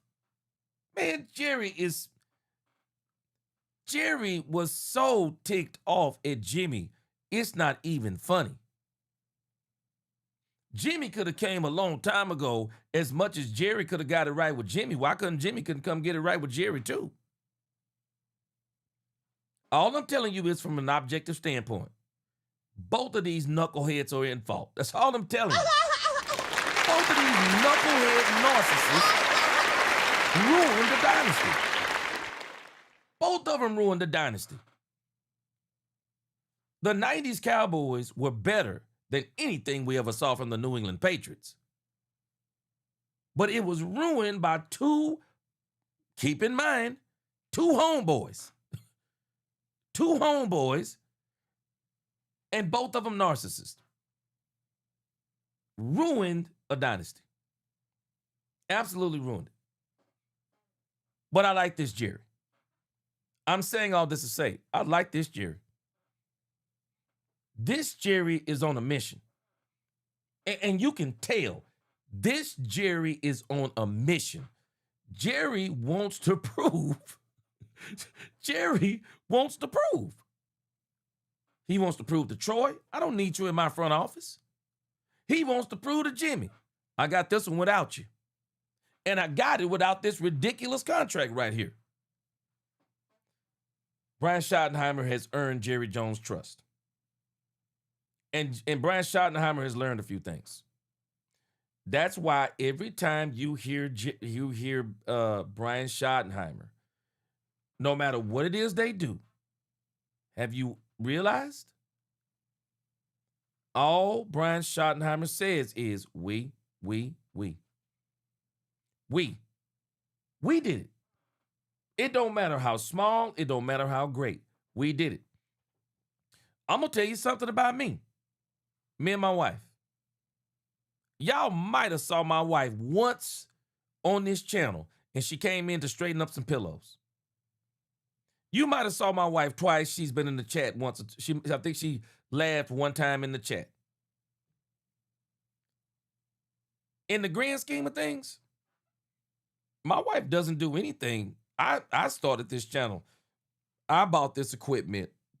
All of these things. I put all of this stuff together. I did all the painting. Nobody helped me paint. Everything that you see, all of this is me. But when I talk to my wife, and we talk about money, how much money I made, or this or that, when I talk about this channel, I say we. She don't write I don't use a script, but my wife don't write a script. She don't turn on a light. She don't do nothing. But when I talk, I say we. Because we're a team. It don't matter how much I'm putting in. It don't matter how much she's putting in. And she don't have to put in nothing in the grand scheme of things. As long as she takes care of me off camera, I consider that I consider that as we. And that's how you build teams. No team goes out there. Nobody's concerned about who did what. Only thing we're concerned about is what have we achieved? Just got to stay focused on what you achieved. And this is why I love what this new team is doing. They're not, Shotty has already destroyed this stuff. Shotty, every time he does them, we. Yeah, we did this. That's it. Miss Major said, I thought they made up before the Lions game. And remember, Jerry brought him on as a consultant a couple of years ago. Why the sudden change? Is this another publicity stunt? Mixed Matrix? I'll be honest with you, Miss Matrix. Jimmy Johnson and Troy Aikman both are doing stuff that I'm just flabbergasted by. I'll be honest with you. I'm flabbergasted by what Troy Aikman and Jimmy Johnson are doing. Of all the times to do this, Miss Matrix, why now? Why do it now while Jerry is doing so many things right? Why now? I mean, if you'd have did this even 3 or 4 years ago, everybody would be like, oh, I'm with you, Jimmy. But this stuff right here, Miss Matrix, I'm dumbfounded. I don't understand it. But I can tell you this. I like this. I like this Jerry. Oh, I like this Jerry right here. This Jerry right here, he seems like to me, he's trying to prove something. He wants to prove that he can win without those two guys. And I'm loving every minute of it. I'm loving every minute of this. I'm loving every minute of this. Do y'all remember when I first started this channel? And the Cowboys were absolutely trash. And the Philadelphia Eagles were running through every team that season. And y'all remember what I was saying? Ooh, I hope the Philadelphia Eagles win the Super Bowl. Y'all remember when I kept saying that? Oh, I hope they win the Super Bowl. Because maybe this is what will help wake up Jerry Jones. Maybe this will wake up Jerry Jones. If the Philadelphia Eagles win another Super Bowl, with Jalen Hurts, win another Super Bowl, put all these players around Jalen Hurts, maybe it'll wake Jerry Jones up. Man, sometimes it just takes certain things to motivate people. It's hard to motivate people sometimes in success. Sometimes they need failure. And so I'm loving this Jerry Jones. I need this Jerry Jones right here to keep doing what he's doing. Keep doing what he's doing. I done told y'all already, man. Shoot. Man, they keep talking about Jerry Jones, man. Jerry Jones going to go and get 4 or 5 players on this team. Keep on playing. Shoot, Jerry Jones will bring in Sweat, Hightower, Jordan Brooks, and Max Crosby. Keep playing with Jerry Jones. Keep playing with Jerry Jones, man. Keep playing with Jerry Jones. And I'll be honest with you, I wouldn't have a problem if it was me. I mean, if Jerry is saying stuff like, yeah, like when I made that Herschel Walker trade, I've heard Jerry do both of these, man. Jerry's done when we made the Herschel Walker trade, when I made the Herschel Walker trade. I've heard Jerry say all kinds of things. Man, I wouldn't be worried about that. How many people out there really in their minds think that Jerry Jones did something by himself as far as this team goes? No, we all know that Jimmy and Jerry did it. And as far as building the team, all of us know that it was probably 90% Jimmy Johnson. Heck, it could be 99% Jimmy Johnson. Most of us know that he did the most part as far as the player and stuff like that. But at the end of the day, to just try to say the man didn't do nothing, it's crazy. And I'm like you, Mixed Majors, why now? Of all the times, now? I don't even understand it. I don't even understand. And I'm like you. I put you in the ring of honor. Now you're going to start clowning again? Oh, my gosh. It's crazy stuff. Mikey said, but for real, G, Jerry should have woke up when he had 3 back-to-back bouncers in his division back in the day. You know what, though? But you got to think about it, Mikey.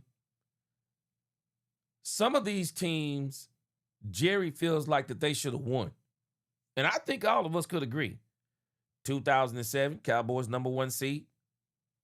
Let the Giants come in Dallas and beat them. 2014, it was the catch with Dez Bryant. A lot of us believe the referees cheated the Dallas Cowboys out of a Super Bowl. 2016, Dallas Cowboys came back, tied the game up 31-31. Defense couldn't get one stop. Couldn't get the ball back. Or either take it in overtime and maybe beat the Green Bay Packers, because a lot of people believe in 2016 they would have went to the next round. It would have been the Seattle Seahawks, and the Cowboys really kind of dusted them in the preseason. So the Cowboys felt like they were going to beat the Seattle Seahawks again and go to the Super Bowl. So there's been about 3 of these teams that Jerry has put together. There's actually been about 3 of these teams that Jerry has put together that I think a lot of us believe that those teams probably could have won the Super Bowl. I think there's about 3 of those teams. But now, we're kind of in this mode where, Mikey, I think Jerry figured out something that he didn't figure out before. Schottenheimer is really the first coach that came in here that didn't just talk about culture, but he implemented a culture. And I'll even say this, and he's the first coach that I can think of since Jimmy that not only did he come in talking about a culture, not only did he come in and implement a culture, but Jerry let him implement it. So I like this Jerry Jones. I do. He seems to be on a mission. And he's listening. He has no qualms now about saying, no, I'm listening to the guys around me. I'm not making decisions by myself. Do y'all realize Jerry's been telling us this? Yeah, I'm not making these decisions by myself. Miss Major said, I want Jerry to be right, G. I want another Super Bowl win. I think he's going to get 2. Will it really count, though? After 30 plus years, does it hit the same as far as this situation goes? Miss Matrix, I'm going to be the first person that makes this argument. If Jerry gets a Super Bowl, let's say that Jerry wins a Super Bowl this year and next year, or next year, however we put it. Let's say Jerry gets 1 Super Bowl. I still say, if Dak Prescott and this current team wins a Super Bowl, I will say that a Super Bowl now, I believe it would be even more prestigious than the ones they got with Jimmy. Why do I say this? Jimmy played in an era of when Jerry had first bought the Cowboys. And Jerry knew that he had to win to make the change in the NFL that he wanted to make. Number two, everybody does realize that Jimmy coached in a non-salary cap era.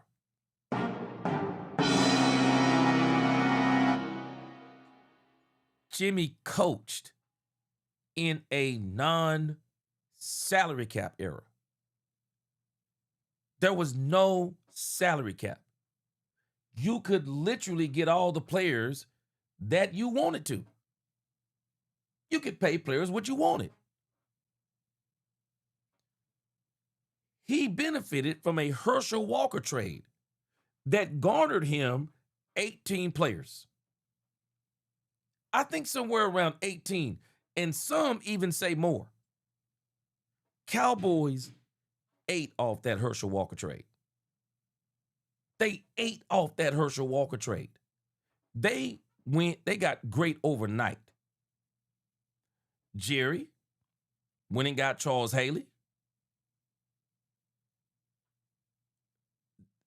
The 92 Cowboys were a super team. We got a good team right now. It don't compare to that 92 team. It don't compare to that 92 team. A Super Bowl now would be even more incredible than what they did then. Shotty ain't got the kind of control that Jimmy had. They don't have all of these superstar. Now we got a lot of good, great players, some elite players. Not quite like that 92 team. We'd be doing this in a salary cap era. We would be doing this in a stingy Jerry Jones era, even though Jerry seemed like he's turning a new leaf. I say Dak Prescott's level of difficulty might be more than what the 90s Cowboys face, because if we win a Super Bowl this year, y'all do realize we're going to do it like the Kansas City Chiefs and the Rams, did it. Our defense, I believe, will be good this year, but it won't be the number one overall defense. It will not. I don't think it's going to be the number one overall. Jimmy had the number one overall defense. The number one overall defense in 1992. Top 2-3 defense in 1993. The Cowboys are going to have to do it with a defense that's probably going to be somewhere around 10 to 16. I think the level of difficulty would be way more than what Jimmy did. Man, I'm going to tell you right now, boy, Jerry win the Super Bowl now. Shoot, boy. Jerry, whenever Jerry passes away, he going to pass away with a smile on his face. He going to pass away with a smile on his face. Guru said, as much as I like how Shotty has changed the culture, he still has to make the right calls at the time to get over the hump. Yeah, I agree. But I'll tell you this, man, I like this Jerry Jones because Jerry's going to give him every opportunity to do it. But again, I like this Jerry. Jerry Jones is in this mode of he wants to win the Super Bowl. And I think he's going to win it. I truly believe, I think the Cowboys are going to win the Super Bowl. I think they're going to have a great opportunity to do it this year. All you need is a few things to go your way. We've already put together a great squad. The defense, I think it's already put together. As far as they got the system down. So now we just got to see how our starters playing and just keep tweaking the team. They'll tweak it. They'll tweak it at the trade deadline.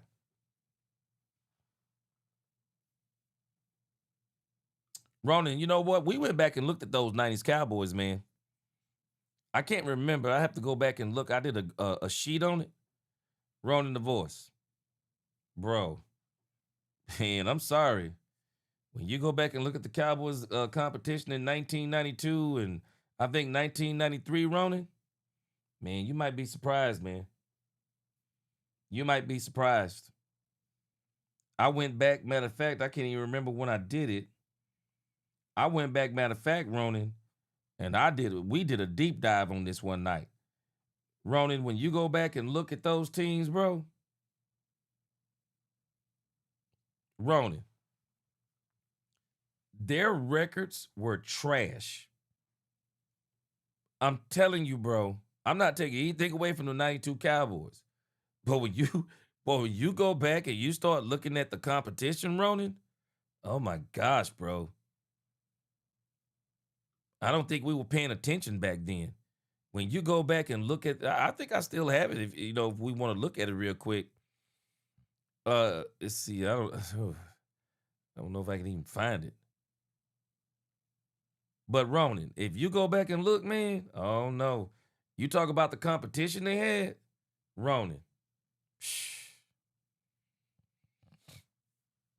Excuse me. No, you might change your mind, man. If you you might change your mind if you look at the competition the Cowboys played against.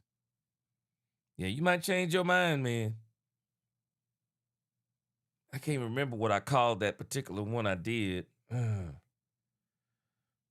can't remember the particular because I got so much stuff in here. But yeah, I went back and did one of those, man, and showed the Cowboys competition in 92 and 93. Shoot, Ronan, I'm telling you, bro. Boy, you go back and look at what I showed you. I mean, if I could find it. Man, boy, you'd be shocked. You'd be shocked at the Cowboys' actual competition, bro. It wasn't there. It really, and I'm not saying this just because the Cowboys are so dominant. They were dominant too. But when you go back and start looking at those teams and you go back and start looking at their records and stuff, no, you might, man, you might look at you might look at them teams a little bit different, bro. When you go back and start looking at the records of them teams and looking at them schedules they played, oh man. Ooh-wee. I don't even think they played 3 winning teams. I'll have to show that to you. I'll have to find that and show it to you one day on one of these lives again. I was trying to see if I could pull it up real quick, but I just got so many things here. I don't have it. I got so many different presentations here, and they're all mixed. They're all mixed, man, but I'm telling you, boy, oh, man, if I show you what I found, man, you might change your whole thought process on them 19. Well, you might change your whole thought process on them 1992 and 93 teams. Now, we did play some good teams in the playoffs. Yeah, Mike, we did play some good teams in the playoffs. But I'm talking about them regular season, boy. Oh, man, you go back and look at them you go back and look at that regular season. Shoot. Well, like I said, Mikey, I'm telling you, I think I might change I might change all y'all mind, boy. Shoot. Man, boy, we were trash, boy. I mean, them teams were trash back then. We were trash back then. I'm serious. I mean, the division and everything, they were trash. And the Cowboys team was so good. Shoot, they was running through them teams. Yeah. So, but we're gonna see, man. I'm very excited about the Cowboys. I like this Jerry Jones. I think Jerry Jones is a little bit perturbed. I do. I think Jerry's a little bit perturbed. And I actually think it's good that Jerry Jones is perturbed. I do. So let me show you. Hold on a second. Matter of fact, here it is right here. Let me see here. This is something that I'd put together a few weeks. I mean, I can't even remember when I put this together, but we looked at it one time on here. I don't know if y'all remember. And this is why I say, Miss Matrix, it will be impressive if the Cowboys win the Super Bowl. Because when you think about the competition the Cowboys have right now, and they win, oh gosh. I mean, it could be argued that this is a tougher time than what the Cowboys had in 92. This is what I put together. I can't remember. I got to think here for a second.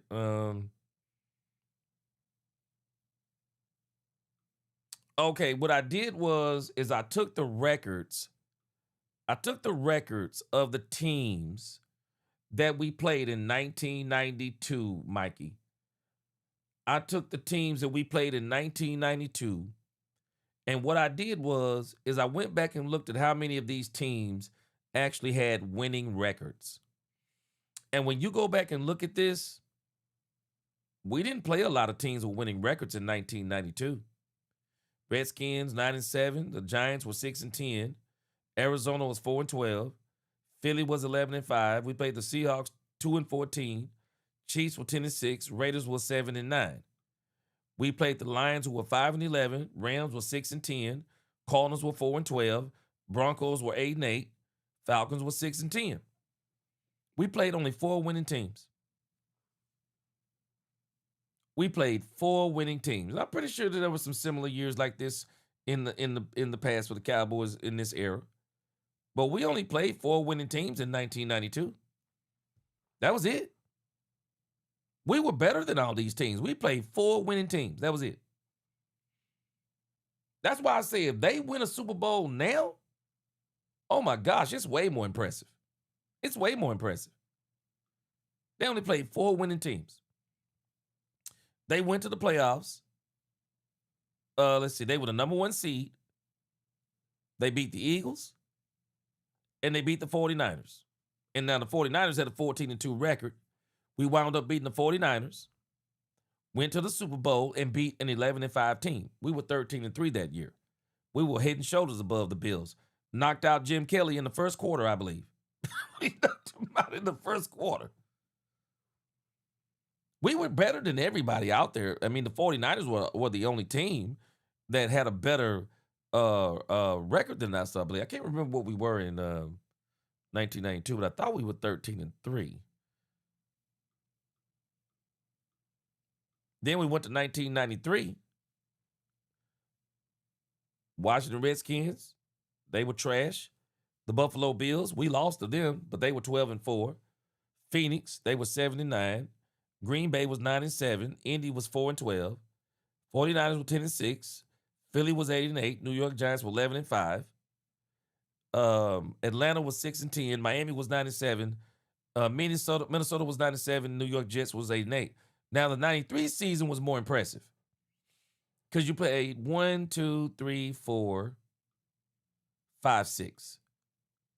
Yeah, you played 6 teams with winning records. 2 teams were 8-8. It was a little bit more impressive in 1993. But 1992, it was the reason why you ran through everybody. Because they were not that good to begin with. But this particular 1993 year, it was a better season as far as playing the teams. So yeah, you had 10 teams, 6 teams with winning records, 2 teams with 8-8 records. Playoffs, we beat Green Bay 27-14. We beat the 49ers 38-21, and then we won the Super Bowl 20-13.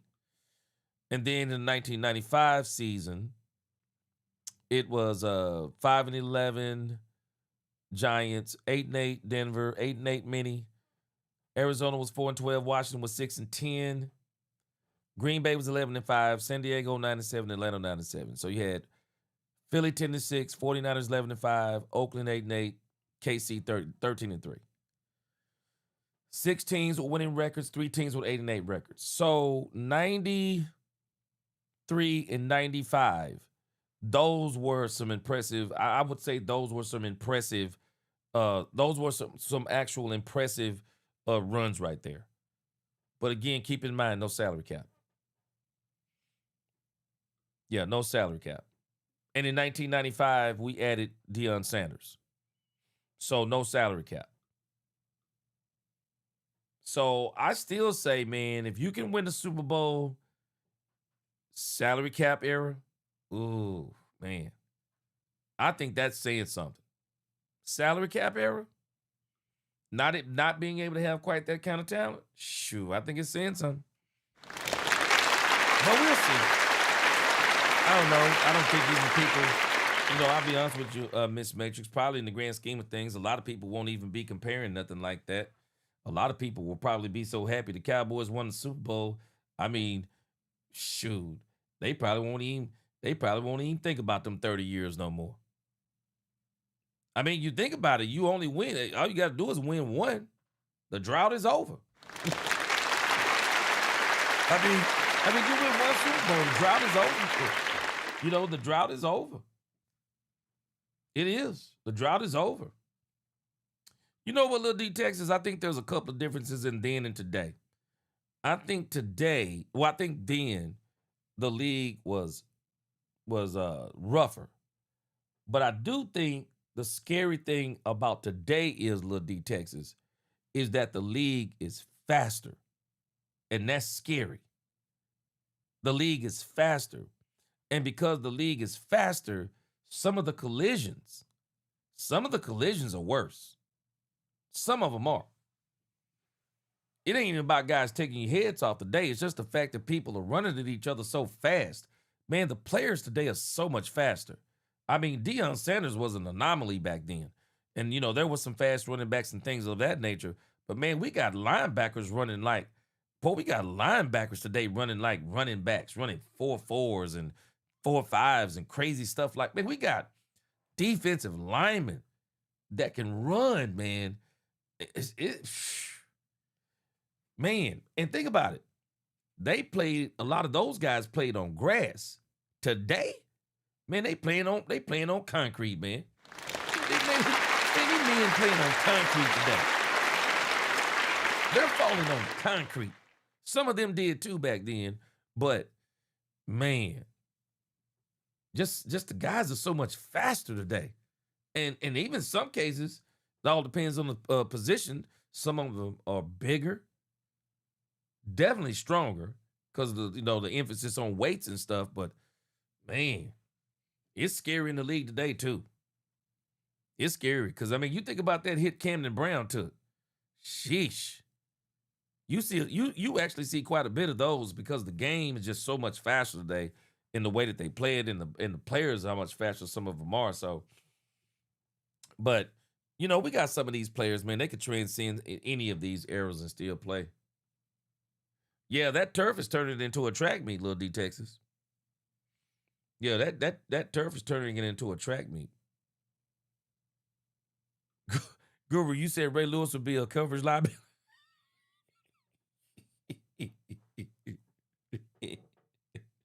You said he'd be a liability today? Man. But again, man, y'all think about it. Man, we win one Super Bowl. Man, we ain't never got to hear nothing else about no 30-year drought, man. We ain't got to hear nothing about no 30-year drought again. You go right back to a reset. But I think we're going to do it, man. But again, man, I think we got a lot of answers tonight, guys.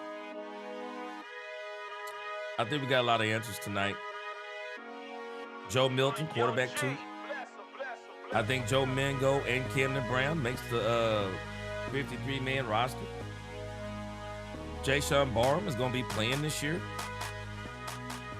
Shavon Revel Jr. will be playing this year. The running back room, I believe it's going to be Javonte Williams. It's going to be Javonte Williams, Malik Davis, Jayden Blue. I think we're going to lose a couple of players that I think is going to hurt some people's feelings. I think we're going to lose Maurice Leofow. I do. And I think that's going to hurt some people's feelings. And I don't know. I think there's going to be a couple other players. I mean, Sam Williams could be a casualty. And I don't know if that's going to hurt anybody's feelings, but I think Sam Williams may be a casualty. Kalen Carson, casualty. We're gonna probably lose some people, man, that we probably want to be. You know, a lot of us think should be here. I wouldn't be surprised if Cowboys lose Justin Barham. I wouldn't be surprised.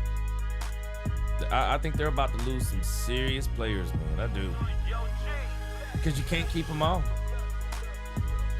Yeah, Guru, I think Marquise Bell is done. You can't keep them all, man. I really do think with the way this game is today, I really do think the league should go up to 60 players, but they're cheap. You know, the NFL, they're cheap from this perspective. They don't want to go up to 60 players because they know that that's going to be more players to get bigger salaries. Not all of them will get bigger salaries, but you know that there'll be people who will say, okay, I can have more players making bigger salaries. But with the way this game is today, man, I really do think they need 60 people. I don't care nothing about no practice squad. I think you need 60 active players so you can cover your team a lot more adequately. I think that's something these players should be fighting for in the CBA. Man, we need about 7 more players so we can have a couple more linebackers, maybe one extra running back, keep a third quarterback on the team, and just a couple other things, man. A couple other things. So that's kind of what I think where we are tonight. This coming week, I think our next preseason game, dress rehearsal. Dress rehearsal. Guys will be auditioning for other teams. Gonna be a dress rehearsal. Then I think we're gonna have a little bit of a break, and then we'll be there'll be a little bit of a break, and then September 13th. Yep. September 13th. And we'll be good to go. Yeah, I'm with you, Anthony Robinson, and 6 more. What's the problem? Yeah, I'm with you. Just 6 more, but again, they cheap. What up, 409 Chew? Yeah, they cheap. That's what it is. All right, man. I appreciate y'all rocking with me tonight. Cowboys After Dark. I didn't plan on being on this long tonight, but hey, it is what it is. I'm gonna have to do like we used to do back in the club back in the day, Miss Matrix. I think I'm gonna have to do like I'm back to the club days, Miss Matrix, on Ace in church. Staying up to about 6 o'clock, then I'll have to get up and preach in about 2 hours. Or at least be on my way to preach in about 2 hours. Oh, man. I'm glad the Cowboys gonna be playing on Sundays and Thursdays because there ain't gonna be no Cowboys After Darks on Saturdays. Unless it's way, way late in the season. So, old school, man. I always enjoy it, man. I always enjoy talking to Cowboys Nation. Appreciate you. Y'all have a good day, even better week. And if the Lord is willing, y'all will see me again later on today. If not, you'll be seeing videos released from the last few days and just stuff to have fun with. So, keeping y'all occupied until we get back together again. So, man, I appreciate y'all rocking with me. Best chat on YouTube. Until the next time, DC4L, God bless. Let's talk Cowboys when we talk facts. Peace.